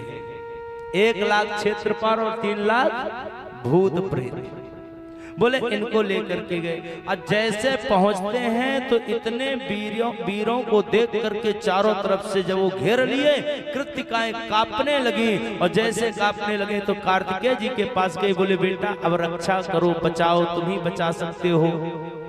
कार्तिकेय जी ने कहा चिंता मत करो, हम है ना। जैसे नंदीश्वर महाराज पहुंचे तो कार्तिकेय जी युद्ध करने को तैयार हुए। नंदीश्वर महाराज ने कहा कि हम आपसे युद्ध करने के लिए नहीं, अपितु आपका स्वागत करने के लिए। क्यों? तब नंदिकेश्वर ने सारी कथा को बताई कि आप जो है इन कृतिकाओं के बेटे नहीं हो, आप तो भूत भावन भोलेनाथ जी के बेटे हो और आपके माता पिता कैलाश में हैं, वो आपको बुलाए। कार्तिकेय जी ने मना कर दिया, हमको नहीं जाना है। इन माँ ने हमको पालन पोषण जो किया है इसी से प्रेम हो गया। नंदिकेश्वर ने कहा कि प्रभु आप नहीं जाएंगे तो संसार का उद्धार होने वाला नहीं है। क्यों? बोले कि तारकासुर का जो वध है वो आपके हाथों से होगा, इसलिए आपको चलना पड़ेगा। मनाते हैं। कार्तिकेय जी आते हैं और आकर के मैया को समझाए। जब मैया ने कहा, कृतिकाओं ने कहा, छयो माता ने कहा, बोले कि बेटा हम तुम्हारे बिना रह नहीं सकते हैं, तो कार्तिकेय जी ने कहा कि आप भी हमारे साथ चलो। और उन कृतिकाओं को भी लेकर के सुंदर कैलाश पर आते हैं। जैसे कैलाश पर्वत पर आते हैं, माँ पार्वती ने पुत्र को देखा, आज खड़ानन बन करके आया है, दौड़ करके लिपट गई और पक्ष स्थल से लगा ले। नेत्र इतने नेत्र से आंसू सुख के बहे कि उस बेटे का अभिषेक हो गया और स्तन से दुख की धारा फूट पड़ी और स्तनपान कराती है। पति पुत्र पतिभिश्च साध्भिः स्त्रीभिरन्विता लज्जादते सदेविश्च पुरः कृतो समाययोः। बेटा भी तुरंत सिर रख करके माँ पार्वती जी को प्रणाम किया। महाराज रथ कौन से गया था? सुंदर रथ में सवार होकर के आए, लेकिन आने के बाद माँ को सिर रख कर के प्रणाम करते हैं। और जैसे प्रणाम किए, माँ ने कहा कि बेटा तुम बहुत दिन तक दूर रहे हो। 100 घड़ों में तीर्थों का जल मंगाया गया और 100 घड़ों के तीर्थ जल से कुमार का सुंदर अभिषेक कराया गया। रत्न जटित कवच कुंडल बाजूबंद बांधे गए, वैजंती का माला पहनाया गया, पिनाक फरसा शक्ति पाश पात्र आदि दिया गया। और सुंदर नारद जी आकर के यज्ञोपवीत कराते हैं। वरुण आते हैं तो छत्र दे देते हैं, सूर्य आते हैं तो अपना तेज दे देते हैं, इंद्र आते हैं तो अपना हाथी दे देते हैं। इस तरह से महाराज गायत्री आई तो सुंदर अपना ब्रह्मास्त्र दे, विद्या दे दी सरस्वती जी ने। सब बढ़िया व्यवस्था हो गई, तैयारी हो गई। अब जब तैयारी हो गई तो बोले कि आज इतने सारी व्यवस्था क्यों हो रही है, कुछ ज्यादा ही स्वागत हो रहा है। कार्तिकेय जी के मन में बार बार भाव आया कि माता पिता करे ये तो सहज है, सरल है, अच्छी बात है, करते ही है, लेकिन इन देवता इतना स्वागत कर रहे हैं, कुछ न कुछ तो बातें हैं। मन में भाव आया। भाव आया तो बोले कि अब निश्चित है, ये बताओ कि आप लोग इतना स्वागत क्यों करते हो, कारण क्या? देवताओं ने कहा कि प्रभु इसलिए स्वागत कर रहे हैं, दो कारण, एक तो स्वार्थ है ही और दूसरा भगवान भूत भावन भोलेनाथ जी का जो क्रोध है वो शांत हो, माँ पार्वती जी का जो क्रोध है वो शांत हो, इसलिए भी कर रहे हैं। स्वार्थ क्या है? बोले कि आपके द्वारा ही तारकासुर का वध है। अब चलिए महाराज, क्यों? क्योंकि भगवान ने गीता में कहा है कि यदा यदा हि धर्मस्य ग्लानिर्भवति भारत, जब भारत भूमि पर धर्म कष्ट में होता है तो धर्म की रक्षा करने के लिए भगवान किसी न किसी अवतार में आते हैं। यहाँ कार्तिकेय जी को लेकर के जैसे चलने लगे,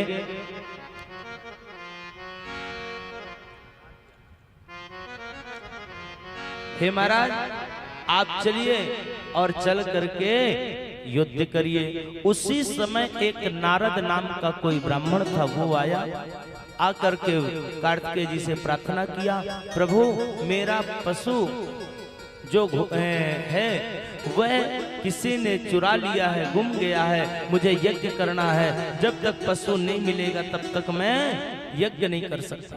कार्तिकेय जी ने वीरबाहु नामक गण को तुरंत भेजा, जाओ इसके अज को ढूंढ करके लाओ।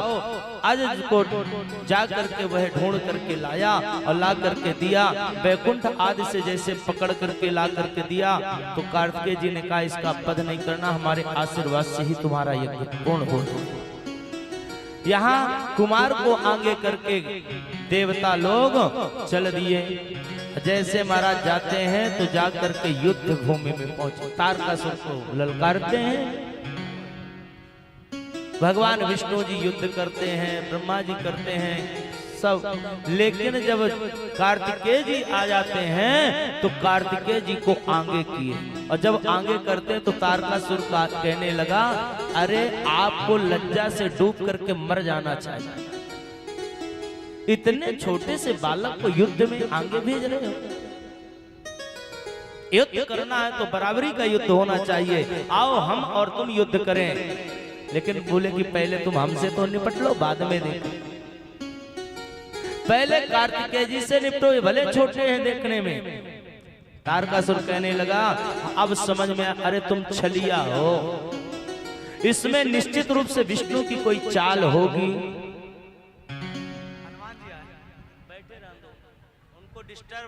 उनको कुछ डिस्टर्ब नहीं करो, उन्हीं की कथा चल रही है इसलिए वो आए हैं, कोई मत बोलना नहीं ना कुछ उसको।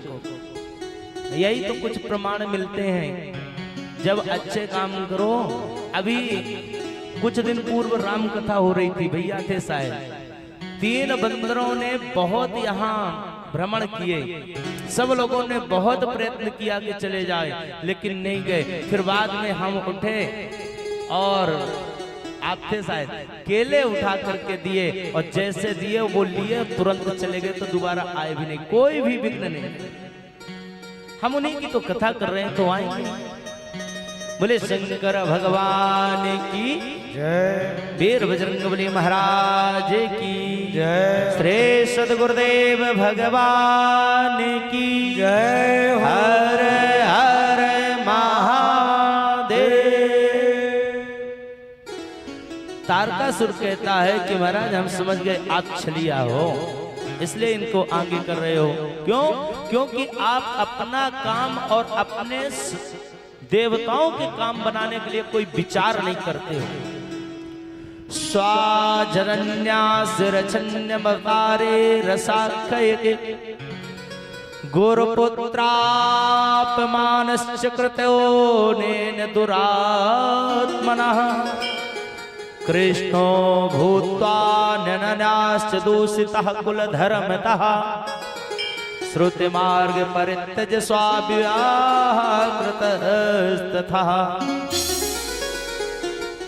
अरे महाराज हम समझ लिए, जिस समुद्र ने आपको अपनी बिटिया दी,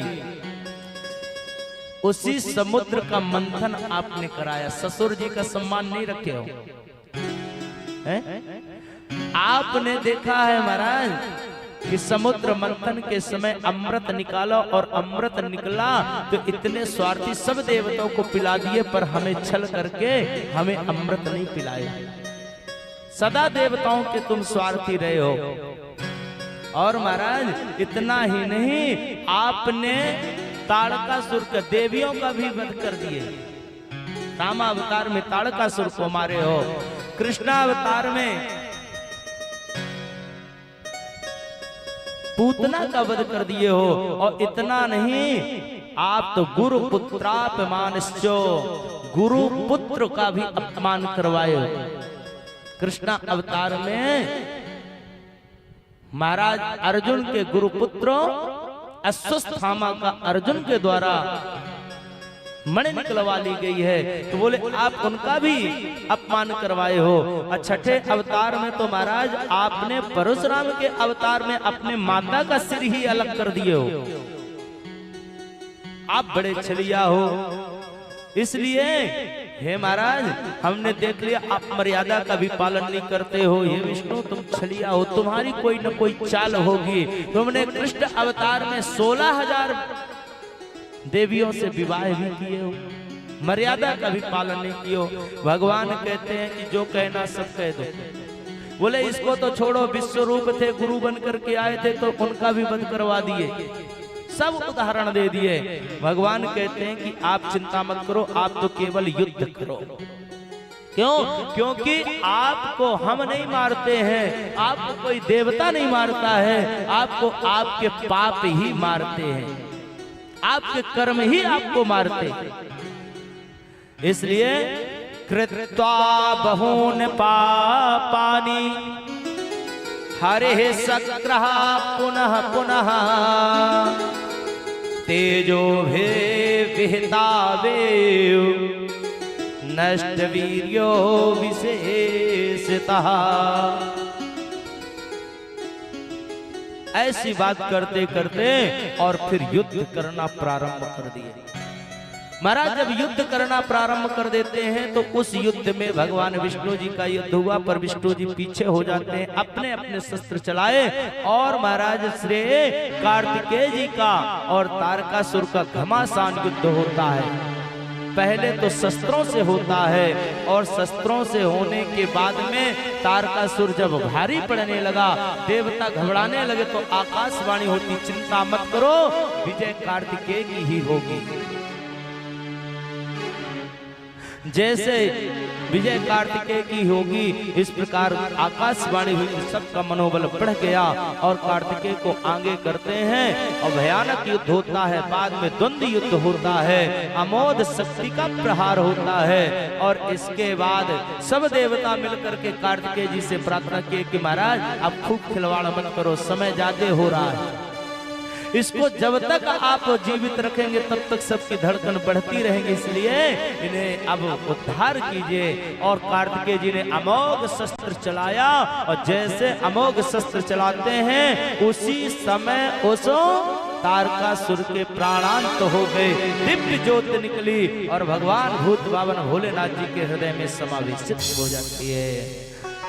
बोले कार्तिक भगवान की।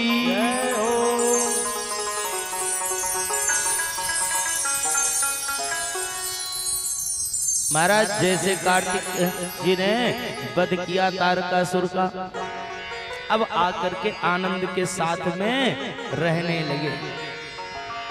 जैसे रहते हैं तो उसी समय क्रौंच नामक पर्वत पर एक बाण नामक दैत्य आता है। उनसे छेड़खानी मत करो, आप बैठे रहो चुपचाप, जो करते हैं उनको करने दो, सबका ध्यान उसी में चला जाएगा। हाँ, अभी शाम के आज हम पूछेंगे कि कथा में क्या सुने हो, तो आप लोग कहेंगे बंदर देखे। हाँ, ये मन बड़ा लालची होता है, बड़ा आलसी होता है। वृंदावन में एक संत जी रहा करते थे और जब वो संत जी रहे तो महाराज मन ना लगा, शिव जी के अनन्य भक्त हुए और भक्त हुए तो वहां से चले गए काशी, बनारस।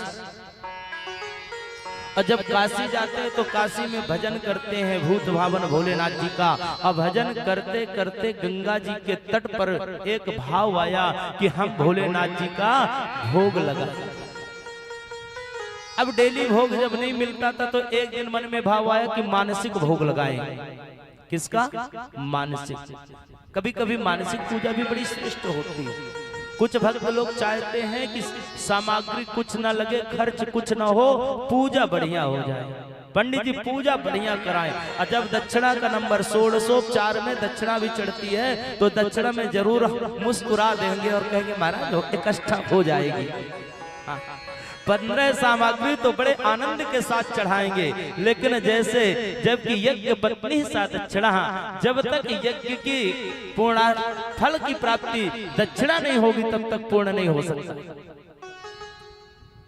तो ऐसे संत जी की व्यवस्था बनी तो वो जाकर के पूजन कर रहे थे और पूजन करते करते एक दिन पूछी कि डेली डेली लेना पड़ता है, कुछ न कुछ खरीदना पड़ता है। अपने गुरुजी से पूछे महाराज बिना खर्चा के पूजा नहीं हो सकती क्या? बोले हो सकती, क्यों नहीं हो सकती? बोले कि बताइए, ऐसा बताइए खर्चा कुछ ना हो, धन कुछ ना लगे, पूजा बढ़िया हो जाए।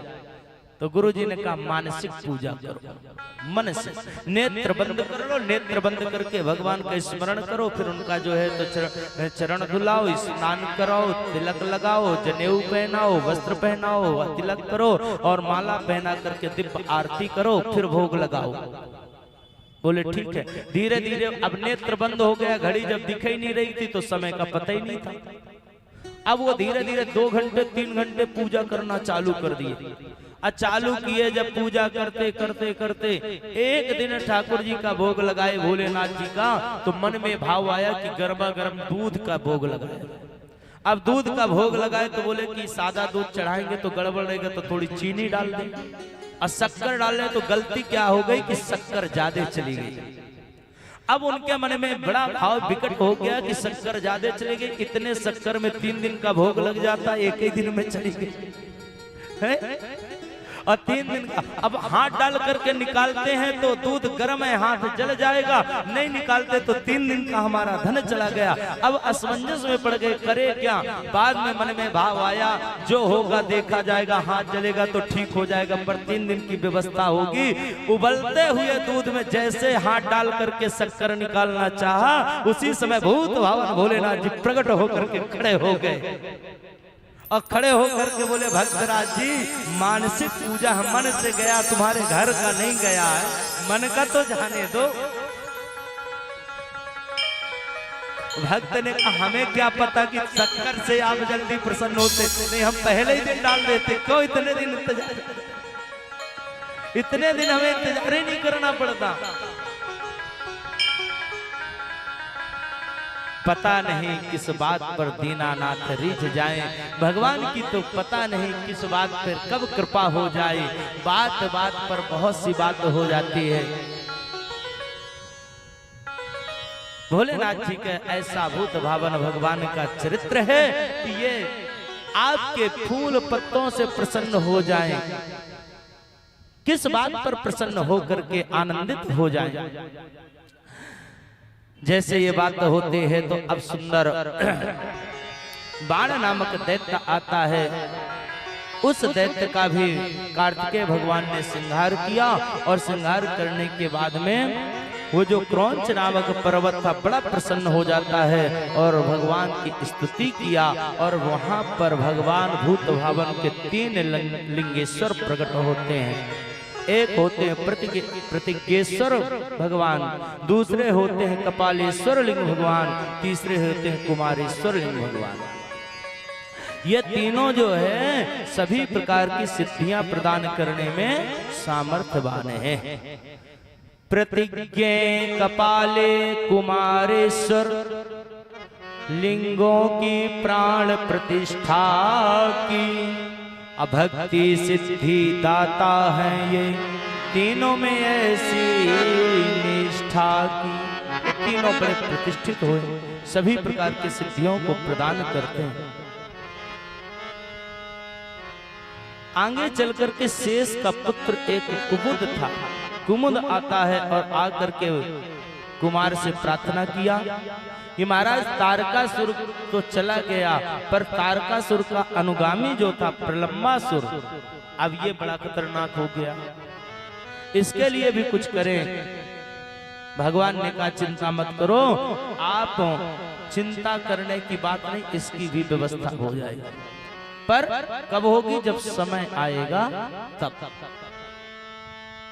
हम सब आनंद चाहते हैं। एक व्यक्ति भगवान के पास गया और जाकर के पूछा कि प्रभु आप प्रसन्न कब होते हैं? बोले हम सदा प्रसन्न रहते हैं, आनंदित रहते हैं, हम नाराज होते नहीं। उत्तर मिला, चला आया। लेकिन उसके मन में पीड़ा हो रही थी, तो बोले एक काम करो, किसी संत से पूछो।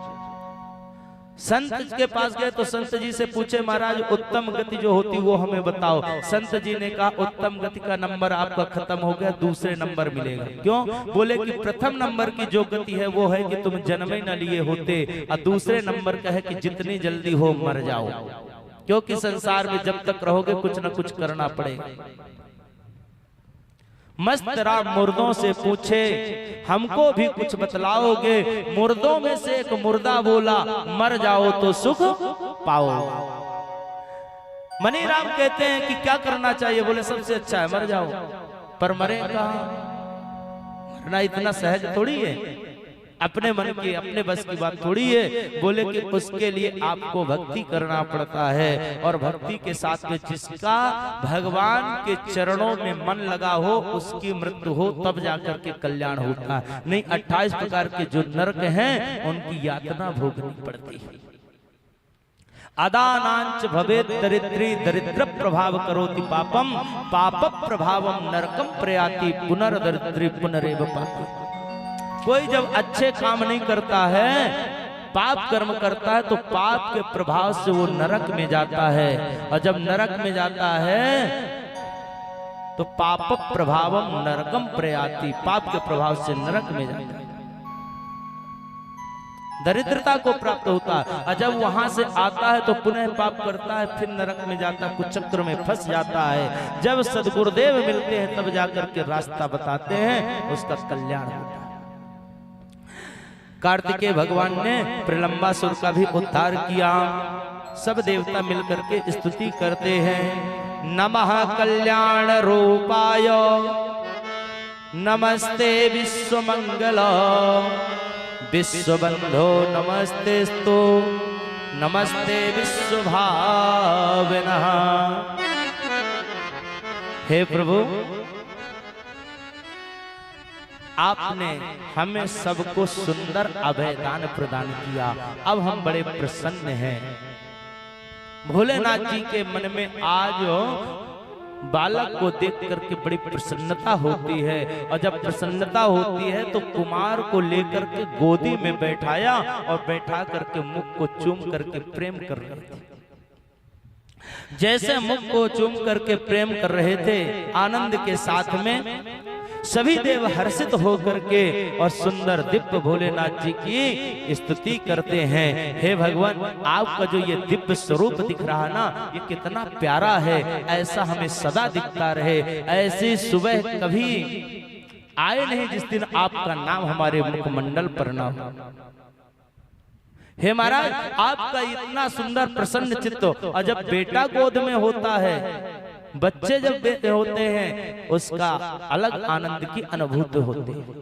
घर में आप कितना भी परिश्रम करके आए, थक करके आए, पर छोटे छोटे बच्चे घर में हो, उनको आपने देखा, आपका सारा क्रोध शांत हो जाता है। माँ पार्वती जी देखी और देख करके मन में भाव आता है, भोलेनाथ जी कितने प्रेम से इन्हें बैठाए हैं, और बैठाए हैं तो प्रेम कर रहे हैं। लेकिन अब माँ पार्वती जी के मन में दो भाव प्रकट हो गए। एक और बालक होता तो मैं भी प्रेम करती, यदि इस बालक को मैं मांग लेती हूँ तो भगवान भोलेनाथ का मन दुखी हो जाएगा, और नहीं मांगती हूँ तो मुझे आनंद नहीं मिल रहा, ये भाव आता है।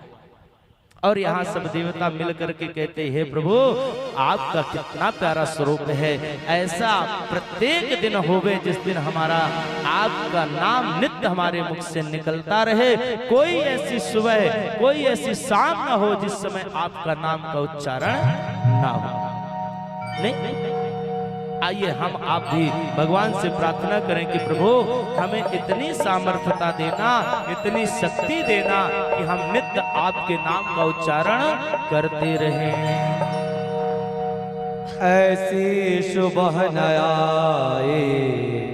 आए न ऐसी शाम, जिस दिन जुबां पे मेरी, जिस दिन जुबां पे मेरी आए न शिव का नाम। ऐसी सुबह न आए न ऐसी शाम, ऐसी सुबह न आए न ऐसी शाम, जिस दिन जुबां पे मेरी, जिस दिन जुबां पे मेरी आए न शिव का नाम।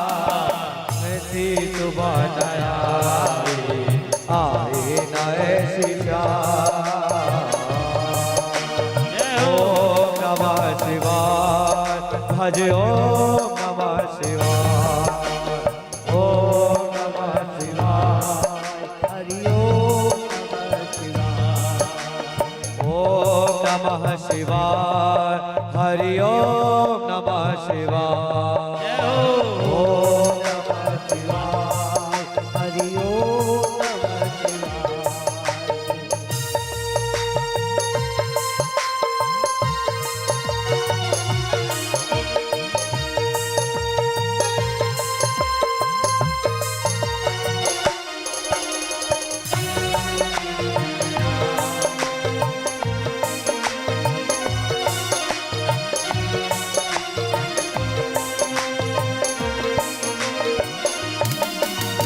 मन मंदिर में वास है तेरा तेरी छवि बसाई मन मंदिर में वास है तेरा तेरी छवि बसाई प्यासी आत्मा बन के जोगन तेरी शरण में आई प्यासी आत्मा बन के जोगन तेरी शरण में आई प्यासी आत्मा बन के जोगन तेरी शरण में आई प्यासी आत्मा बन के जोगन तेरी शरण में आई तेरे ही चरणों में पाया तेरे ही चरणों में पाया तेरे ही चरणों में पाया तेरे ही चरणों में पाया मैंने ये विश्राम ऐसी सुबह न आए न ऐसी शाम ऐसी सुबह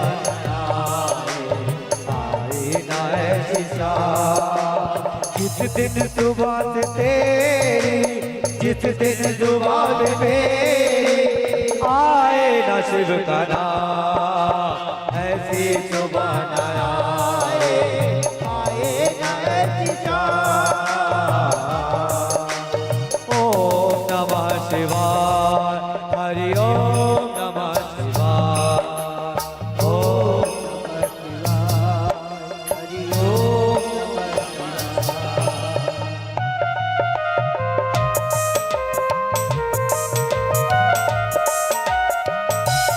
तालियां बजाते हुए हाँ।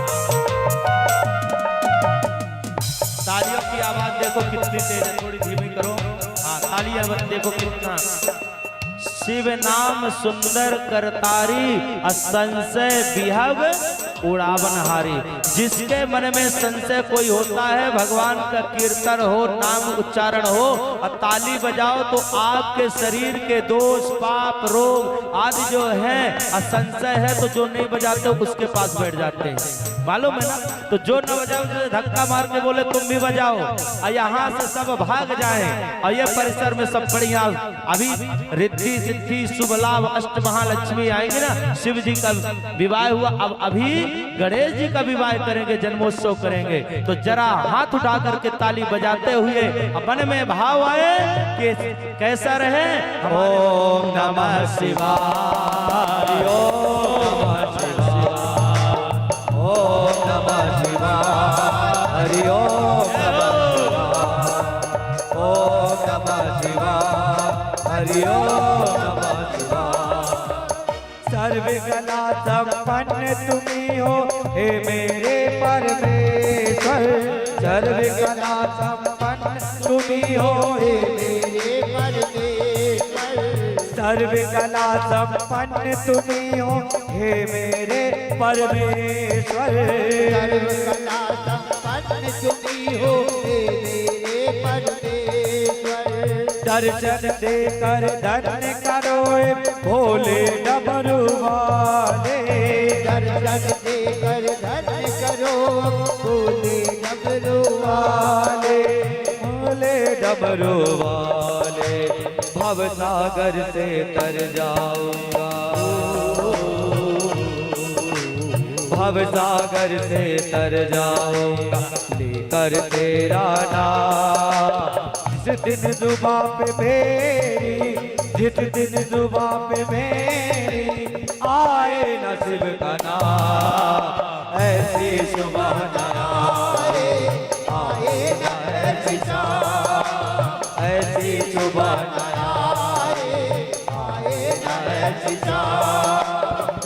दिन जुबां पे मेरी, जिस दिन जुबां पे मेरी आए न शिव का नाम, ऐसी सुबह न आए न ऐसी शाम। दोनों हाथ उठा के ताली बजाते हुए हरि ओम नमः शिवाय, ओम नमः शिवाय, हरि ओम नमः शिवाय, ओम नमः शिवाय, हरि ओम नमः शिवाय, हरि ओम नमः शिवाय, ओम नमः शिवाय, हरि ओम नमः शिवाय, ओम नमः शिवाय, हरि ओम नमः शिवाय, ओम नमः शिवाय, हरि ओम नमः शिवाय, ओम नमः शिवाय, हरि ओम नमः शिवाय, ओम नमः शिवाय, हरि ओम नमः शिवाय। बोले मृत्युंजय भगवान की। जानते हैं शिव जी के सब लोगों ने क्यों कहा, देवताओं ने, कि ऐसा कोई दिन न आवे जिस दिन आपका ना, क्यों? क्योंकि जब जब हमारे ऊपर कष्ट हुआ है तब तब आप आकर के हमारे कष्ट को दूर भी किए हैं। और जो हमारा सहभागिता निभाए, जो हमारा सहयोग करे, हमारे कष्ट को दूर करे, उसका नित्य स्मरण बना रहना चाहिए। आज मां पार्वती जी के मन में एक भाव प्रकट हुआ। कौन सा? बोले भूत भावन भोलेनाथ जी को देखो कितने आनंद के साथ में रह रहे हैं। हमारे पास में भी बेटा होता तो आनंद से रहते। कोई बात नहीं, उनके आनंद में कोई भंग ना पड़े, ऐसे मन में भाव करे। और भाव करने के बाद मां पार्वती जाती हैं तो अपनी सखी पद्मा आदि जो है, गौरी, पद्मा, सची, मेधा, सावित्री, विजया, जया, देवसेना, सुधा, स्वाहा, ये सब माँ की सखियां थी। उनके पास में जाकर के बात करते हैं, विचार करते हैं और ये बात उनसे कह दी। बोले कि एक बेटा और होता तो बड़ा आनंद आता। क्यों? बोले आज तुम्हारे मन में ये भाव कैसे आ गया? ऐसे भाव तो नहीं आना चाहिए।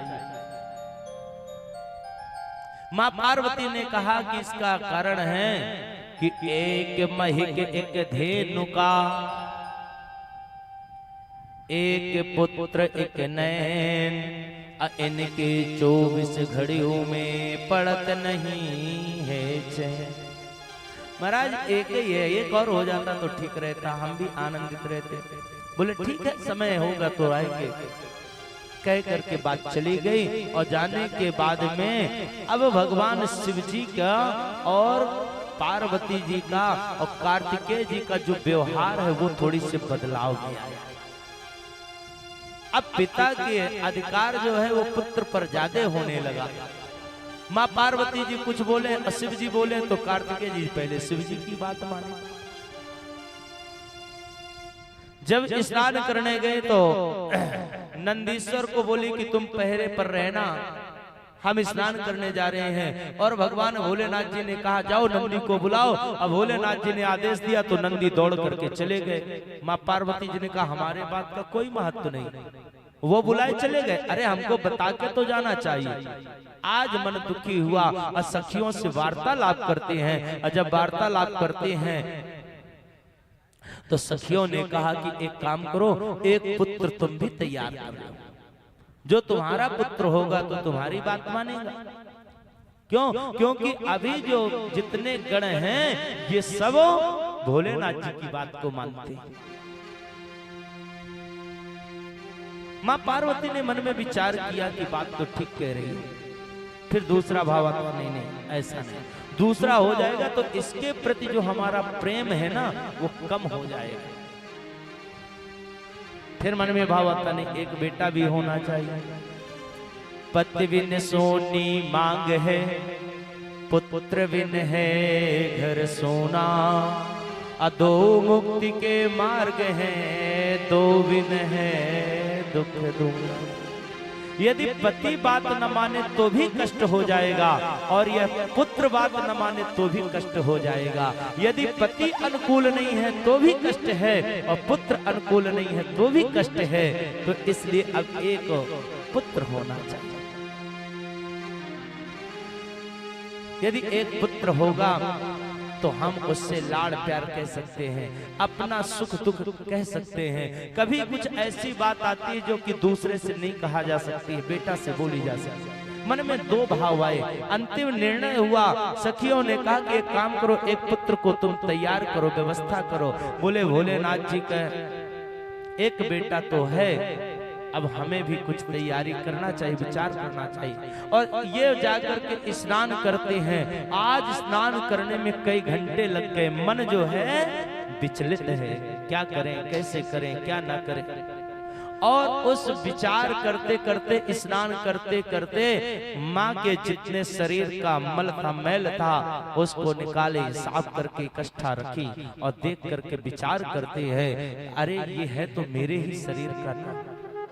उसका बैठे बैठे जब भाव कुछ नहीं होता तो कुछ बनाने लगते, उसी का एक स्वरूप बनाए पुत्र का। अब बालक का स्वरूप बना करके देखे तो मोह प्रकट हो गए। इतना सुंदर पुत्र सखियों को बताया, देखो कितना कैसे लगा। सखियों ने कहा कि हे पार्वती जी, सबसे बढ़िया उपाय हो गया, इसी में प्राण अपने तपोबल से डाल दो, यही पुत्र बन जाएगा। कितना प्यारा लग रहा है। पार्वती ने कहा कि ऐसा करेंगे तो गलत होगा। बोले नहीं, सबसे सुंदर अवसर है। कभी कभी बहुत ना चाहे तो बड़ा सुंदर स्वरूप बन जाता है। और उस स्वरूप को देख करके मोह प्रकट हो गया। माँ पार्वती जी ने भोलेनाथ जी का स्मरण किया और अपने तपोबल से, भोलेनाथ जी की कृपा से उसमें जीव डाल करके श्री गणेश जी को प्रकट कर दिया। बोले गणेश भगवान की जय हो। जैसे प्रकट करते हैं महाराज, उसी समय मन में एक भाव आया कि अब मैं बात कुछ कहूंगी तो मेरा बेटा है, मेरी बात माने। पुत्र को ले जाकर के दरवाजे पर लगा दिया। आज एक काम करना, कोई अंदर नहीं आने पाए। पुत्र ने कहा ठीक है, और अपने तपोबल से उसे शक्ति भी प्रदान कर दी। और जैसे शक्ति प्रदान करती हैं, आदि शक्ति तो थी ही, वह पुत्र जाकर के बैठ गया। और बैठने के बाद में जो भी आए गण, सबको मार के डंडे बाहर करना चालू कर दिया। भगवान कहते हैं, गीता में भी भगवान ने दूसरे अध्याय के 16वें श्लोक में बोले हैं, कहते हैं कि नास तो विद्यते भावो ना भावो विद्यते सतः। तत्वदर्शियों के अनुसार जो भौतिक शरीर होता है, ये चिर स्थायी तत्व नहीं होता, ये तो परिवर्तनशील होता है। ये जो शरीर है, आज कुछ है, कल कुछ रहेगा। आप कुछ भी न करो, बैठे रहोगे लेकिन वृद्ध हो जाओगे, अब कुछ करोगे तो भी हो जाओगे। इसलिए शरीर का सदुपयोग करना चाहिए। ओभियोरपि दृष्टो, अपने शरीर का सदुपयोग करके भगवान के चरणों में लगाना चाहिए। अब जैसे गण आने चालू हुए, अब शिव के गण आए, माँ पार्वती जी को भगवान भोलेनाथ जी ने बुलाया, जाओ जाकर के बुला करके लाओ। समय काफी हो गया। अब गण आए तो अचानक से नया देखा, ये कहां से प्रकट हो गए। पूछे, भाई तुम कौन हो और यहाँ क्यों बैठे हो?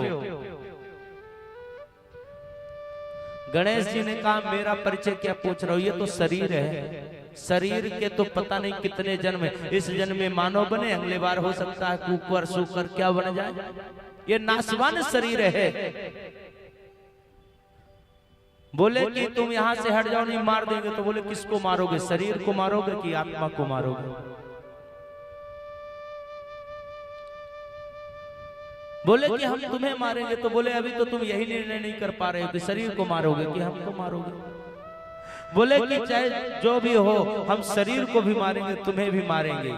गणेश जी ने सुंदर उपदेश दिया। अब बाद में कहते हैं कि सुनो, हतो वा प्राससी स्वर्गम जित्वा वा भोज से महीम।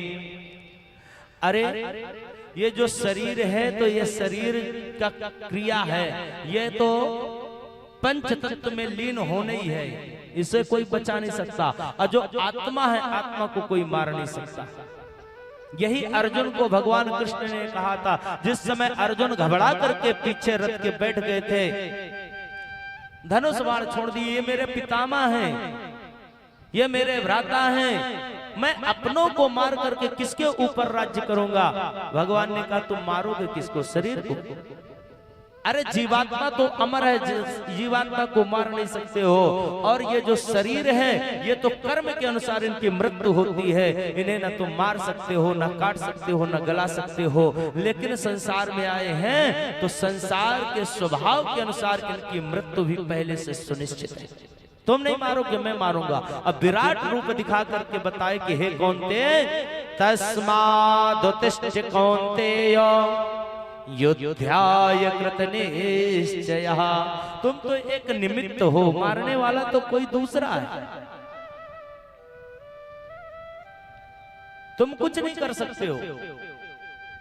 और अर्जुन से बोले कि तुम यदि अपनी प्रतिज्ञा से पीछे हट रहे हो, अधर्म का साथ दे रहे हो, धर्म का नहीं, तो मैं प्रतिज्ञा भले करके रखा हूं कि मैं पूरे युद्ध में शस्त्र नहीं उठाऊंगा, लेकिन मैं जाकर के युद्ध अपनी प्रतिज्ञा छोड़ दूंगा।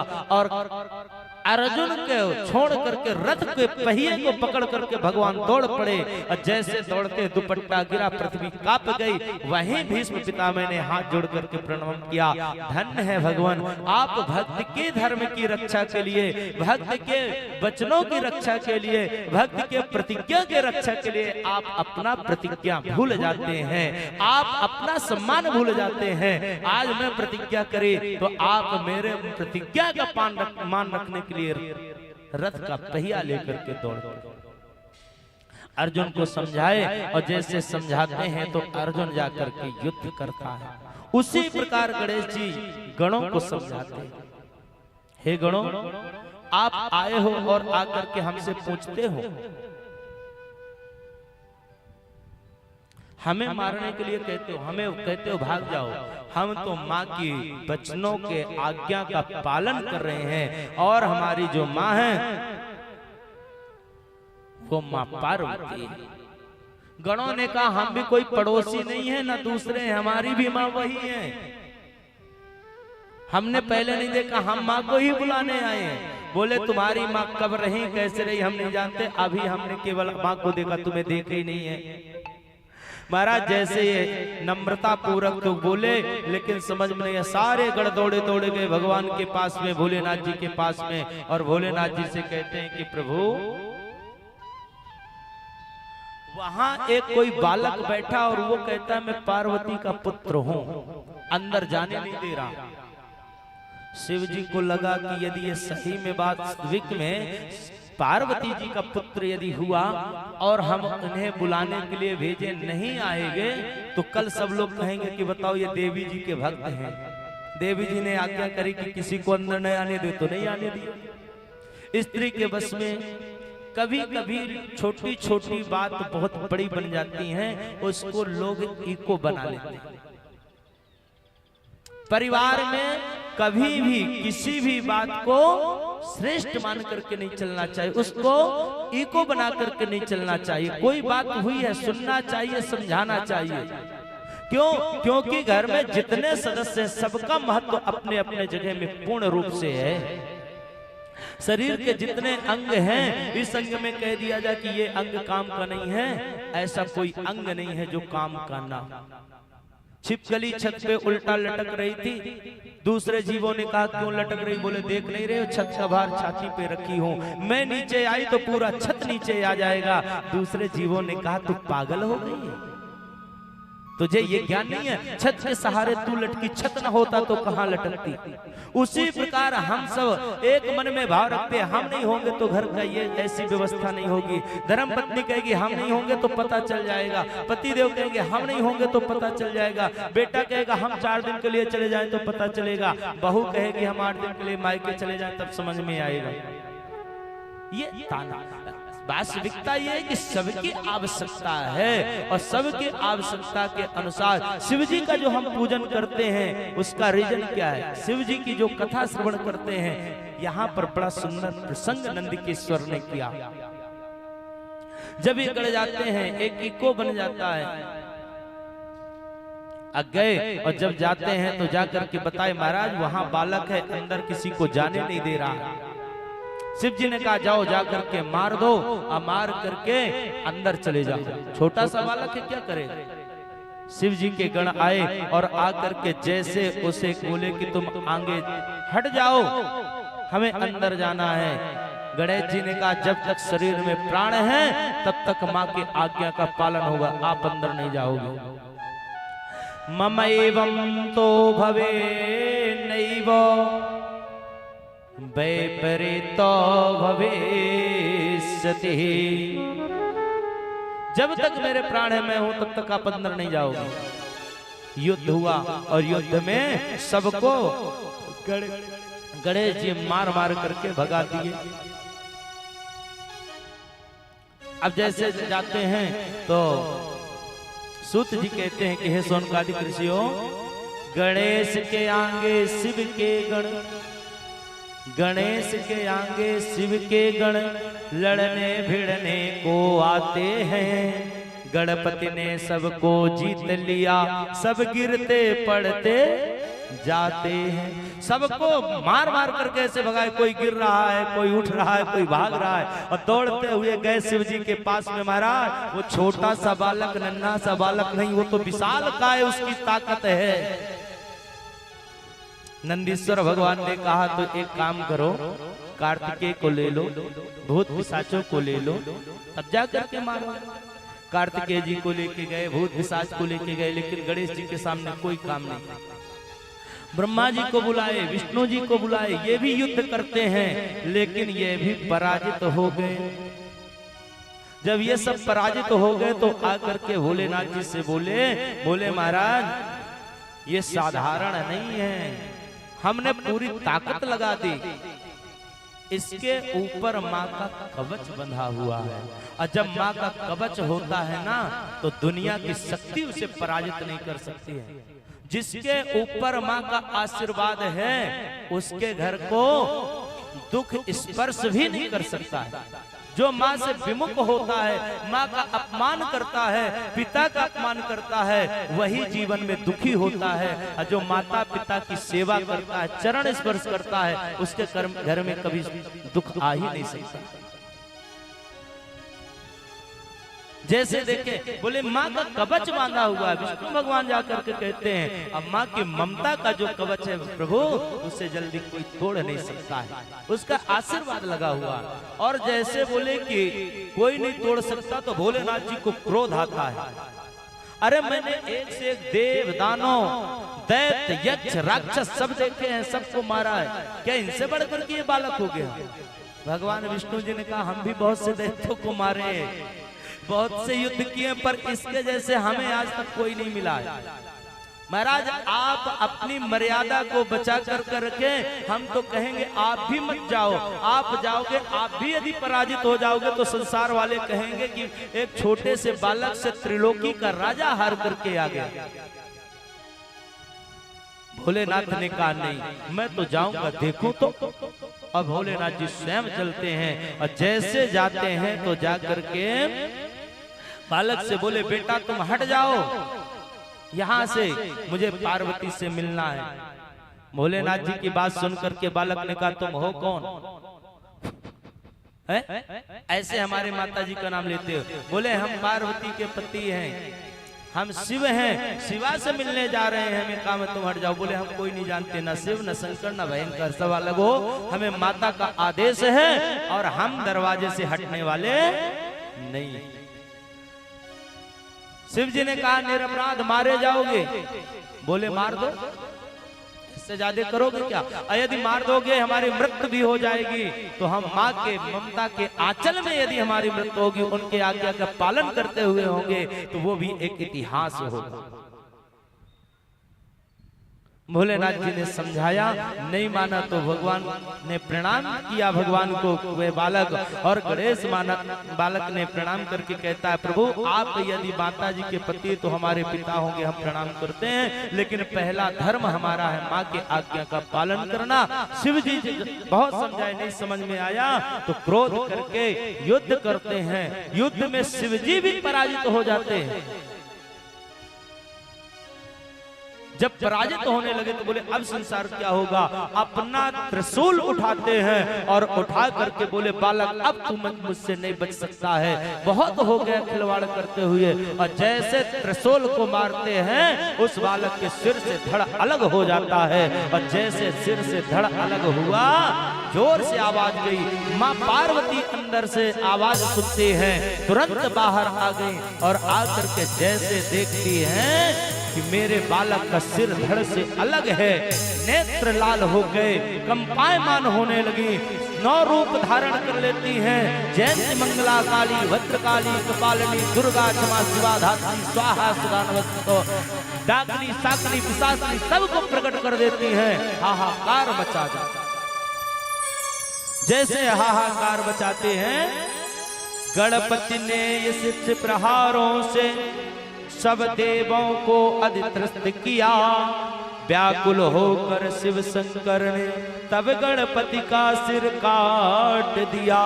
जैसे सिर काटते हैं तो जगदम्बा आकर के विकराल रूप धारण करते हैं।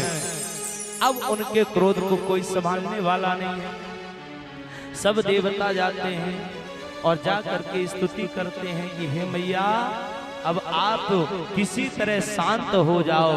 लेकिन माँ का क्रोध कराली, कुब्जिका, खंजा, लंबा सिर शादी जितनी देवियां हैं सबके एकदम विकराल रूप हो जाते हैं।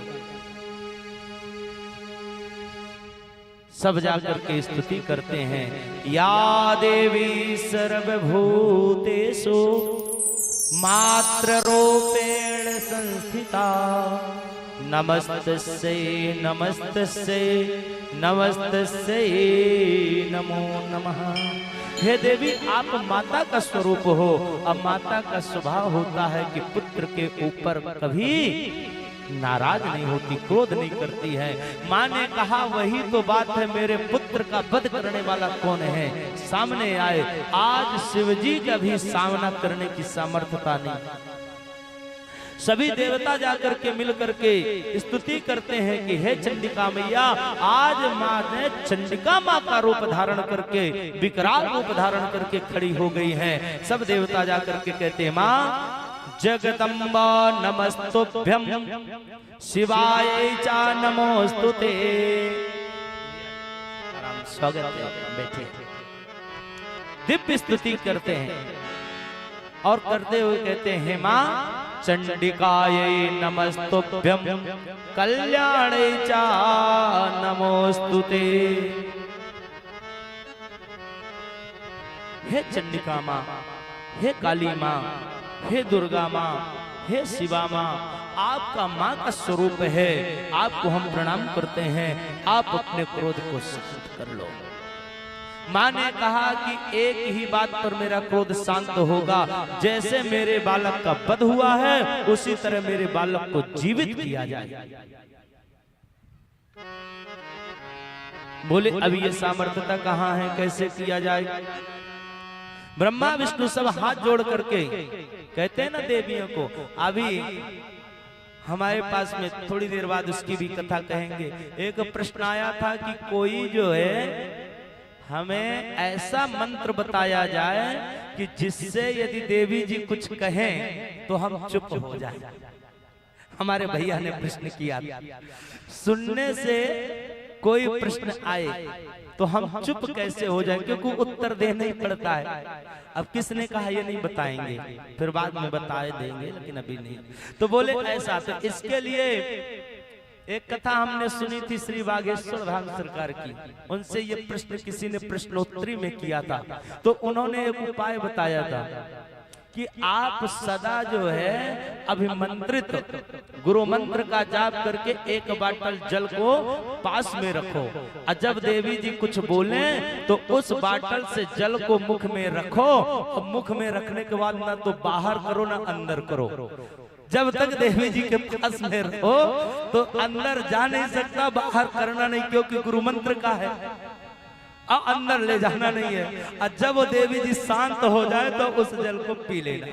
ये उपाय तो सबके लिए है कि जब कभी जिनके पतिदेव कभी कुछ ऐसा करें तो आप गुरु मंत्र, देवी जी या पति दोनों करते हैं, तो गुरु मंत्र का एक बाटल में जल भर करके रख लें, और जब ऐसी बात आए तो मुख में रख लें, ना अंदर डालें ना बाहर निकालें।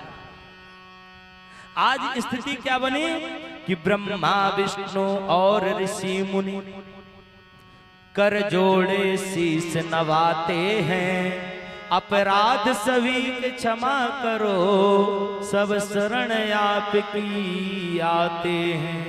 हे माँ, आज जितने हैं ब्रह्मा है, विष्णु है, मुनि है, ऋषि है, गंधर्व है, सब आपकी शरण में है, आपका क्रोध शांत हो जाए।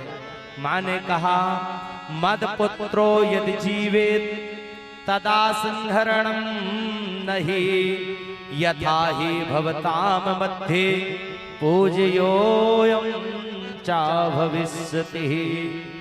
अभी तक एक प्रश्न था बालक जीवित हो जाए, अब दो प्रश्न हैं। क्या? क्योंकि सब ऋषि महात्मा आए हो और अपनी अपनी बात करते हो, तो मेरी बात है, एक मेरा पहला पुत्र जीवित हो जाए और दूसरा मेरे पुत्र सबसे श्रेष्ठ हो, प्रथम पूजा हो, तब यह क्रोध शांत होगा, नहीं कोई नहीं बचेगा। जब देवी जी नाराज होती तो घर पूरा कांपने लगता है। आज ब्रह्मांड कांप रहा, एक साधारण बात नहीं है। जैसे माँ का क्रोध है, ब्रह्मा विष्णु ऋषि सिद्ध गंधर्व सब जा करके हाथ जोड़ करके खड़े हैं, माँ शांत हो जाओ। अम्मा का एक ही प्रश्न है, इसी को कहते हैं स्त्री हट। इनके मन में यदि कोई भाव आ जाए, बाल हट, स्त्री हट और संत हट, ये जब तक वह कार्य नहीं करवा लेती हैं, आप कितना भी मना करो ये मत बोलो तो बोलेंगे। हाँ, लेकिन ये भाव नहीं रहता कि आपका कुछ बिगड़े। हट करनी माँ ने, सब लोगों ने समझाया, एक ही प्रश्न था, बोले मेरे बालक को जीवित कर दो, सब स्वतंत्र हो जाओगे, और जब तक जीवित नहीं होगा तो न मैं भोजन करूंगी न करने दो। सब मिलकर के अब भाव के खोज करने लगे, करें क्या, व्यवस्था क्या हो। शिव जी के पास में गए और शिव जी के पास में जाकर के और सब प्रार्थना करते हैं कि हे भगवान, अब आप ही कोई रास्ता निकालें, क्योंकि आप बड़े दयालु हैं। हे महाराज, हम आपकी शरण में आए हैं, हे भगवान कोई अपराध हो गया हो तो क्षमा करें। भोलेनाथ जी ने कहा अपराध तुमसे नहीं, हम ही से हो, बद तो हम किए हैं। अब उत्तर भी सुनो। क्या? बोले कि एक काम करो कि उत्तर दिशा में जाओ और जाने के बाद में जो प्रथम जीव मिले उसके सिर को ले। उत्तर दिशा में भेजा गया गणों को, और जाते हैं, जब जाते हैं तो जाने के बाद प्रथम कौन मिला? गज महाराज, हाथी। हाथी ने देखा और उनके बच्चे ने, छोटा सा प्यारा सा बच्चा था, उस बच्चे को सिर लेकर के आए और आग करके इस बालक के ऊपर रखे। शिव जी ने अपने तपो तेज से जैसे आशीर्वाद दिए, तेज प्रकट किए, वह बालक सुंदर जम्हाई लेकर के उठ बैठा। बोले गणेश भगवान की जय हो। माने जैसे पुत्र को देखा, वेद मंत्रों के तेज से जैसे वह उठ जाता है, क्योंकि शिव जी के बोले तो वेद मंत्रों में इतनी ताकत होती है कि वह बीज प्राण को भी डाल देते हैं। और जैसे वह जम्हाई लेकर के उठते हैं तुरंत माँ उमा जाती हैं, पार्वती जाती हैं और जा करके अंकों में भर ली। और भरने के बाद में उनको मुख को चूम करके सुंदर सुंदर वस्त्रों से सजा करके और सुंदर तिलक करती हैं। सिंदूर पुष्प गंध चंदन धूप नैवेद्य निरंजन तांबूल दान परिक्रमा प्रणाम सब करके और सुंदर गणेश जी का तिलक लगा के सब देवता स्तुति करते हैं। और जैसे स्तुति करके प्रथम पूज्य गणेश जी को बनाते हैं। हरि ओम तत्सतः। शिव ब्रह्मा विष्णु मिल करके गणपति को शीश झुकाते हैं। पहले गणपति की पूजा होगी, हम सब वचन सुनाते हैं। सिंदूर धूप नैवेद्य गंध से पूजा जो कर पाएंगे, चंदन तांबूल समर्पित कर वो मन चाहा वर को पाएंगे। ब्रह्मा विष्णु सब शीश नवाते हुए कहते हैं कि जो पहले गणेश जी को शीश नवाएगा, प्रणाम करेगा, सिंदूर चढ़ा करके धूप दीप नैवेद्य से पूजन करेगा, उसको मनचाहा वरदान मिलेगा और गणेश जी महाराज उसकी सभी मनोकामनाओं को पूर्ण करेंगे। बोले गणेश भगवान की जय हो। गौरी के नंदन की,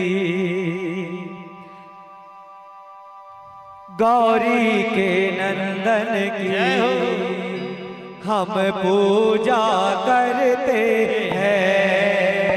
गौरी के नंदन की हम पूजा करते हैं। आप लोग वहीं गौरी के नंदन की हम पूजा करते हैं। गौरी के नंदन की हम पूजा करते हैं।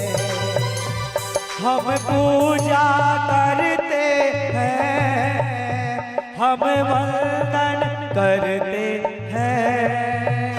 हम पूजा करते हैं, वंदन करते हैं। गौरी के नंदन की, गौरी के नंदन की सब पूजा करते हैं। गौरी के दोनों हाथ उठा के ताली बजाते हुए हम पूजा करते हैं। गौरी के नंदन की हम पूजा करते हैं। गौरी के नंदन की हम पूजा करते हैं।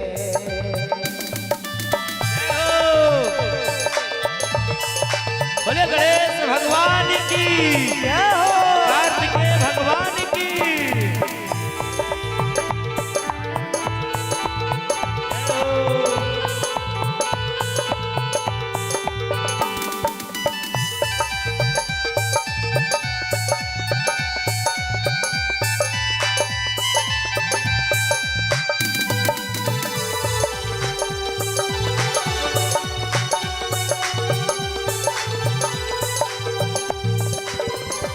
वो धन्य है गौरी माँ जिसने तुझे जन्म दिया।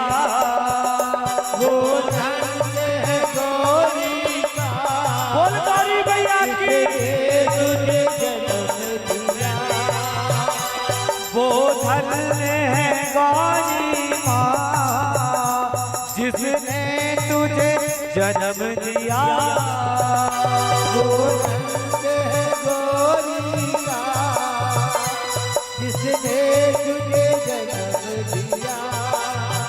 ओ भोले भंडारी ने तुमको उपदेश दिया। भोले भंडारी ने तुमको तुमको उपदेश दिया, भोले भंडारी ने तुमको उपदेश दिया, भोले भंडारी ने तुमको उपदेश दिया। शंकर के दुलारे की, शंकर के दुलारे की, ऐसे नहीं जरा दोनों हाथ उठा के ताली बजाते हुए, शंकर के दुलारे की, शंकर के दुलारे की, सब पूजा करते हैं, शंकर के दुलारे की, पूजा करते हैं, हम पूजा करते हैं, हम वंदन करते हैं, हम पूजा करते हैं, हम वंदन करते हैं। हे गौरी के नंदन की, भोले के नंदन की हम पूजा करते हैं, गौरी के नंदन की हम पूजा करते हैं, गौरी के नंदन की हम पूजा करते हैं, गौरी के नंदन की हम पूजा करते हैं, हम वंदन करते हैं, हम पूजा करते हैं, हम वंदन करते हैं। बोले गणेश भगवान की जय हो, कार्तिकेय भगवान की जय हो। सुंदर माँ पार्वती जी के उस कोप को देख करके सभी देवता गण डर गए और को भाई हाँ सभी लोग बैठ जाएं और महिला मंडल देखिए हमारे गोद में दोनों कार्तिकेय जी और गणेश जी इतने प्यार से बैठे हैं जी। दूसरे बच्चे कैसे, तो देखो क्या आनंद से विनोद कर रहे हैं। अब माइक भी छुड़ा रहे हैं, थोड़ी बड़े हो जाओ फिर आपको माइक देंगे। आइए दोनों लाल हमारे शंकर भगवान के और गौरा पार्वती के लाल दोनों मंच पर विराजित है गुरुदेव भगवान के गोद में। जरा दोनों हाथ उठा के जयकारा लगाए सभी। बोल गणेश भगवान की, बोल कार्तिकेय भगवान की, बोल गुरुदेव भगवान की।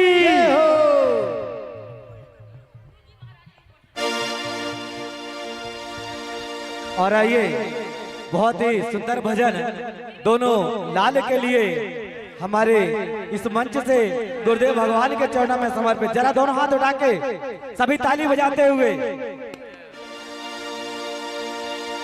अरे गली गली और गांव शहर में, अरे गली गली और कटनी शहर में पीटो आज ढिंढोरा रे। डूब गयो देखो डूब गयो पानी में, देखो पार्वती को छोरा।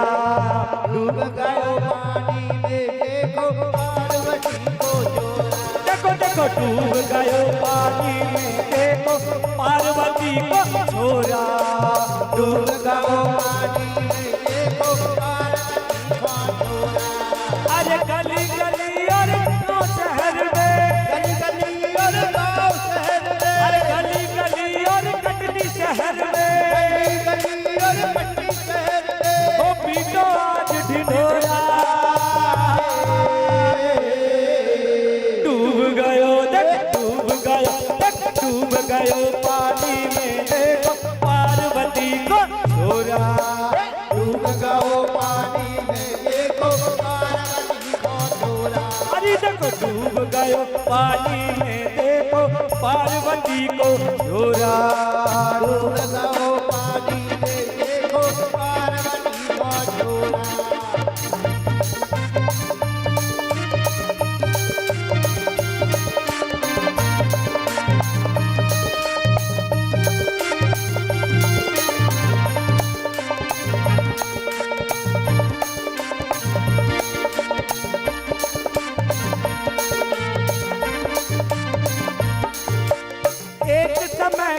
कार्तिक और गजानन गए थे गंगा नहाने। जय हो। गंगा नहाने गए थे गंगा नहाने। सुनो लाल जल में ना जाना मना किया था माने। मना किया था माने। मना किया था माने। कंचन जल माता गंगा का, कंचन जल माता गंगा जैसे कांच कटोरा रे। डूब गयो, डूब गयो, डूब गयो पानी में देखो पार्वती का छोरा। डूब गयो पानी में देखो पार्वती का छोरा। अरे डूब गयो पानी में देखो पार्वती को छोरा। डूब गयो पानी में देखो पार्वती को छोरा। और जरा दोनों हाथ उठा के और कहते हैं जो भी भगवान भोलेनाथ की मस्ती में चूर रहते हैं वही मतलब की दुनिया से दूर रहते हैं। तो आज इस मतलब की दुनिया से दूर होकर दोनों हाथ उठा के ताली बजाते हुए डूब गयो पानी में देखो पार्वती को छोरा। डूब गयो पानी में देखो पार्वती को छोरा।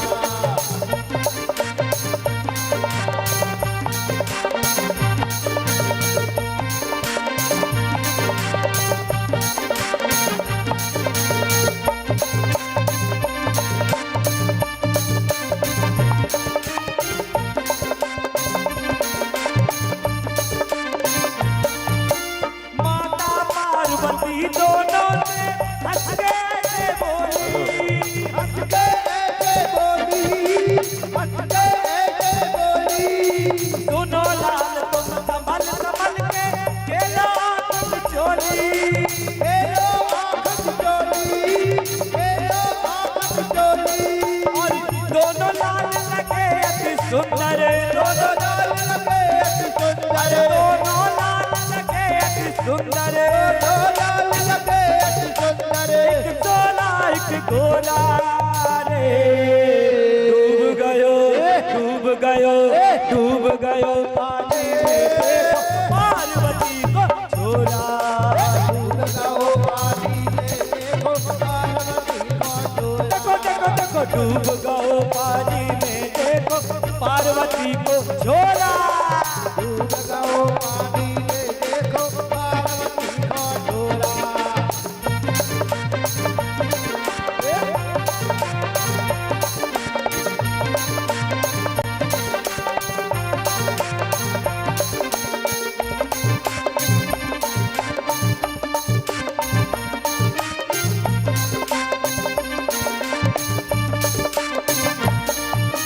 गणपति गुम हो गए गंगा में पहुंच गए पाताल, पहुंच गए पाताल, पहुंच गए पाताल।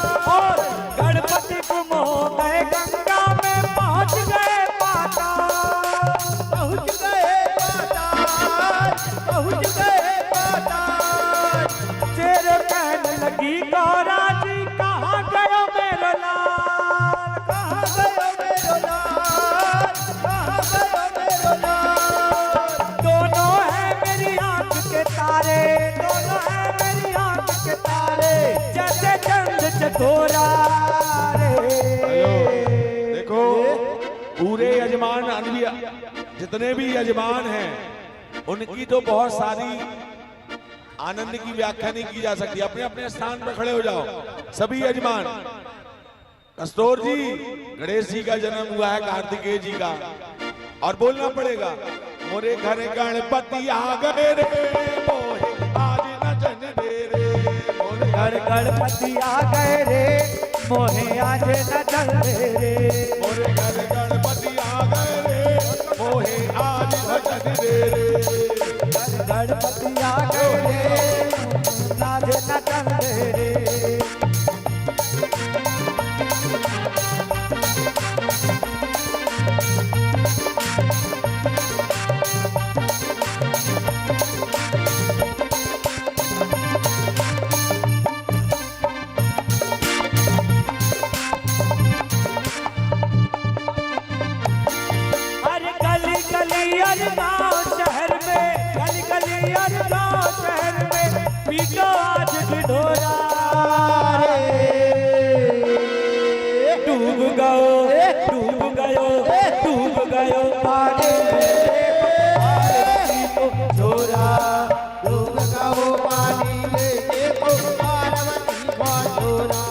घर गणपति आ गए रे, हमको खूब नचन दो रे। मोरे घर गणपति आ गए रे, हमको खूब नचन दो रे। ओ सबको खूब नचन दो रे, सबको खूब नचन दो रे। ओ सब मिल खूब नचन दो रे, सब कर खूब नचन दो रे। ओ मोरे घर गणपति आ गए रे, सबको खूब नचन दो रे। मोरे घर गणपति आ गए रे, अब तो मोहे नचन दो रे। ओ मोरे घर गणपति आ गए रे, सबको खूब नचन दो रे। मोरे घर गणपति आ गए रे, अब तो मोहे नचन दो रे। ओ मोरे घर गणपति आ गए रे, सबको खूब नचन दो रे। मोरे घर गणपति आ गए रे, सबको खूब नचन दो रे। बोले गणेश भगवान की जय हो। भगवान शिव जी ने सुंदर आशीर्वाद दिए, बोले कि ये भादो महीने की शुक्ल पक्ष चतुर्थी के दिन भगवान का प्रकट हुआ गणेश जी का। जो भी सिंदूर चढ़ाएगा, व्रत करेगा, पूजन करेगा धूप दीप नैवेद्य से, उसके सभी मनोरथ भगवान गणेश जी के कृपा से पूर्ण हो जाएंगे।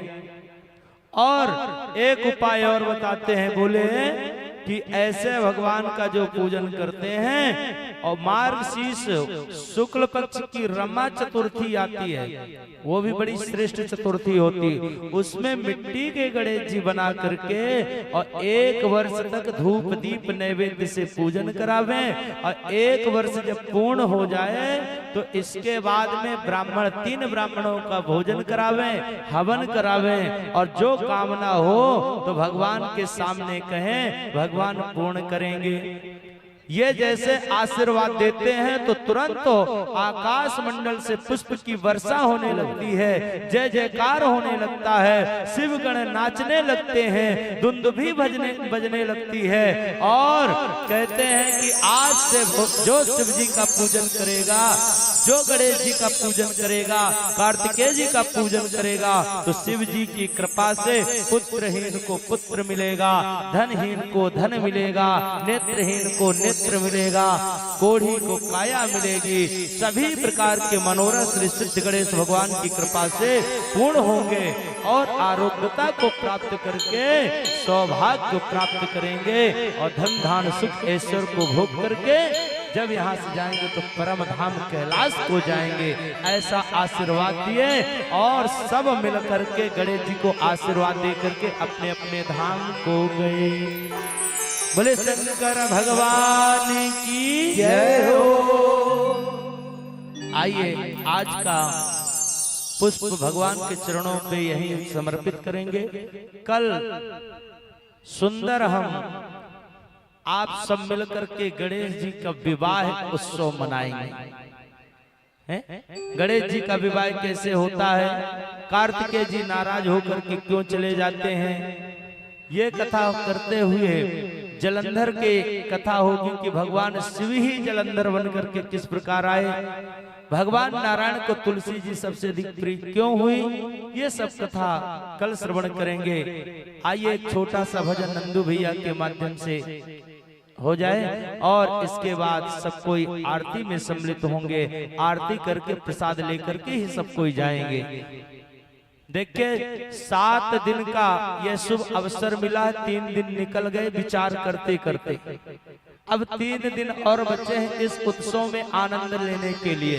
तो आप लोग अपने घर के काम समय से करके और अवश्य पहुंचे। शिव पुराण में ऐसा लिखा है कि हजारों काम यदि हो, कहीं कथा होती हो शिव जी की, तो 1000 काम छोड़ करके शिव जी की कथा जरूर सुनना चाहिए।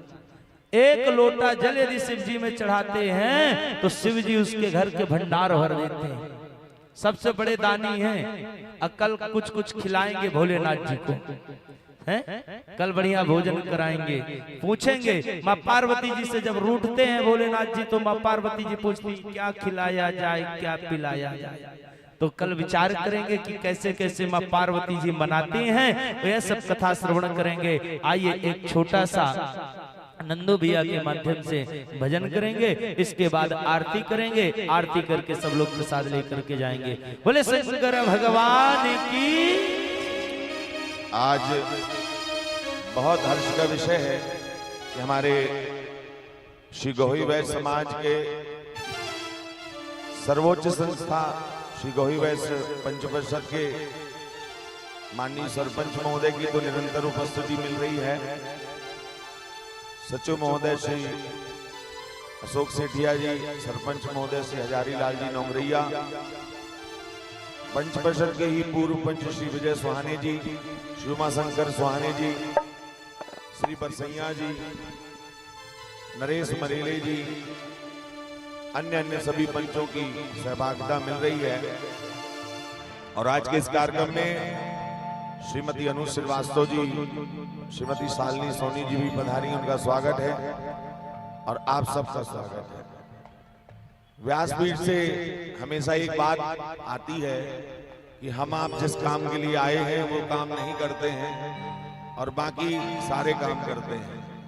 और किस काम के लिए आए थे? भजन करने के लिए। लेकिन अभी भी समय है, थोड़ा हाइस बढ़ाओ, इसका डिले बढ़ाओ, अभी भी समय है कि चेत जाओ, नहीं ऊपर जवाब देना पड़ेगा। किसी ने बहुत अच्छा कहा है, चूंकि गुरुजी ने आदेश किया है तो इस भजन को सुनो।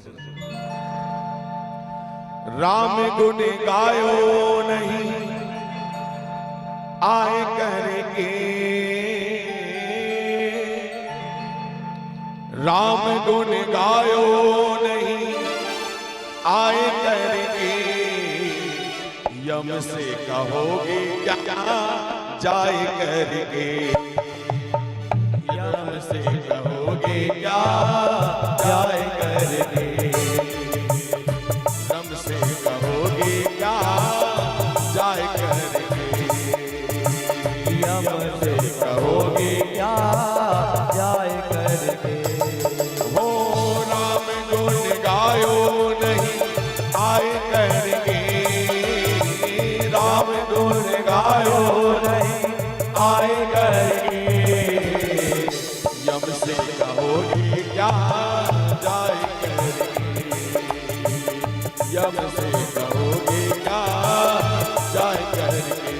भजले राम राम राम सीता राम राम राम, भजले राम राम राम सीता राम राम राम। ताली बजा के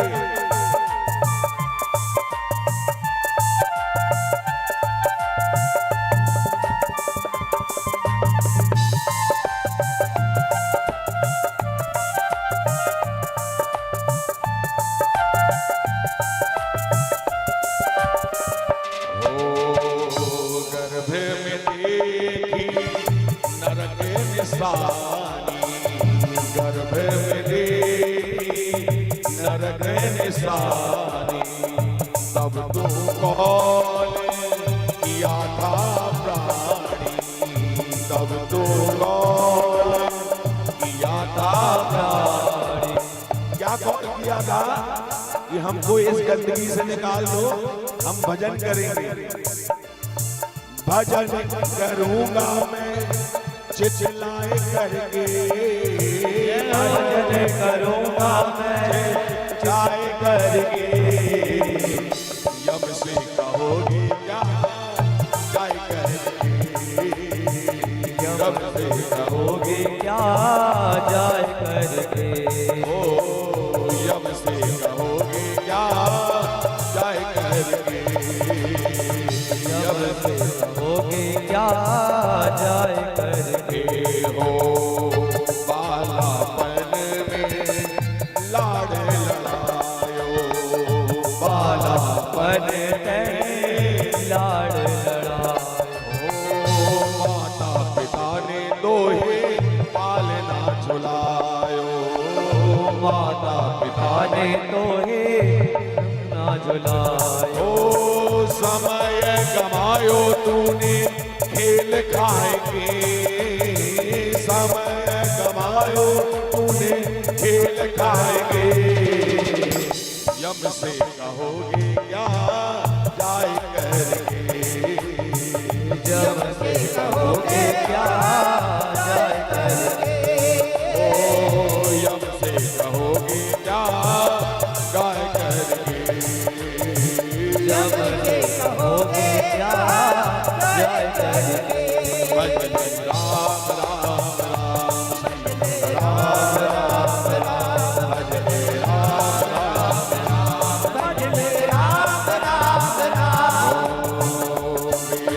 पुराण संत योगी गावे, वेद पुराण संत योगी गावे, बार बार नर यह देह न पावे, बार बार नर यह देह न पाए, भव से तरोगे तुम गाय करेंगे, भव से तरोगे तुम गाय करेंगे, जब से कहोगे क्या गाय करेंगे, जब से कहोगे क्या गाय करेंगे, जब से कहोगे क्या गाय करेंगे, जब से कहोगे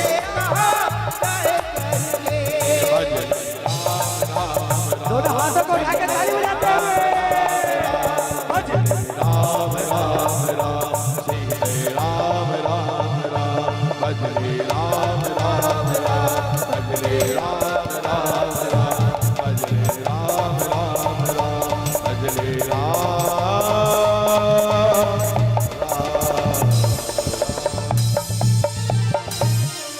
कल यहाँ शिवलिंग पार्थिव शिवलिंग निर्माण होंगे। करते करते 3 दिन बीत गए, चौथा दिन भी चला जाएगा, तो आप लोग शिव पूजन के लिए आए और कल यहाँ 9 देवियों का सुंदर दर्शन आपको करने को मिलेगा। आप उसका भी दर्शन करें कथा के मध्य के बीच में। आज के इस कार्यक्रम में श्रीमती सर्जना कनेले जी भी पधारी हैं, उनका भी बहुत बहुत स्वागत है। और इस कार्यक्रम में महिला मंडल के इस प्रयास को आप लोग जोरदार ताली बजा के उनका अभिनंदन कीजिए, क्योंकि भगवान जब प्रेरणा देते हैं तो किसी से भी कार्य करा लेते हैं। इनके लिए इसलिए भी तालियां होनी चाहिए कि महिलाओं के पास घर के बहुत सारे कार्य होते हैं, लेकिन उसको भी समायोजित करके ये सुबह शाम अनवरत सेवा दे रही हैं, घर के भी काम देख रही हैं, इसलिए धन्यवाद के पात्र हैं। इनको आप लोग आशीर्वाद दीजिए। अपितु माध्यम श्री गहोई वैश्य समाज की महिला समिति को बनाया है, लेकिन कटनी में होने वाला हर कार्य सबका होता है और सब लोग अपना मानते हैं, यथा तन मन धन से सहयोग भी करते हैं। यदि किसी के मन में कोई प्रेरणा हो, सामग्री का दान करना हो, क्योंकि अंतिम दिन यहाँ महाप्रसाद भंडारा होना है, किसी को यज्ञ की सामग्री देना हो, किसी को बधाई की सामग्री, विवाह का कोई सामान देना हो, तो ऐसा महिला मंडल का आग्रह है। कोई जोर से नहीं है, लेकिन ऐसे कुछ लोग होते हैं कि शायद हमारा कुछ लग जाए, तो यदि किसी के मन में पुष्पम फलम तोयम का समर्पण भाव बने, तो हमारी सीमू दीदी, अनु सरावगी जी और महिला मंडल की एक ड्रेस कोड रहती है, उन सभी महिलाओं से आप संपर्क करके यथातथा दान धर्म कर सकते हैं। आपका स्वागत है, वंदन है, अभिनंदन है। आइए चलते हैं आरती की ओर और सबको प्रणाम। और आगे के शेष दिवस पर हम आनंद लें, परिवार आनंद लें, ऐसा आग्रह है। आइए आरती करेंगे। इस कार्यक्रम में हमारी गीता दीदी भी पधारी हैं, उनका भी स्वागत है।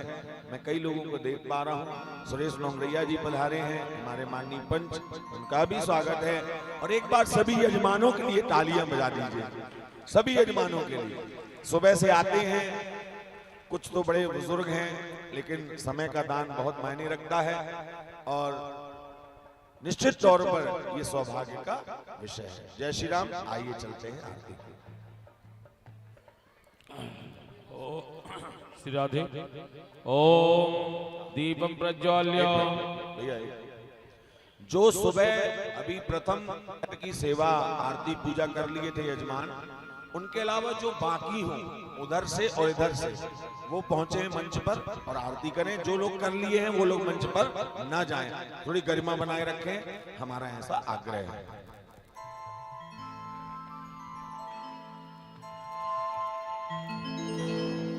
आइए सब लोग मिलकर के श्री बड़े भाव से लक्ष्मी नारायण मंदिर का ये जो परिसर है, जो श्री लक्ष्मी नारायण मंदिर का सानिध्य है, वो बहुत ही सहजता से श्री लक्ष्मी नारायण मंदिर ट्रस्ट के माध्यम से निःशुल्क उपलब्ध कराया गया है। एक बार ट्रस्ट के लिए भी बहुत जोरदार तालियों से स्वागत कर दें और श्री डॉक्टर राजा भैया श्री विजेंद्र मिश्रा जी एवं बाल मुकुंद चौधा जी, बेबू चौधा जी, हमारे राम बाबू चौधा जी और श्री बरसैया जी और जितने भी ट्रस्ट के मेंबर्स हैं उन रामेश्वर चौधा जी, सबका स्वागत है। आइए आरती करेंगे सभी लोग मिलकर के, मेरे साथ सभी लोग साथ करेंगे।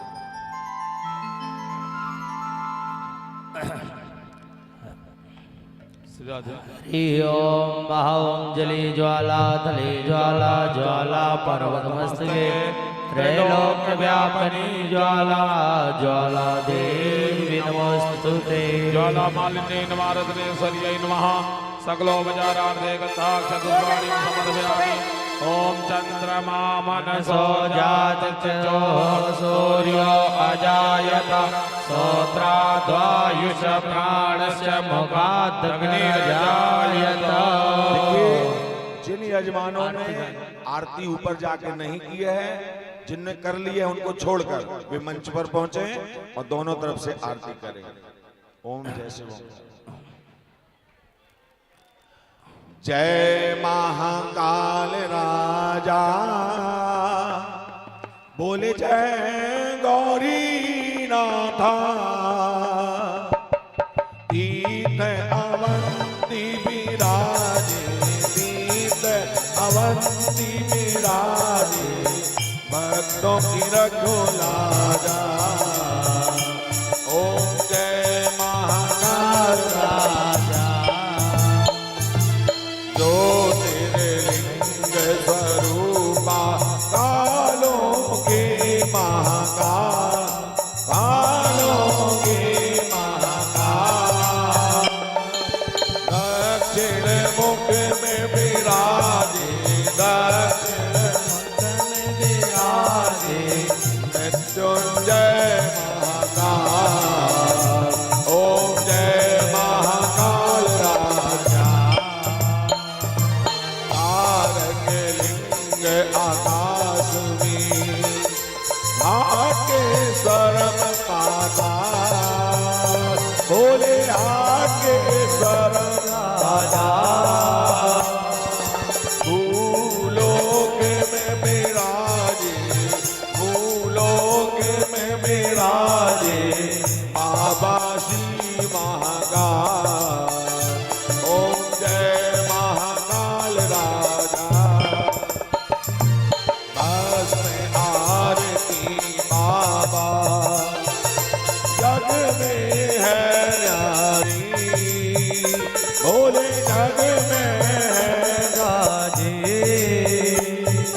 त्रिगुणाकार छवि बाबा, त्रिगुणाकार छवि बाबा, भक्तों को लगी प्यारी। ओम जय महाकाल राजा, मंत्र तेरा पंचाक्षरी, ओम नमः शिवाय, हरि ओम नमः शिवाय। जपते जपते प्राणी के, जपते जपते प्राणी के, जन्म मरण मिट जाए। ओम जय महाकाल राजा, शीश में चंद्र विराजे, जटा में है गंगा, बोले जटा में है गंगा। करते नंदी सवारी, करते नंदी सवारी, गले में भोजनता।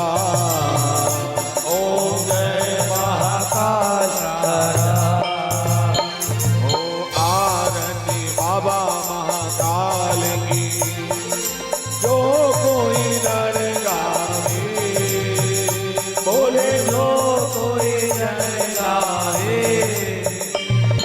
कहत सत्य श्री मुख से गात,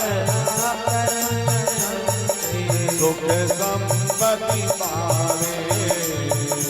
ओम जय राजा,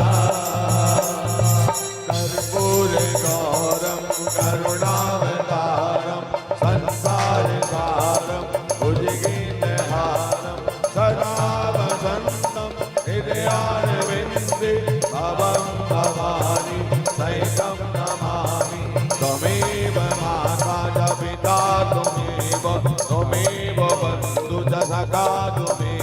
त्वमेव विद्याद्रविणं त्वमेव सर्वं मम देव हरे राम राम राम हरे हरे हरे कृष्णा कृष्णा कृष्णा हरे हरे हरे राम राम राम हरे हरे राम हरे हरे राम हरे हरे। जलेन शीतलीकरणं पुष्पैः देवाभिवन्दनम् आरोग्यार्थे आत्माभिवन्दनम् हस्तप्रक्षाल्य मन्त्रपुष्पाञ्जलिः हरिः ओम्।